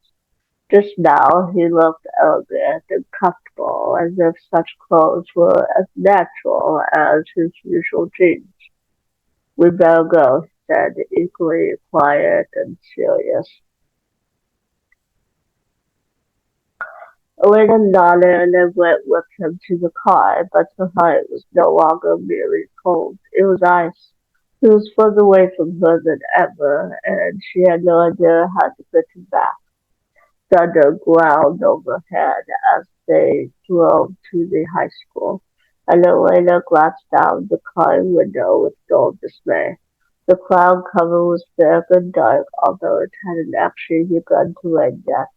The air had a charged electric feel, and the sullen purple thunder had gave the sky a nightmarish look. It was a perfect atmosphere for Halloween, menacing and otherworldly, but it woke only dread in Elena. Since that night at Bonnie's, she'd lost her appreciation for the eerie and uncanny. Her diary had never turned up, although they'd searched Bonnie's house top to bottom. She still couldn't believe that there was really God, and the idea of a stranger reading her most private thoughts made her feel wild inside. Because of course it had been stolen. What other explanation was there? Both the one door had been opened that night at the Nicola house. Someone could have just walked in. She wanted to kill whoever had done it. A vision of dark eyes rose before her. That boy. The boy she'd almost given in to at Bonnie's house. The boy who'd made her forget Stephen. Was he the one? She roused herself as they pulled up to the school and forced herself to smile as they made their way through the halls. The gym was barely organized chaos. In the hours since Elena had left, everything had changed. Then the place had been full of seniors, student council members, football players, the Key Club, all putting the finishing touches on props and scenery. Now it was full of strangers, most of them not even human. Several zombies turned as Elena came in, their grinning skulls visible through the rotten flesh of their faces. A grotesquely deformed hunchback limped toward her, along with a corpse with livid white skin and hollow eyes. From another direction came a werewolf, its snarling muzzle covered with blood and a darkened red switch. Elena realized with a jolt that she couldn't recognize half these people in their costumes. Then they were around her, admiring the ice blue gown, announcing problems that had developed already. Elena waved them quiet and turned toward the witch, whose long dark hair flowed down the back of a tight-fitting black dress. "What is it, Meredith?" she said. "Coach Lyman's sick," Meredith replied grimly, "so somebody got Tanner to substitute." "Mr. Tanner?" Elena was horrified. "Yes, he's making trouble already. Poor Bonnie's just about had it. You better get over there." Elena sighed and nodded and made her way along the twisty route of the haunted house tour. As she passed through the grisly torture chamber and the ghastly mad slasher room, she thought they had almost built too well. This place was unnerving even in the light. The drawing room was near the exit. There, a cardboard Stonehenge had been constructed, but the pretty little druid priestess who stood above the rather realistic-looking monolith, wearing white gloves and an oak leaf garland, looked ready to burst into tears. But you've got to wear the blood, she would say pitiably. It's part of the scene. Do sacrifice. Wearing these ridiculous robes is bad enough, replied Tyler shortly. No one informed me I was going to have to smear syrup all over myself. It doesn't really get on you, said Bonnie. It's just on the walls and on the altar. You sacrifice, she repeated, as if somehow this would convince her. As for that, said Mr. Tanner in distress, the accuracy of this whole setup is highly suspect. Contrary to popular belief, the Druids did not build Stonehenge. It was built by a Bronze Age culture that later stepped forward. Mr. Tanner, that isn't really the point. No, it would be to you, he said, which is why you and your neurotic friend here are both failing history. That's uncalled for, said a voice, and Elena looked quickly over her shoulder at Stefan. Mr. Salvatore, said Tanner, pronouncing the words as if they meant. Now my day is complete. I suppose you have some new words of wisdom to offer. Well, you're going to give me a black eye. Grace traveled over Stefan, who stood there, unconsciously a bit, in his perfectly tailored tux, and Elena felt a sudden shock of insight. Tanner isn't really that much older than we are, she thought. He looks old because of that receding hairline, but I'll bet he's in his 20s. Then for some reason she remembered how Tanner had looked at homecoming, in his cheap and shiny suit that didn't fit well. I'll bet he never even made it to his own homecoming, she thought, and for the first time she felt something like sympathy for him. Perhaps Stephen felt it too, for although he stepped right up to the little man standing face to face with him, his voice was quiet. No, I'm not. I think this whole thing is getting blown out of proportion. Why don't? Elena couldn't hear the rest, but she was speaking in low, calming tones, and Mr. Tanner actually seemed to be listening.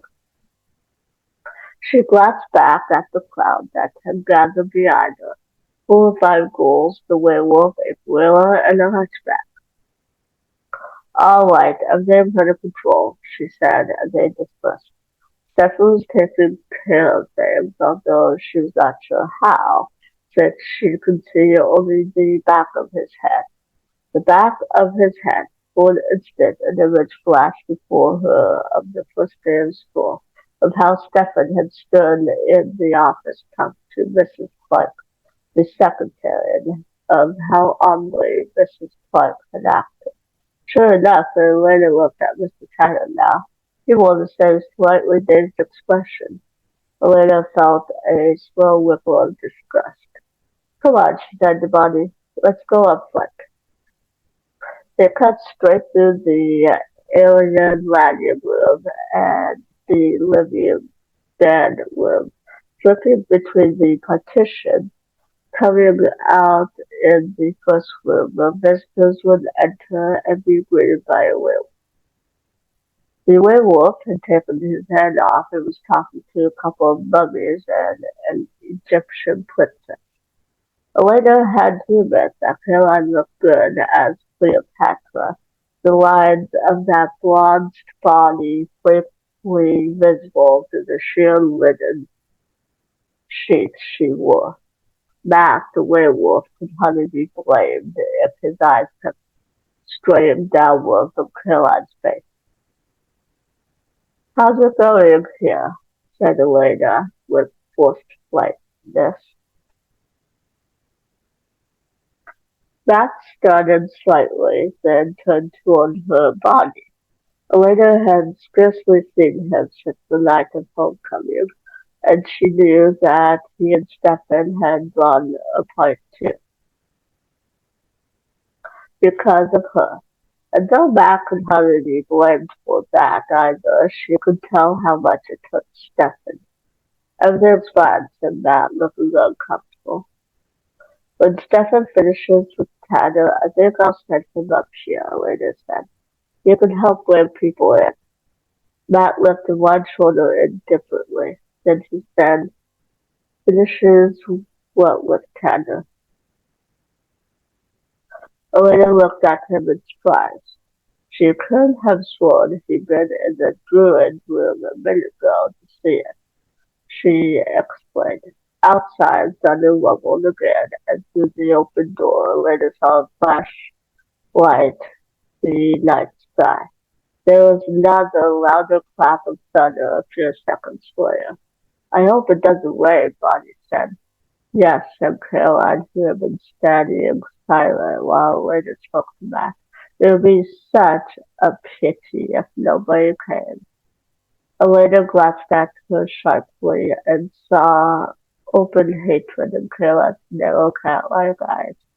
Caroline, she said impulsively, look, can't you and I call it quits? Can't we forget what's happened and start over?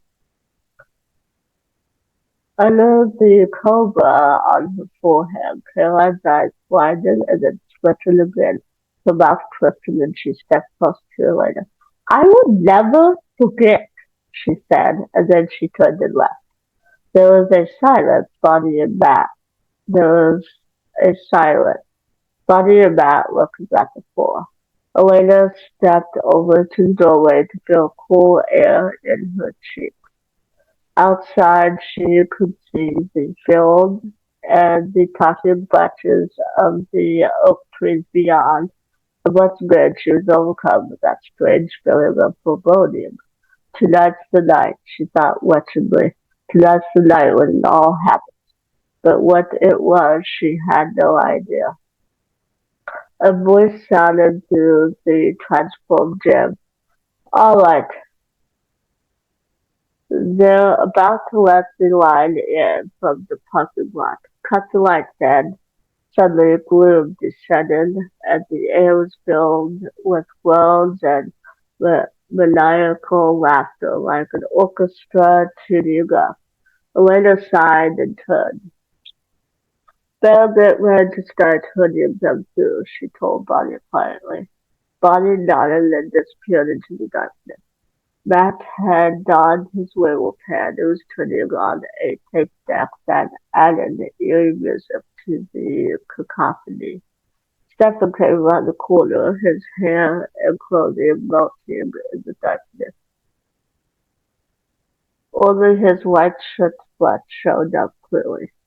As they walked out with Tanner, he said, is there anything else I can do?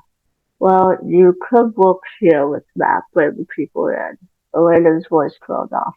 Matt was bent over the tape deck, minutely adjusting the volume, not looking up. Elena looked at Stefan and saw his face was tight and blank. William go into the boys' locker room and be in charge of coffee and things for the workers, she finished tiredly. I'll go to the locker room, he said. As he turned away, she noticed a slight faltering in his step. Stefan, are you all right? Fine, he said, recovering his balance. A little tired, that's all. She watched him go, her chest feeling heavier every time. She turned to Matt, ready to say something to him, but at that moment the line of visitors reached the door.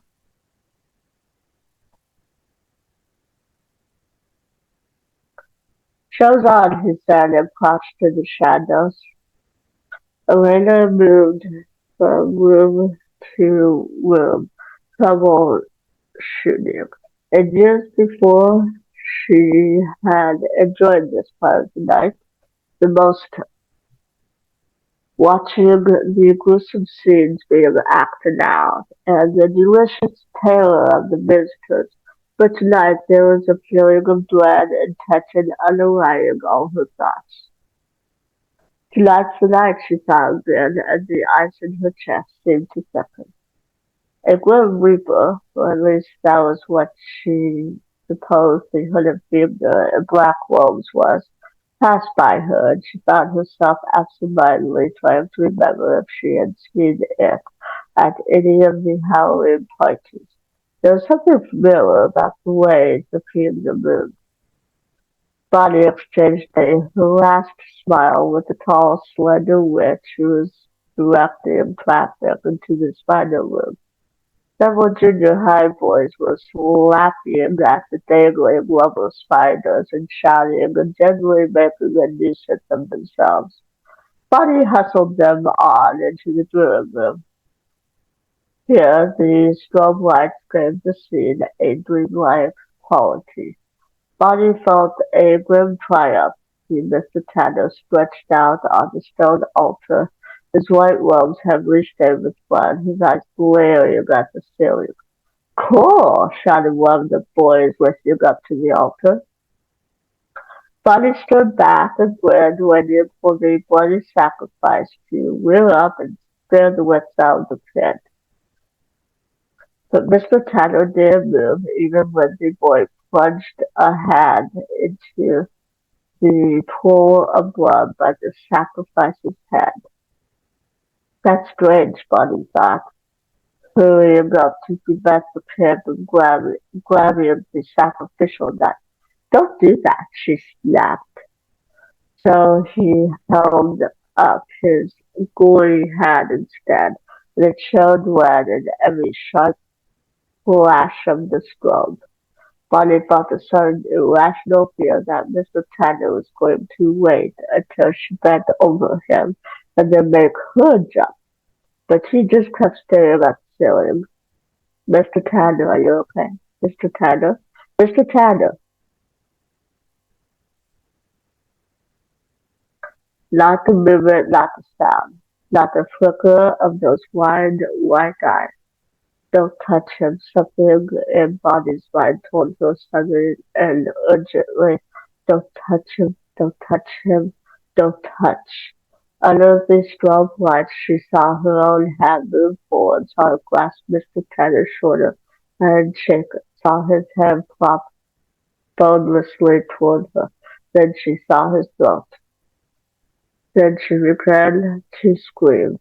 Helena heard the screams. They were shrill and sustained, and unlike any other sounds in the haunted house, and she knew at once that they were no joke. No joke.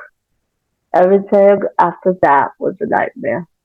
Reaching the dream room as they went, she saw a tableau, but not the one prepared for visitors. Bonnie was screaming, Meredith holding her shoulders. Three young boys were trying to get out the curtain exit, and two bouncers were looking in, blocking their way. Mr. Tanner was lying on the stone altar, sprawled out in his face. "He's dead," Bonnie was sobbing, the screams turning into words. "Oh God, the blood's real and he's dead.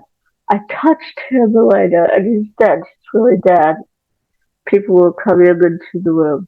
Someone else began screaming and it spread, and then everyone was trying to get out, pushing each other in panic, knocking into the partition. "Get the lights on," Elena shouted, and heard the shout taken up by others. "Meredith, quick, get to the phone in the gym and call an ambulance, call the police. Get those lights on." The lights snapped on. Elena looked around, but she could see no adults, no one entitled to take charge of the situation. Part of her was ice cold, her mind racing as it tried to think what to do next. Part of her was simply numb with horror. Mr. Tanner. She had never liked him, but somehow that only made it worse. "Get all the kids out here, everybody but staff out," she said. "No, shut the doors. Don't let anybody out until the priest gets here," shouted the werewolf beside her, taking off his mask. Elena turned in astonishment at the voice and saw that it was not Matt, it was Tyler Smallwood. He'd been around back in school only this week, and his face was still discolored from the beating he had taken at Stefan's hand. But his voice had the ring of authority, and Elena saw the bouncers close the exit door. She heard another door close across the gym.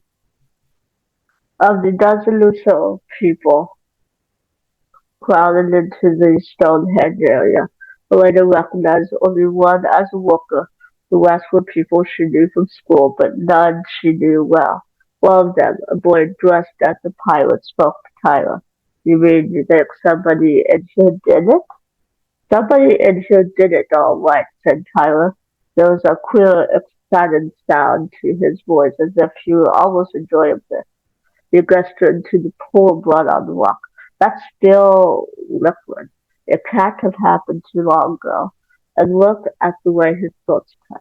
The killer must have done it with that. He pointed to the sacrificial knife. Then the killer might be here right now, whispered a girl in a kimono.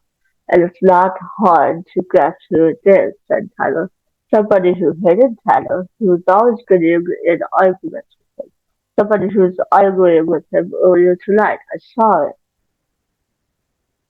So you were the werewolf in this room, thought Elena dazedly. But what were you doing here in the first place? You're not on staff. Somebody who has a history of violence, Tyler was continuing, his lips drawing back from his teeth. Somebody who, for all we know, is a psychopath who came to Bell's Church just to kill. Tyler, what are you talking about? Elena's dazed feeling had burst like a bubble. Furious, she stepped toward the tall, husky boy. You're crazy! He gestured at her without looking at her. So says his girlfriend, but maybe she's a little prejudiced. And maybe you're a little prejudiced, Tyler, said a voice from behind the crowd, and Elena saw a second werewolf pushing his way into the room. Matt. Oh, yeah? Well, why don't you tell us what you know about Salvatore? Where does he come from? What's his family? Where did he get all that money? Tyler turned to address the rest of the crowd. Who knows anything about him? People were shaking their heads. Elena could see in face after face distrust blossoming. The distrust of anything unknown, anything different, and Stefan was different. He was the stranger in their midst, and just now they needed a scapegoat.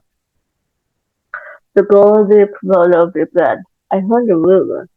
That's all anybody's heard. Rumors, Tyler said. No one really knows a thing about them. But there's one thing I do know. The attack of Bell's Church started the first week of school, which was the week Stephen Salvatore came. There was a swelling murmur at this, and Elena herself felt a shock of realization. Of course, it was all ridiculous. It was just a coincidence. But what Tyler was saying was true. The attacks had started when Stefan arrived. I'll tell you something, shouted Tyler, gesturing at them to be quiet. Listen to me. I'll tell you something else. He waited until everyone was looking at him and then said slowly, impressively, he was in the cemetery the night Ricky Bennett was attacked. Sure, he was in the cemetery rearranging the face, said Mac, but his voice lacked its usual squeak. Tyler grabbed the comment and grabbed it. Yes, and he almost killed me. And tonight somebody did kill Tanner. I don't know what you think, but I think he did it. I think he's the one. But where is he? Shouted someone from the crowd. Tanner looked around. If he did it, he must still be here, he shouted. Let's find him. Stephen hasn't done anything. Tyler, cried Elena, but the noise from the crowd overwhelmed her. Tyler's words were being taken up and repeated. Find him, find him, find him. Elena heard it pass from person to person, and the faces of the Stonehenge room were filled with more than distrust now. Elena could see anger and a thirst for vengeance in them too. The crowd had turned into something ugly, something beyond control. "Where is he, Elena?" said Tyler, and she saw the blazing triumph in his eyes. He was enjoying this. "I don't know," she said fiercely, wanting to hit him. "He must still be here. Find him!" someone shouted. Then it seemed everyone was moving, pointing, pushing at once. Partitions were being knocked down and shoved aside. Elena's heart was pounding. This was no longer a crowd, it was a mob. She was terrified of what they would do to Stefan if they did find him. But if she tried to go and warn him, she would lead Tyler right to him. She looked around desperately. Bonnie was still staring into Mr. Tanner's dead face. No help there. She turned to scan the crowd again, and her eyes met Matt's. He was looking confused and angry, his blond hair ruffled up, cheeks flushed and sweaty. Elena put all her strength of will into a look of pleading. "Please, Matt," she thought, "you can't believe all of this. You know it isn't true." But his eyes showed that he didn't know.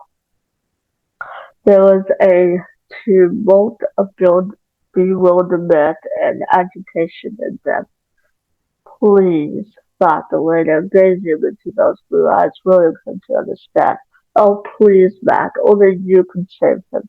Even if you don't believe, please try to trust, please."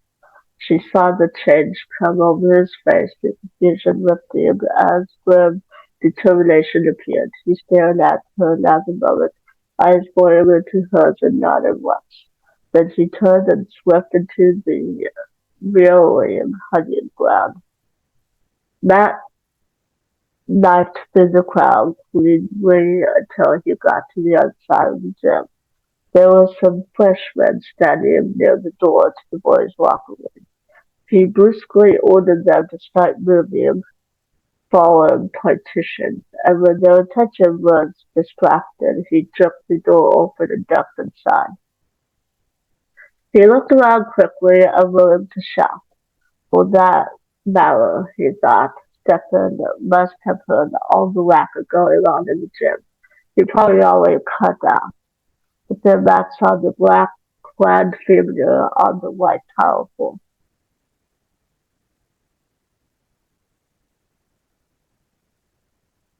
"Stefan!" What happened? For a terrible instant Matt thought he was looking down on a second dead body, but as he knelt by Stefan's side, he found the "Hey, you're okay. Just sit up slowly. Easy. Are you all right, Stefan?" "Yes," said Stefan. He did look okay, Matt thought. His face was dead white and his pupils were dilated hugely. He looked disoriented and sick. "Thank you," he said. "You may not thank me in a minute. Stefan, you've got to get down here. Can't you hear them? They're after you." Stefan turned toward the gym as if listening, but there was no comprehension on his face. "Who's after me? Why?" "Everybody. It doesn't matter. What matters is that you gotta get out before they come in here." As Stefan continued simply to stare blankly at him, there's been another attack, this time on Tanner. "Mr. Tanner," he said, "Stefan, and I think you did it." Now at last he saw understanding come to Stefan's eyes. Understanding and horror, and a kind of resigned defeat that was more frightening than anything Matt had seen tonight. He gripped Stefan's shoulder hard. "I know you did it," he said. And at that moment it was true. They'll realize that too when they can think again. But meanwhile, you better get out. Get out. "Yes," said Stefan. The look of disorientation was gone, and there was a serious bitterness in the way he pronounced the words. "I will get out, Stefan." Matt. The Queen's eyes were dark and bloody, but Matt found he could not look away from them. "Is Linda safe?" "Good. Then take care of her, please." "Stefan, what are you talking about? You're innocent. This will all blow over. Just take care of her back. Matt stepped back, still looking into those compelling green eyes. Then slowly he nodded. I will, he said quietly, and watched Stefan go.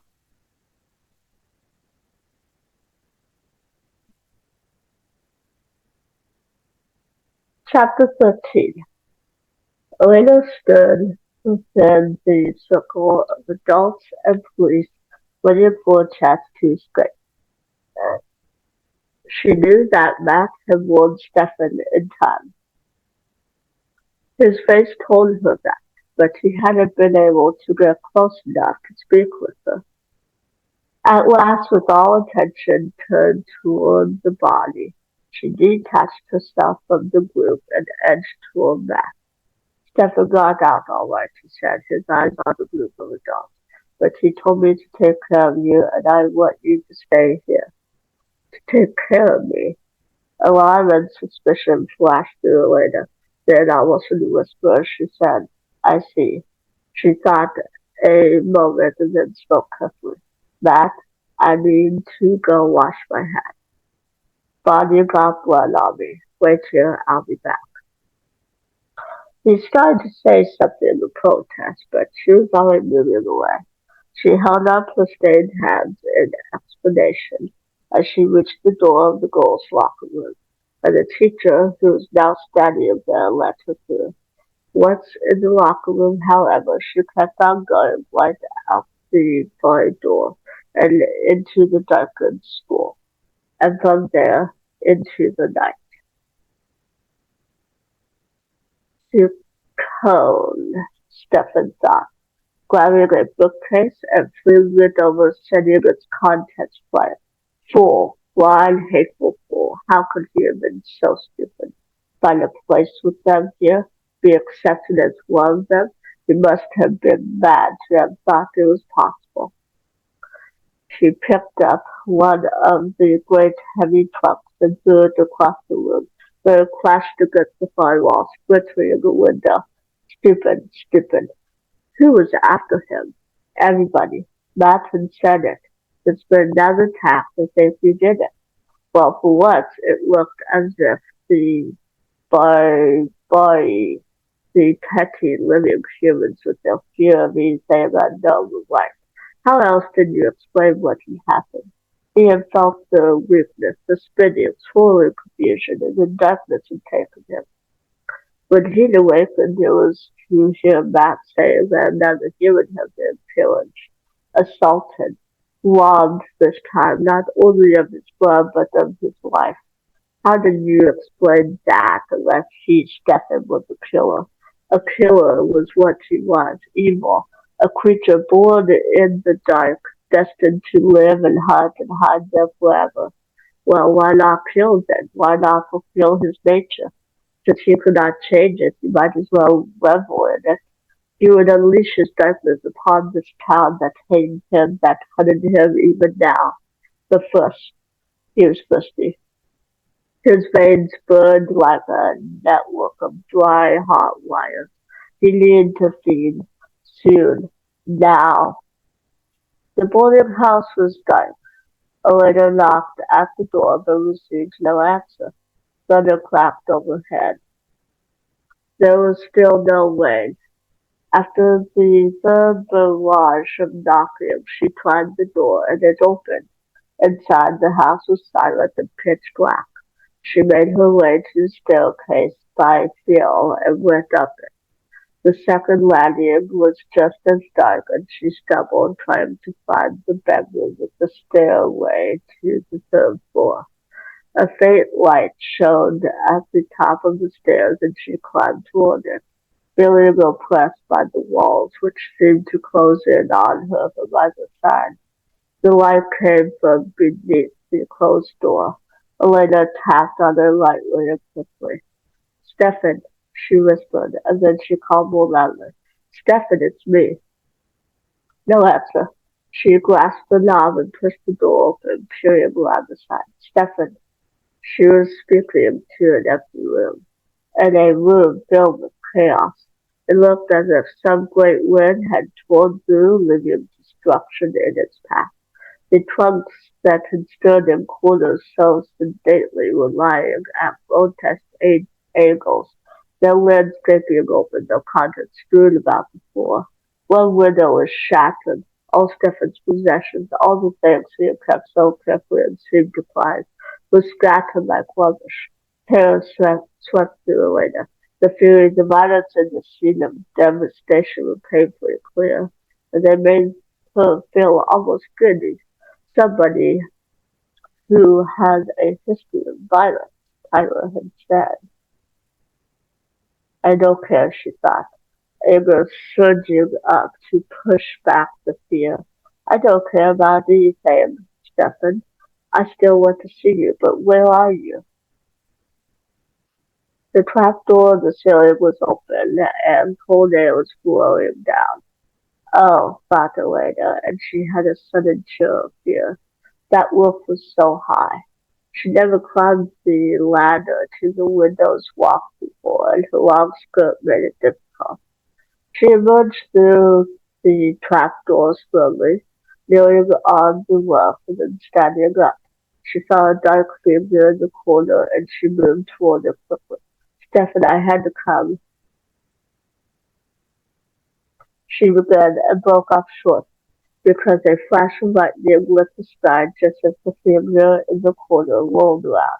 And then it was as if every foreboding of fear and nightmare she never had were coming true all at once.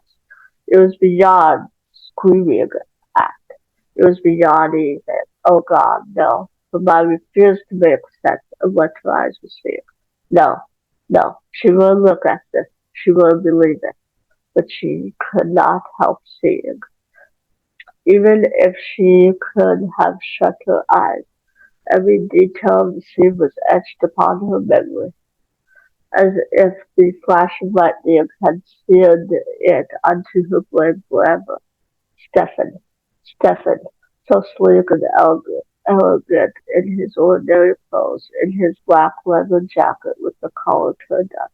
Stefan, with his dark hair like one of the roiling storm clouds behind him.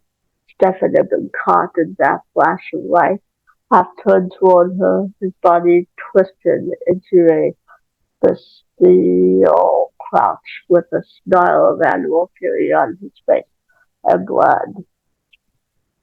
That arrogant, sensitive, sensual mouth was smeared with blood. It showed ghastly red against the pallor of his skin, against the sharp whiteness of his bared teeth. In his hands was the limp body of a mourning dove, white as those teeth, wings outspread. Another lay on the ground at his feet, like a crumpled and discarded handkerchief. Oh God, no, Elena whispered.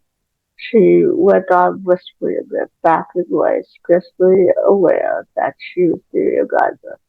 Her mind simply could not cope with this horror. Her thoughts were running wildly in panic, like mice trying to escape a cage. She wouldn't believe this. She wouldn't believe. Her body was filled with unbearable tension. Her heart was bursting. Her head reeling. Oh God, no. Elena! More terrible than anything else was this. To see Stefan looking at her out of that animal face. To see the smile changing into a look of shock and desperation. Elena, please, please don't. Oh God, no. The screams were trying to whip their way out of her throat. She backed farther away, stumbling as he took a step toward her. No! Elena, please, be careful. That terrible thing, the thing with Stefan's face, was coming after her. Green eyes brilliant. She flung herself backward as he took another step, his hand outstretched. That long, slender figured hand that had stroked her hair so gently. Don't touch me, she cried, and then she did scream, as her emotion brought her back against the iron railing of the widow's walk. It was iron that had been there for nearly a century and a half, and had places it was nearly rusting through. Elena's panic raced against it was too much, and she felt it give way. She heard the tearing sound of overstressed metal and immediately with her own shriek. And then there was nothing behind her, nothing to grab onto, and she was falling. In that instant, she saw the seething purple clouds, the dark bulk of the house beside her. It seemed that she had enough time to see them clearly, and to feel an infinity of terror as she screamed and fell. But the terrible shattering impact never came.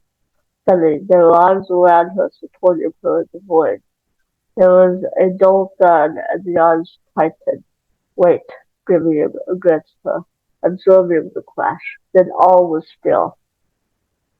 She held herself motionless within the circle of those arms, trying to get her bearings, trying to believe yet another unbelievable thing.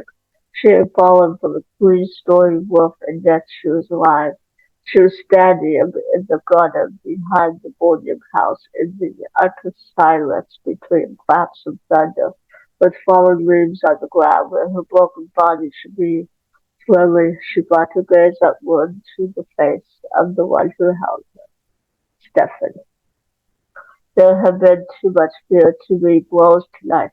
She could react no longer. She could only stare up at him with a kind of wonder. There was such sadness in his eyes. Those eyes that had burned like green ice were now dark and empty, hopeless. The same look that she'd seen the first night in his room, only now it was worse. For now there was self-hatred mixed with the sorrow and bitter condemnation. She couldn't bear it. Stephen, she whispered, feeling that sadness enter her own soul. She could still see the tinge of red on his lips, but now it awakened a thrill of pity along with the instinctive horror. To be so alone, so alien and so alone. Oh, Stephen, she whispered. There was no answer in those black lost eyes. Come, he said quietly, and led her back toward the house. Stephen felt a rush of shame as they reached the third story, and the destruction that was his room. That the Elena of all people should see this was unsupportable. But then perhaps it was also fitting that she should see what he truly was, what he could do. She moved slowly, dazedly to the bed and sat. Then she looked up at him, her shadowed eyes meeting him. Tell me, was all she said. He laughed shortly, without humor, and saw her flinch. It made him hate himself more. What do you need to know? He said.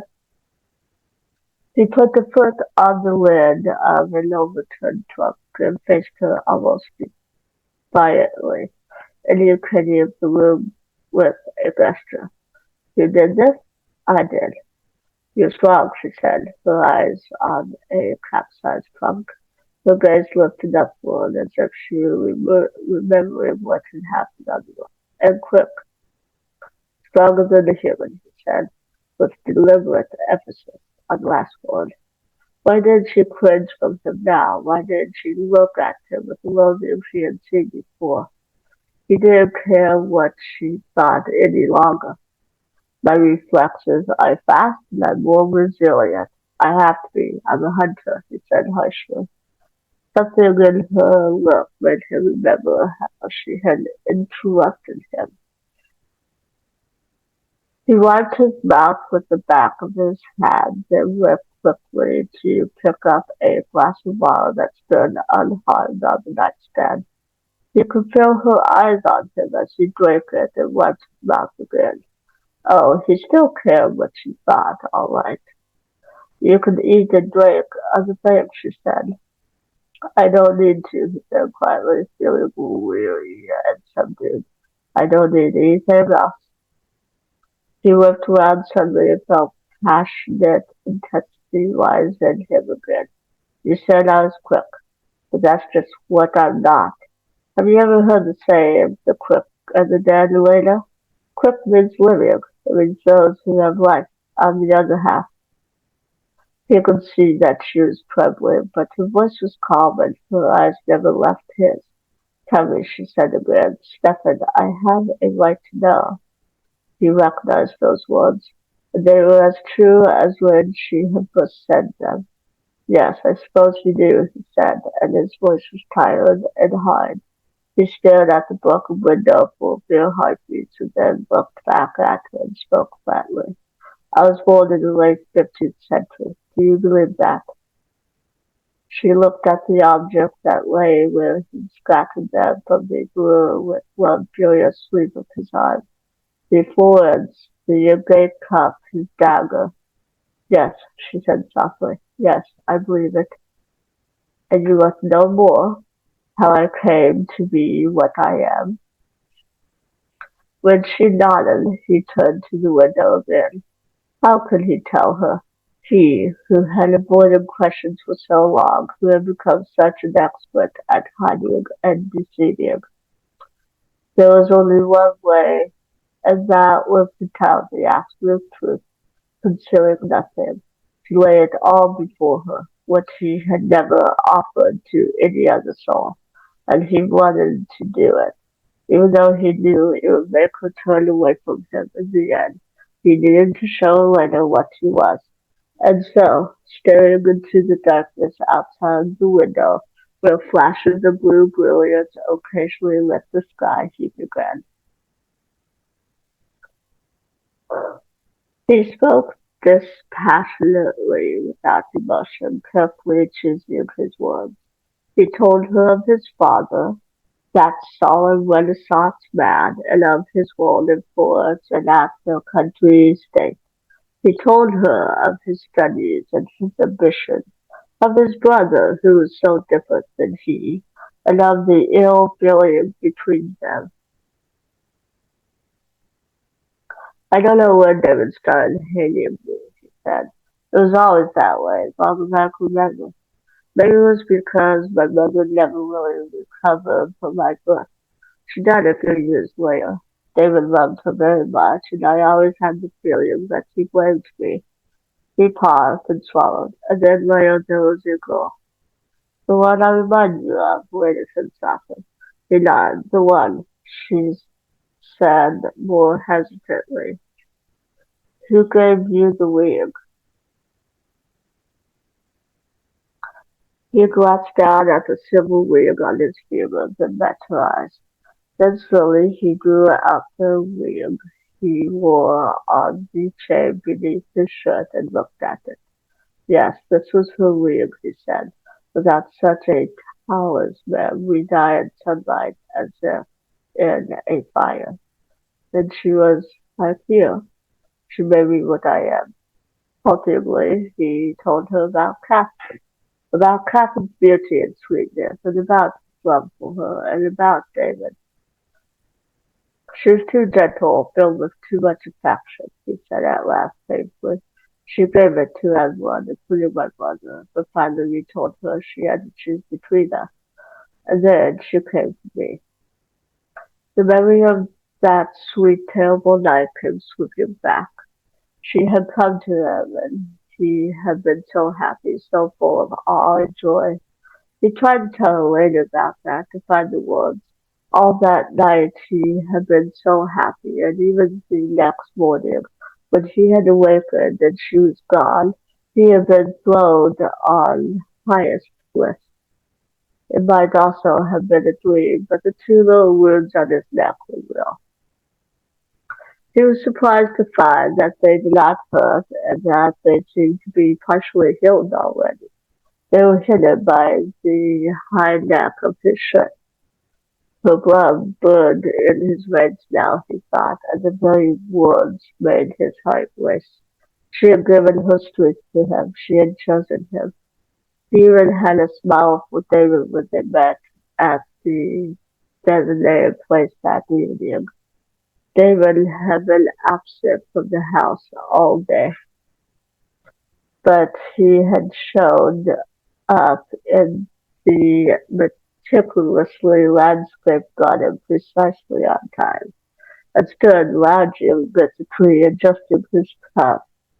Catherine was late. Perhaps she was tired, Stephen suggested, watching the melon-colored sky fade into deep midnight blue. He tried to keep the shy smugness from his voice. Perhaps she needs a little less than usual. David glanced at him sharply, his dark eyes piercing under the shock of black hair. Perhaps, he said, otherwise though, as if he would have said more. But then they heard a light step on the path, and Catherine appeared between the box hedges. She was wearing her white gown, and she was as beautiful as an angel. She had a smile for both of them. Stephen returned the smile politely, speaking no secret only with his eyes. Then he waited. "You asked me to make my choice," she said, looking first at him and then at his brother. "And now you have come at the hour I appointed, and I will tell you what I have chosen." She held up her small hand, the one with the ring on it, and Stephen looked at the stone, realizing it was the same deep blue as the evening sky. It was as if Catherine carried a piece of the night with her, always. "You have both seen this ring," she said quietly, "and you know that without it I would die. It is not easy to have such talismans made, but fortunately my woman Gudrun is clever, and there are many silversmiths in Florence." Stephen was listening without comprehension, but when she turned to him he smiled again encouragingly. "And so," she said, gazing into his eyes, "I have had a pleasant name for you." She took his hand and pressed something into it. When he looked, he saw that it was a ring in the same fashion as her own, but larger and heavier, and wrought in silver instead of gold. "You do not need it yet to face the sun," she said softly, smiling, "but very soon you will." Pride and rapture made him mute. He reached for her hand to kiss it, wanting to take her into his arms right then, even in front of David, but Catherine was turning away. "And for you," she said, and Stephen thought his ears must be betraying him, for surely the fondness in Catherine's voice could not be for his brother. "For you also, you will,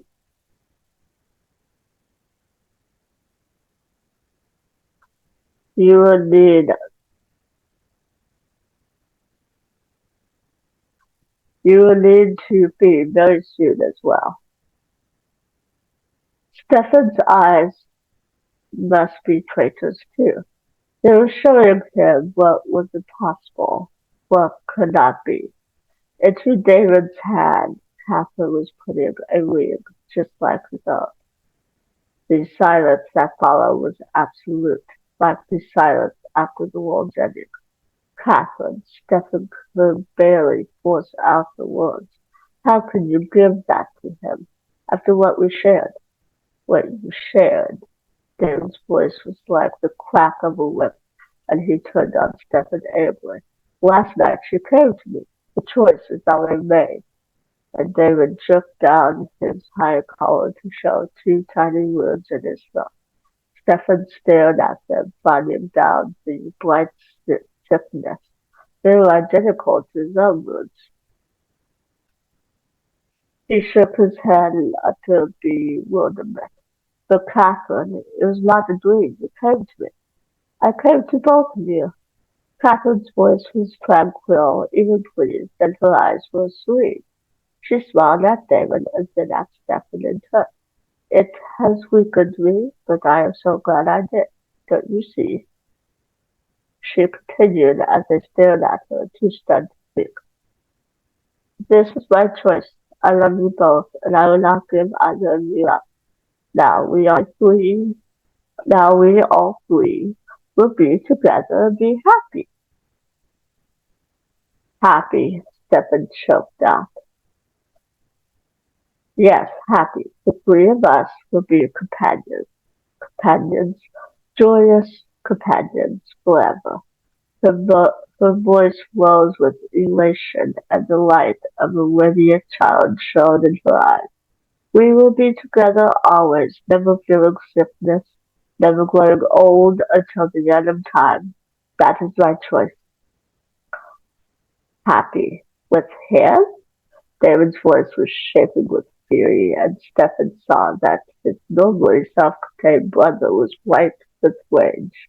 With this boy standing between us, this prating, mouthing paragon of virtue, I could barely stand the sight of him now. I wish to God that I should never see him again, never hear his voice again. And I wish the same of you, brother, snarled Stephen, his heart tearing in his breast. This was David's fault. David had poisoned Catherine's mind so that she no longer knew what she was doing. And I have half a mind to make sure of it, he added savagely. David did not mistake his meaning. Then get your sword if you can find it, he hissed back, his eyes black with menace. David, Stephen, please, please no, Catherine cried, putting herself between them, catching Stephen's arm. She looked from one to the other, her blue eyes wide with shock and bright with unshed tears. Think of what you are saying. You are brothers. By no fault of mine, David grated amidst the words they cursed. But can you not make peace for me, David? Stephen? Please. Part of Stephen wanted to melt at Catherine's desperate look, at her tears, but wounded pride and jealousy were too strong, and he knew his fate was as hard, as unyielding as David's. No, he said, we cannot. It must be one or the other, Catherine. I will never share you with him. Catherine's hand fell away from his arm, and the tears fell from her eyes, great droplets that splashed onto the white gown. She caught her breath in a retching sob. Then, still weeping, she picked up her skirts and ran. And then David took the ring she had given him and put it on, Stephen said, his voice hoarse with use and emotion. And he said to me, I'll have her yet, brother. And then he walked away. He turned, blinking as if he'd come into a bright light from the dark, and looked at Elena. She was sitting quite still on the bed, watching him with those eyes that were so much like Catherine's, especially now when they were filled with sorrow and dread. But Elena did not run. She spoke to him. And what happened then? Stephen's hands clutched violently, reflexively, and he jerked away from the window. Not that memory. He could not endure that memory himself, much less try to speak it. How could he do that? How could he take Elena down into that darkness and show her the terrible things looking there? No, he said, I can't. I can't. You have to tell me, she said softly. Stephen, it's the end of the story, isn't it?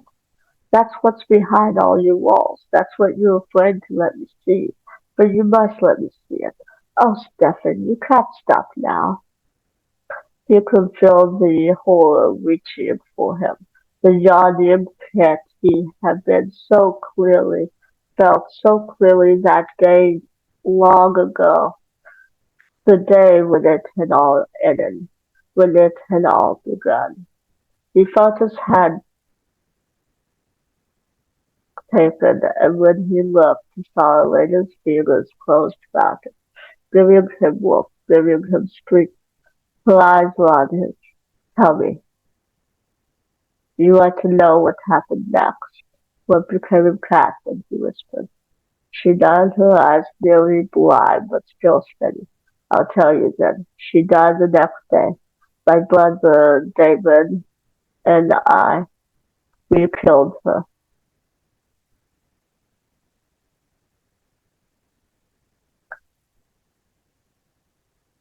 Chapter 14. Elena felt her flesh creep at the words. "You don't mean that," she said shakingly. She remembered what she had seen on the roof, the blood smeared on Stefan's lips, and she forced herself not to recoil from him.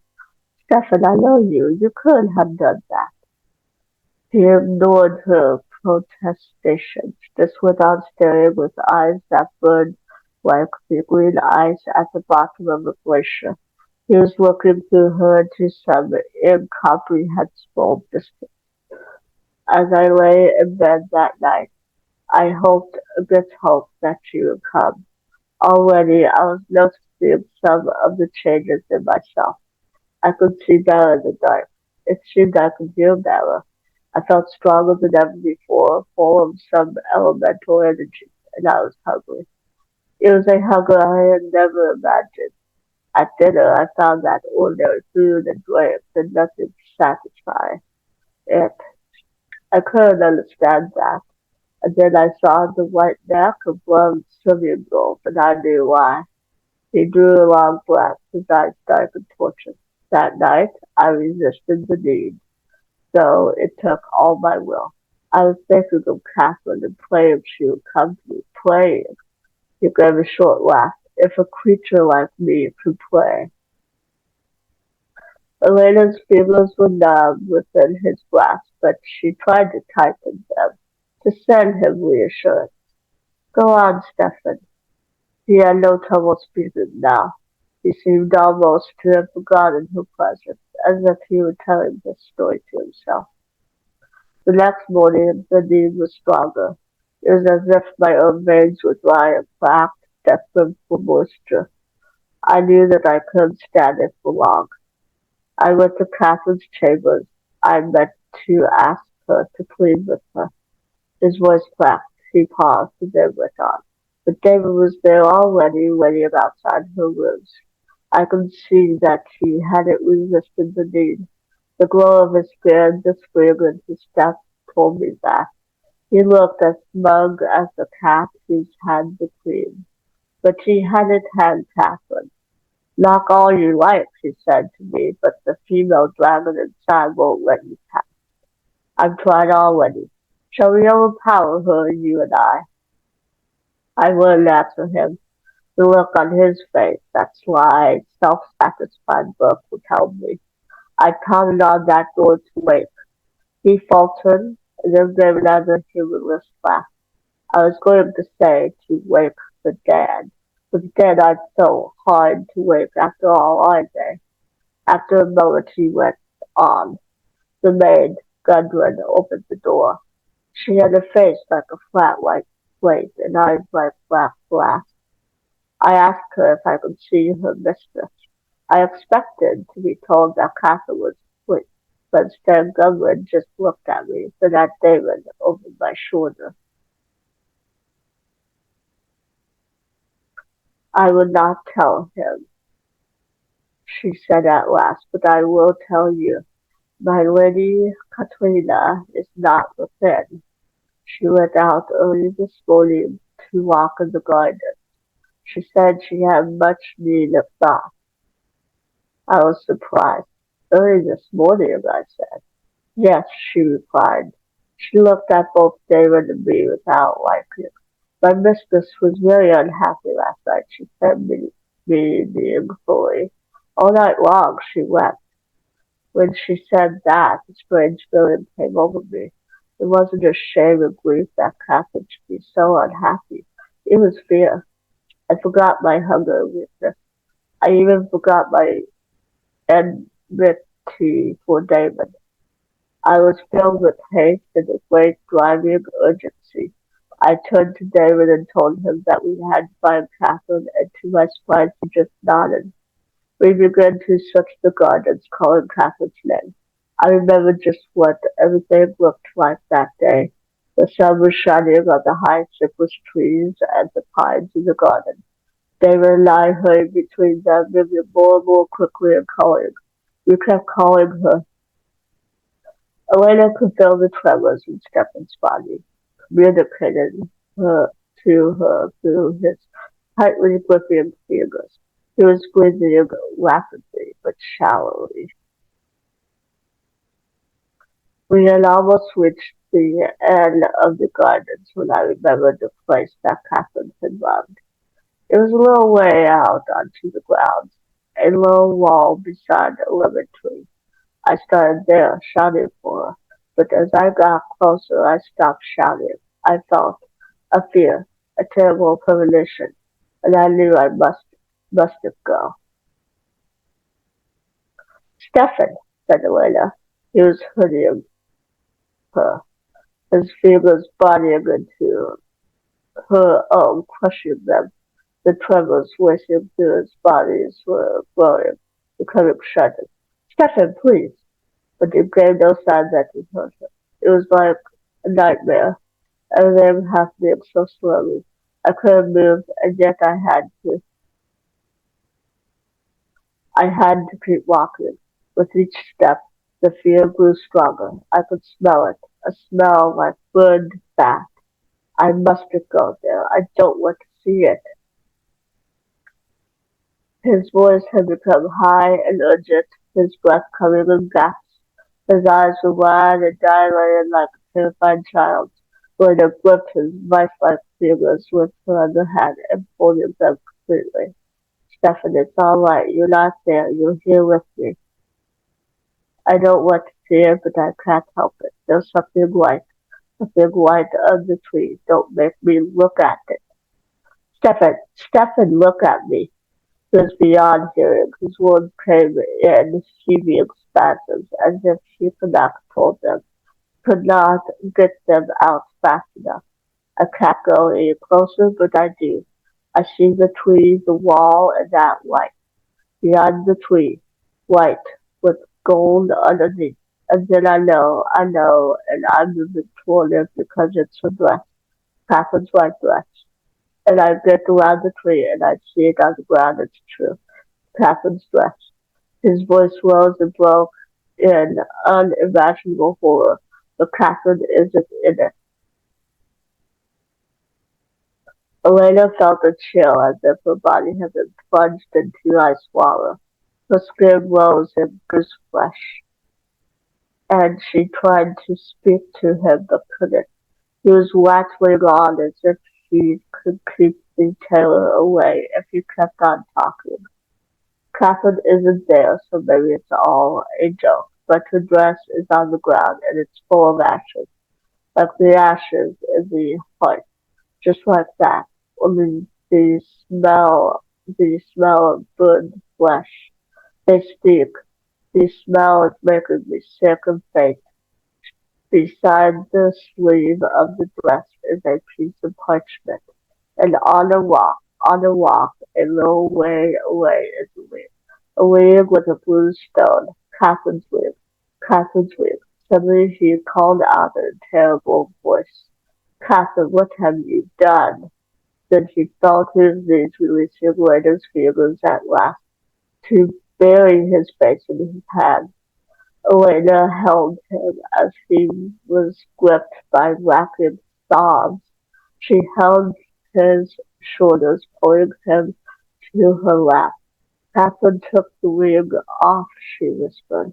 It was not a question. She exposed herself to the sun. His harsh sobs went on and on as she held him to the full skirts of the blue gown, stroking his quivering shoulders. She murmured nonsense meant to soothe him, pushing away her own horror, and presently he quieted, lifting his hand. He spoke thickly, but he seemed to have returned to the present, to have come back. The parchment was a note for me and for Damon. It said she had been selfish, wanting to have both of us. It said she couldn't bear to be the cause of strife between us. She hoped that once she was gone, we would no longer hate each other. She did it to bring us together. Oh, Stefan, whispered Elena.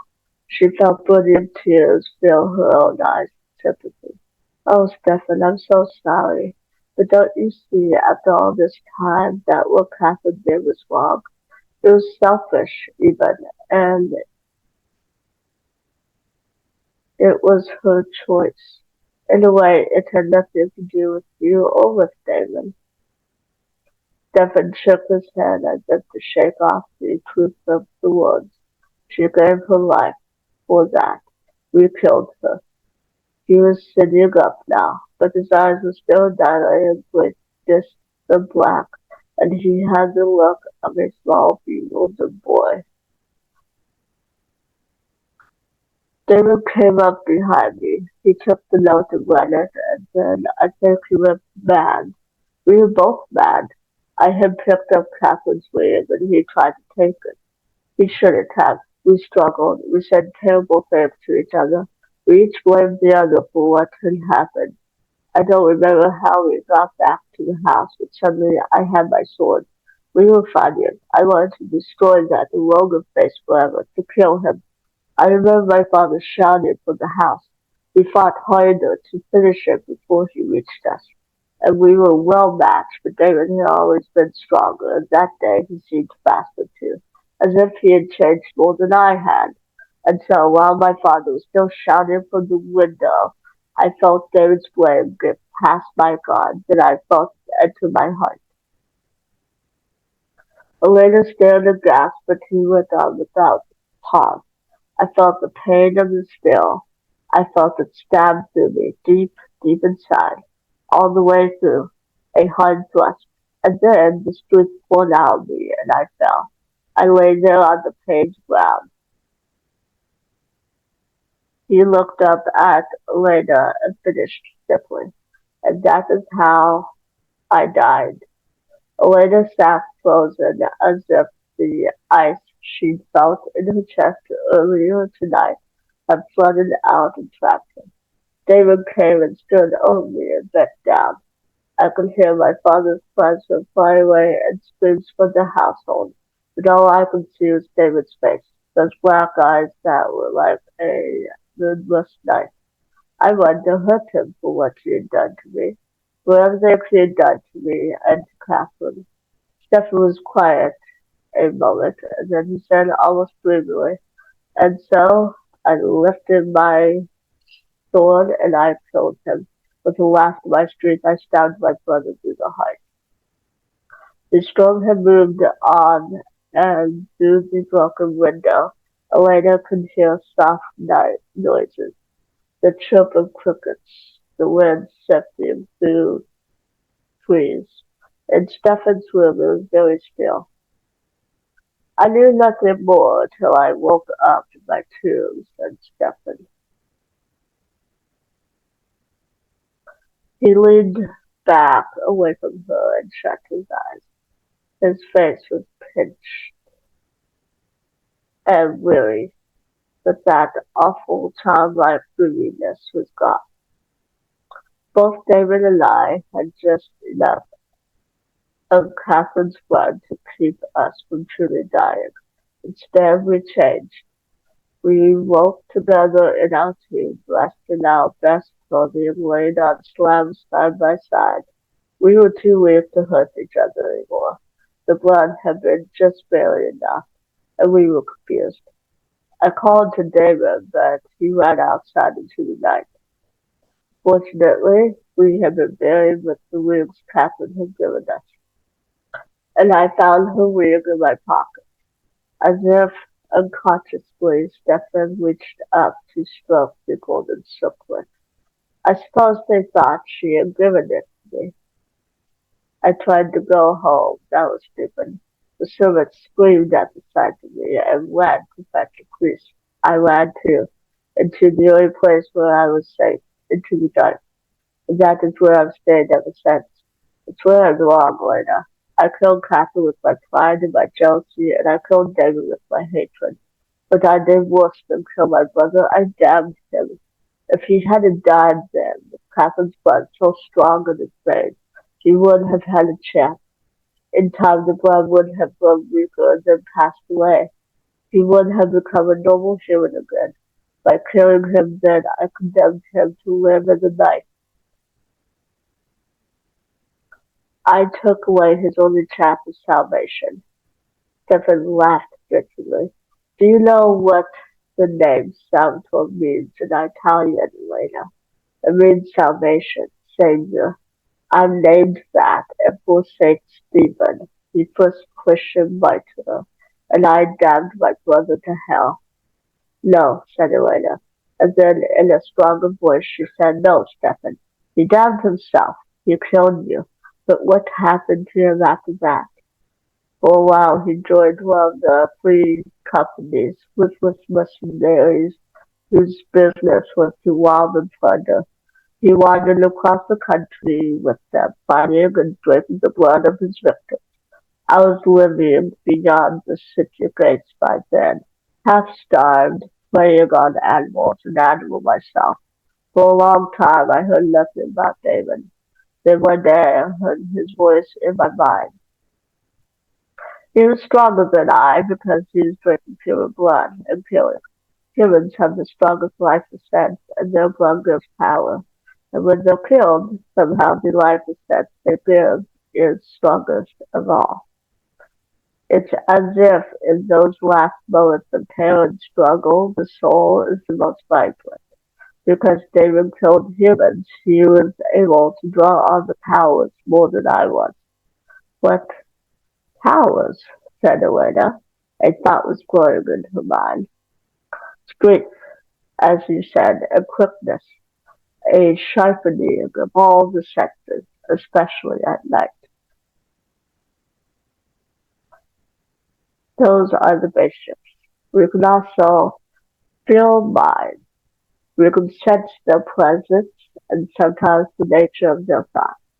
We can cast confusion about weaker minds, either to overwhelm them or to bend them to our will. There are others. With enough human blood, we can change our shape, become animals, and the more you kill, the stronger all the powers become. David's voice in my mind was very strong. He said he was now the condottieri of his own company, and he was coming back to force. He said that if I was there when he arrived, he would kill me. I blamed him, and I left. I've seen him once or twice since then. The threat is always the same, and he's always more powerful. David's made the most of his nature, and he seems to glory in its darker side. But it's my nature too. The same darkness is inside me. I thought that I could conquer it, but I was wrong. That's why I came here to Bell's Church. I thought if I settled in some small town far away from the old memories, I might escape the darkness. And instead, tonight, I killed a man. No, said Ray forcefully. I don't believe that, Stephen. His story had filled her with horror and pity and fear too.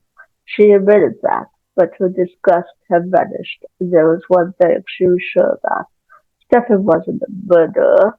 What happened to that Stephen? Did you argue with Hannah? I don't remember, he said briefly. I used the power to persuade her to do what you wanted. Then I left. But later I felt the dizziness and the weakness come over me. A sit has before. He looked up at her directly. The last time it happened was in the cemetery, right by the church, the night that the Bennett was attacked. But you didn't do that. You couldn't have done that. Stephen? I don't know, he said harshly. What other explanation is there? And I did take blood from the old man on the bridge. That night you girls ran away from the graveyard. I would have sworn I did take enough to harm him, but he almost died. And I was there when both Nicky and Tanner were attacked. But you don't remember attacking them, said later relieved.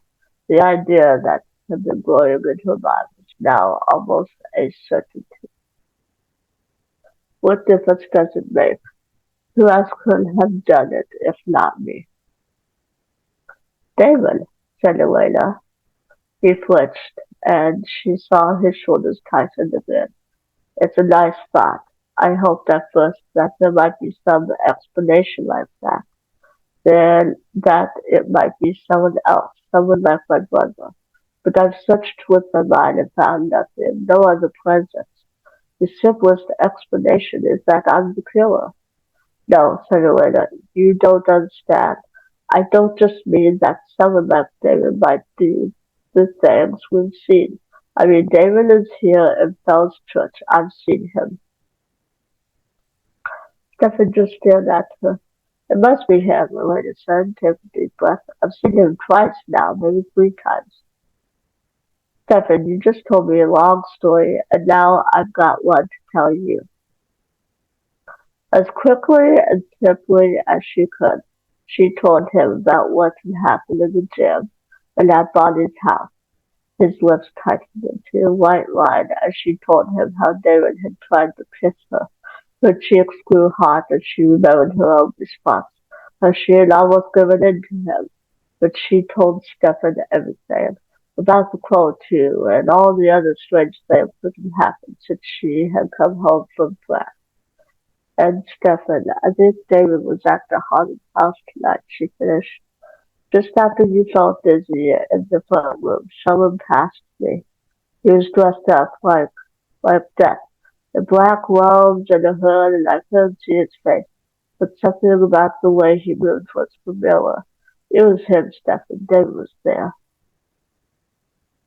But that still wouldn't explain the other times. Ricky and the old man. I did take blood from the old man. Stefan's face was taut as if he were almost afraid to hope. But you said yourself you didn't take enough to harm him. Stefan, who knows what happened to that man after you left? Wouldn't it be the easiest thing in the world for David to attack him then? Especially if David's been spying on you all along, maybe in some other form. Like a crow, murmured Stefan. Like a crow. And as for Mickey, Stefan, you said that you could cast confusion over weaker minds, overpower them. Could that be what David was doing to you, overpowering your mind as you could overpower humans? Yes, and shielding his presence from me. There was mounting excitement in Stefan's voice. That's why he hasn't answered my calls. He wanted just what's happened to happen. He wanted you to doubt yourself, to think you were a killer. But it isn't true, Stefan. Oh, Stefan, you know that now, and you don't have to be afraid anymore. She stood up, feeling joy and relief course through her. Out of this hideous night, something wonderful had come. That's why we've been so dis- That's why you've been so distant with me, isn't it? She said, holding out her hands to him. Because you're afraid of what you might do. But there's no need for that any longer. Is it there? He was breathing quickly a bit, and he eyed her outstretched hands as if they were two snakes. You think there's no reason to be afraid? David may have attacked those people, but he doesn't control my thoughts, and you don't know what I've thought about you. Elena kept her voice level. You don't want to hurt me, she said positively. No, there have been times watching you in public when I could scarcely bear not to touch you, when I was so tempted by your white throat, your little white throat with the faint blue veins beneath the skin. His eyes were fixed on her neck in a way that reminded her of David's eyes, and she felt her heartbeat step up. Times when I thought I would grab you and force you right there in the street. There's no need to force me, said Elena. She could feel her pulse everywhere now, in her wrists and the inside of her elbows and in her throat. I've made my decision, Stefan, she said softly, holding up his eyes. I want to. He swallowed thickly. You don't know what you're asking for. I think I do. You told me how it was with Catherine, Stefan. I want it to be like that with us. I don't mean I want you to change me, but we could share a little without that happening, can't we? I know, she added even more softly, how much you loved Catherine. But she's gone now, and I'm here. And I love you, Stefan. I want to be with you. You don't know what you're talking about. He was studying religion, his face furious, his eyes aimless. If I once let go, what's to keep me from changing you or killing you? The passion is stronger than you can imagine. Don't you understand yet what I am, what I can do? She stood there and looked at him quietly, her chin raised slightly. It seemed to enrage him. Haven't you seen enough yet, or do I have to show you more? Can't you picture what I might do to you? He strolled over to the cold fireplace and snatched out a long piece of wood, thicker than both Elena's wrists together. With one motion he snapped it in two like a matchstick. Your fragile bones, he said. Across the room was a pillow from the bed. He caught it up and with a slash of his nail left the silk cover in, left the silk cover ribbons. Drew soft skin. Then he moved toward the waiter with preternatural quickness. He was there and had hold of her shoulders before she knew what was happening. He stared into her face a moment, then with a savage hiss that raised the hairs at the nape of her neck, drew his lips back. It was the same snarl she'd seen on the roof. Those white teeth bared, the canines grown to unbelievable length and sharpness. They were the fangs of a predator, a hunter. "You white neck," he said in a distorted voice. Elena stood paralyzed in another instant, gazing as if compelled into that chilling massage, and then something deep in her unconscious took over. She reached out within the restraining circle of his arms and caught his face between her two hands. His cheeks were cool against her palms. She held him that way softly, so softly as if to reprove his hard grip on her bare shoulders, and she saw the confusion slowly come to his face as he realized she was not doing it to fight him or to shove him away. Elena waited until that confusion reached his eyes, shattering his gaze, becoming almost a look of pleading. She knew that her own face was fearless, soft, yet intense, her lips slightly parted. They were both breathing quickly now, together with him. Elena could feel it when he started to shake, trembling as he had when the memories of Catherine had become too much to bear. Then very gently and deliberately she drew that snarling mouth down to her own. He tried to oppose her, but her gentleness was stronger than all his inhuman strength.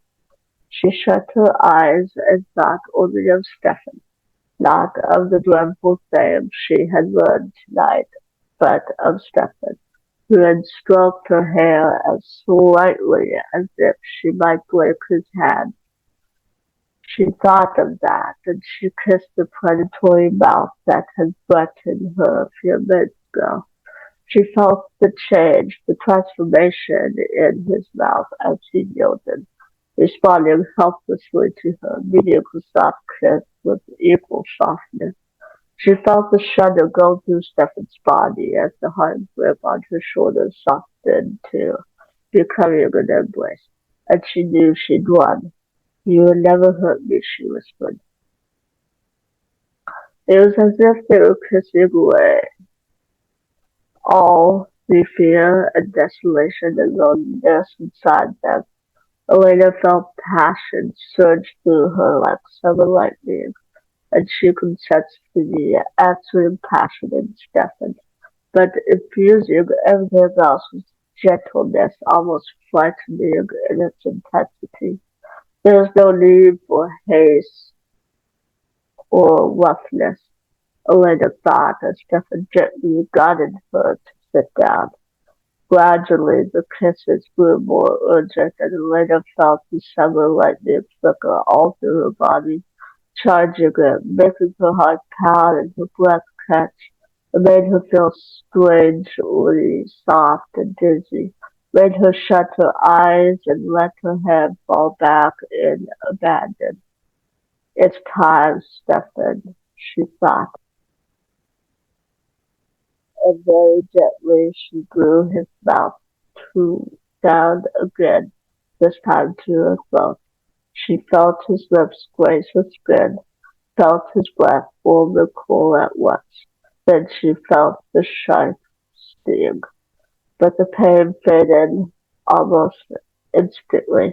It was replaced by a feeling of pleasure that made her tremble. A great rushing sweetness filled her, flowing through her to Stephen. At last she found herself gazing into his face, into a face that at last had no barriers against her, no walls, and the look she saw there made her feel weak. "Do you trust me?" he whispered, and when she simply nodded, he held her eyes and reached for something beside the bed. It was the dagger. She regarded it and then fixed her eyes again on his face. He never looked away from her as he unsheathed it and made a small cut at the base of his throat. Elena looked at it wide-eyed, asking blood as bright as holy berries. But when he urged her forward, she did not try to resist him. Afterward, he just held her a long time while the crickets outside made their music. Finally, he stood.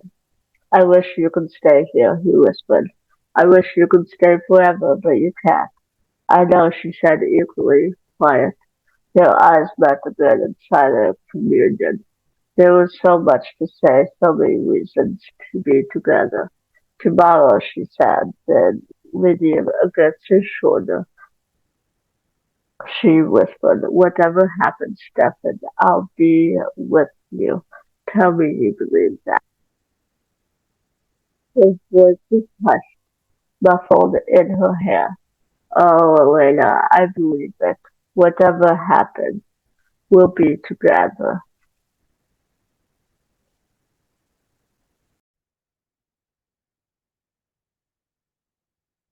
Chapter 15. As soon as she left at her house, Stephen went to the woods. He took Old Creek Road, driving under the sullen clouds through which no patch of sky could be seen, to the place where he had parked on the first day of school. Leaving the car, he tried to retrace his steps exactly to the clearing where he had seen the crow. His hunter's instincts helped him, recalling the shape of this bush and that knocked him wet until he stood in the open place leaning toward ancient oak trees. Here, under this blanket of dingy brown leaves, some of the rabbit's bones might even remain. Taking a long breath to still himself, to gather his powers, he cast out the foaming, demanding thought, and for the first time since he had come to Bell's church, he felt the flicker of a reply, but it seemed faint and wavering, and he could not locate it in space. He sighed and turned around and stopped dead. David stood before him, arms crossed over his chest, lounging against the largest oak tree. He looked as if he might have been there for hours.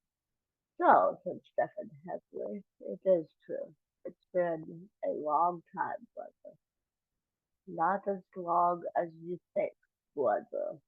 Stephen remembered that voice, that velvety and wonderful voice. "I've kept track of you over the years," David said calmly. He flipped a bit of bark from the sleeve of his leather jacket as casually as he had once arranged his brocade cuffs. "But then you would know that, wouldn't you?" "Ah, no, your powers are as weak as ever." Be careful, David, Stefan said softly, dangerously. Be very careful tonight. I'm not in a tolerant mood. Then Stefan, in a peak, imagine. You're distressed, I suppose, because of my little immersion into your territory. I only did it because I wanted to be close to you. Brothers should be close. You killed tonight, and you tried to make me think I'd done it. Are you quite sure you did it? Perhaps we did it together. Careful, he said as Stefan stepped toward him. My mood is not the most tolerant tonight either. I only had a wizened little history teacher. You had a queer little girl. The fury inside Stefan coalesced, seeming to focus in one bright brilliant spot, like a sun inside him. Keep away from Elena, he whispered with such menace that David actually turned his head back slightly. Keep away from her, David. I know you've been spying on her, watching her, but no more. Go near her again and you'll regret it. You always were selfish. Your one fault, not willing to share anything, are you? Suddenly David's lips curved in a singularly beautiful smile. But fortunately, the lovely Elena is more generous. Did she tell you about that little white Asian? Why, the first time we met, she almost gave herself to me on the spot. That's a lie. Oh no, dear brother, I never lie about anything important. What do I mean unimportant? Anyway, your boot stepson nearly swooned into my arms. I think she likes men in black. As Stefan stared at him, trying to control his breathing, David added almost gently, "You're wrong about her, you know. You think she's sweet and docile like Catherine. She isn't. She's not your type at all, my stately brother. She has a spirit and a fire in her that you would know what to do with. And you would, I suppose." David uncrossed his arms before his father again. "Oh, yes." Stefan wanted to reach for him to smash that beautiful Roman smile to tear David's throat out. He said in a barely controlled voice, "You're right about one thing. She's strong, strong enough to fight you off. And now that she knows what you really are, she will. All she feels for you now is disgust." David's eyebrows lifted. "Does she now? We'll see about that. Perhaps she'll find that real darkness is more to her taste than feeble twilight. I at least can admit the truth about my nature. But I worry about you, little brother. You're looking weak and ill-fed. She's a tease, isn't she? Kill him." Something in Stefan's mind demanded. Kill him, snap his neck, whip his throat to bloody shreds. But he knew David had fared very well tonight. His brother's dark aura was swollen, pulsing, almost shining with the life essence he had taken. "Yes, I breathe deeply," David said pleasantly, as if he knew what was in Stefan's mind. He sighed and ran his tongue over his lips in satisfied remembrance. He was small, but there was a surprising amount of juice in him. Not pretty like Elena, and he certainly didn't smell as good. But his knowledge exhilarating to feel the new blood seething inside you. David breathed expansively, stepping away from the tree and looking around. Stephen remembered those graceful movements too, each gesture controlled and precise. His sentries had only refined David's natural poise. "It makes me feel like doing this," said David, moving to sapling a few yards away. It was half again as tall as he was, and when he grasped it, his fingers did not meet around the trunk. But Stephen saw the quick breath and the ripple of muscles under David's thin black shirt, and then the tree tore loose from the ground, its roots dangling. Stephen could smell the pungent dampness of the disturbed earth.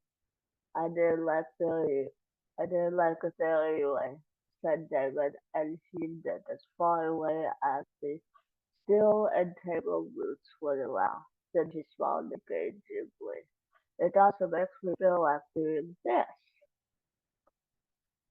There was a shiver of motion, and then David was gone. Stephen looked around, but could see no sign of him.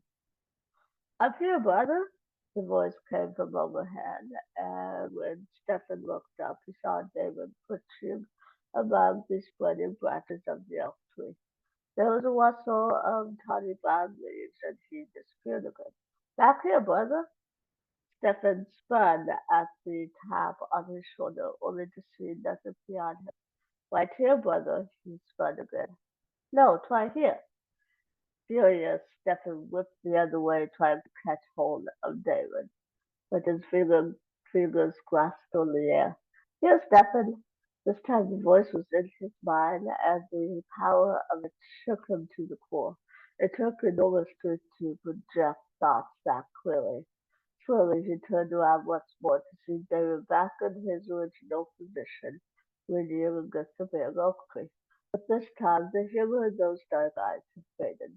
They were black and fathomless, and David's lips were set in a straight line. What more proof do you need, Stephen?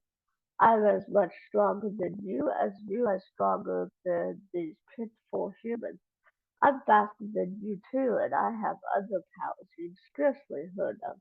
Your powers, Stephen, and I'm not afraid to use them. If you fight me, I'll use them against you. Is that what you came here for, to torture me? I've been merciful with you, brother. Many times you've been mine for the killing, but I've always spared your life. But this time is different. David stepped away from the tree again and spoke loud. I am warning you, Stephen, don't oppose me. It doesn't matter what I came here for. What I want now is later, and if you try to stop me from taking her, I will kill you. You can try, said Stephen. The hot pinpoint of fury inside him burned brighter than ever, pouring forth its brilliance like a whole galaxy of stars. He knew somehow that it threatened David's darkness. You think I can't do it? You never learned, do you, little brother? Stephen had just enough time to note David's weary shake of the head when there was an agile emotion, and he felt strong hands seized him. He was fighting instantly, violently, trying with all his strength to throw them off, but they were like hands of steel. He lashed out savagely, trying to strike at the vulnerable area under David's jaw. It did no good. His arms were pinned behind him, his body immobilized. He was as helpless as a bird under the claws of a leading expert cat. He went limp for an instant, making himself a dead weight, and then he suddenly surged with all his muscles, trying to break free, trying to get a blow in. The cruel hand only tightened on him, making his struggles useless, pathetic. He always was stubborn. Perhaps this would convince you.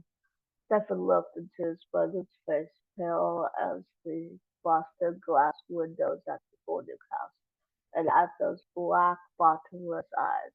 Then he felt fingers scratch his hair, jerk his head back, exposing his throat. His struggles redoubled, became frantic. Don't bother, came the voice in his head, and then he felt the sharp, winding pain of teeth. He felt the humiliation, helplessness of the hunted victim, of the hunted of the prey, and then the pain of blood being drawn out against his will. He refused to give in to it, and the pain grew worse, a feeling as if his soul was tearing loose like the sacrilege. It stabbed through him like spears of fire, concentrating on the punctures in his flesh where David's teeth had sunk in. Agony flamed up his jaw and cheek, and down his chest and shoulder. He felt a wave of vertigo and realized he was losing consciousness. Then abruptly the hands released him, and he fell to the ground onto a bed of damp and mouldering oak leaves. Gasping for breath, he painfully got to his hands and knees. You see, little brother, I'm stronger than you, strong enough to take your blood and your life if I wish it. Leave the waiter to me or I will. Stephen looked up. David was standing with head thrown back, legs slightly apart, like a cocker putting his foot on the neck of the cockroach. Those night black eyes were hot with triumph, and Stephen's blood was on his lips. Hatred filled Stephen, such hatred as he had never known before. It was as if all his earlier hatred of David had been a drop of water to this crashing, foaming ocean. Many times in the last long centuries he had regretted what he had done to his brother, when he'd wished with all his soul to change it. Now he only wanted to do it again. Elena is not yours, he growled out, getting to his feet, trying not to show what an effort it cost him. And she never will be. Concentrating on each step, putting one foot in front of the other, he began walking away. His entire body hurt, and the shame he felt was even greater than the physical ache. There were bits of wet leaves and crumbs of earth adhering to his clothes, but he did not brush them off. He fought to keep moving, to hold out against the weakness that lapped at his limbs. You never will, brother. Stephen did not look back or try to reply. He gritted his teeth and kept his lips moving. Another step, another step, another step. If he could just sit down for a moment, rest. Another step, another step. The car could be far now. Leaves crackled under his feet, and then he heard leaves crackle behind him. He tried to turn quickly, but his reflexes were almost gone, and the sharp motion was too much for him. Darkness filled his body and his mind, and he was falling. He fell forever into the black of absolute night, and then mercifully he knew no more. Chapter 16. Elena hurried toward Robert Lee, feeling as if she'd been away from it for years. Last night seemed like something from her distant childhood, barely remembered, but she knew that today there would be its consequences to face. Last night she'd had to face off Judith. Her aunt had been terribly upset when neighbors had told her about the murder, and even more upset that no one seemed to know where Elena was. By the time Elena had arrived home at nearly 2 in the morning, she had been frantic with worry. Elena hadn't been able to explain. She could only say that she'd been with Stephen, and that she knew he had been accused, and that she knew was was innocent. All the rest, everything else that had happened, she had had to keep to herself. Even if Aunt Judith had believed it, she would never have understood. And this morning Elena had slept in, and now she was late. The streets were deserted except for her as she hurried on toward the school. Overhead the sky was gray and a wind was rising. She desperately wanted to see Stephen. All night while she'd been sleeping so heavily, she'd had nightmares about him. One dream had been especially real. In it she saw Stephen's pale face and his angry, accusing eyes. He held up a book to her and said, "How could you, Ada? How could you?" Then he dropped the book at her feet and walked away. She called after him, pleading, but he went on walking until he disappeared in darkness. When she looked down at the book, she saw it was bound in dark blue velvet. Her diary. A quiver of anger went through her as she thought again of how her diary had been stolen. But what did the dream mean? What was in her diary to make Stephen look like that? She didn't know. All she knew was that she needed to see him, to hear his voice, to feel his arms around her. Being away from him was like being separated from her own flesh. She ran up the steps of the high school into the newly empty corridors. She headed toward the foreign language wing because she knew that Stefan's first class was Latin. If she could just see him for a moment, she'd be all right.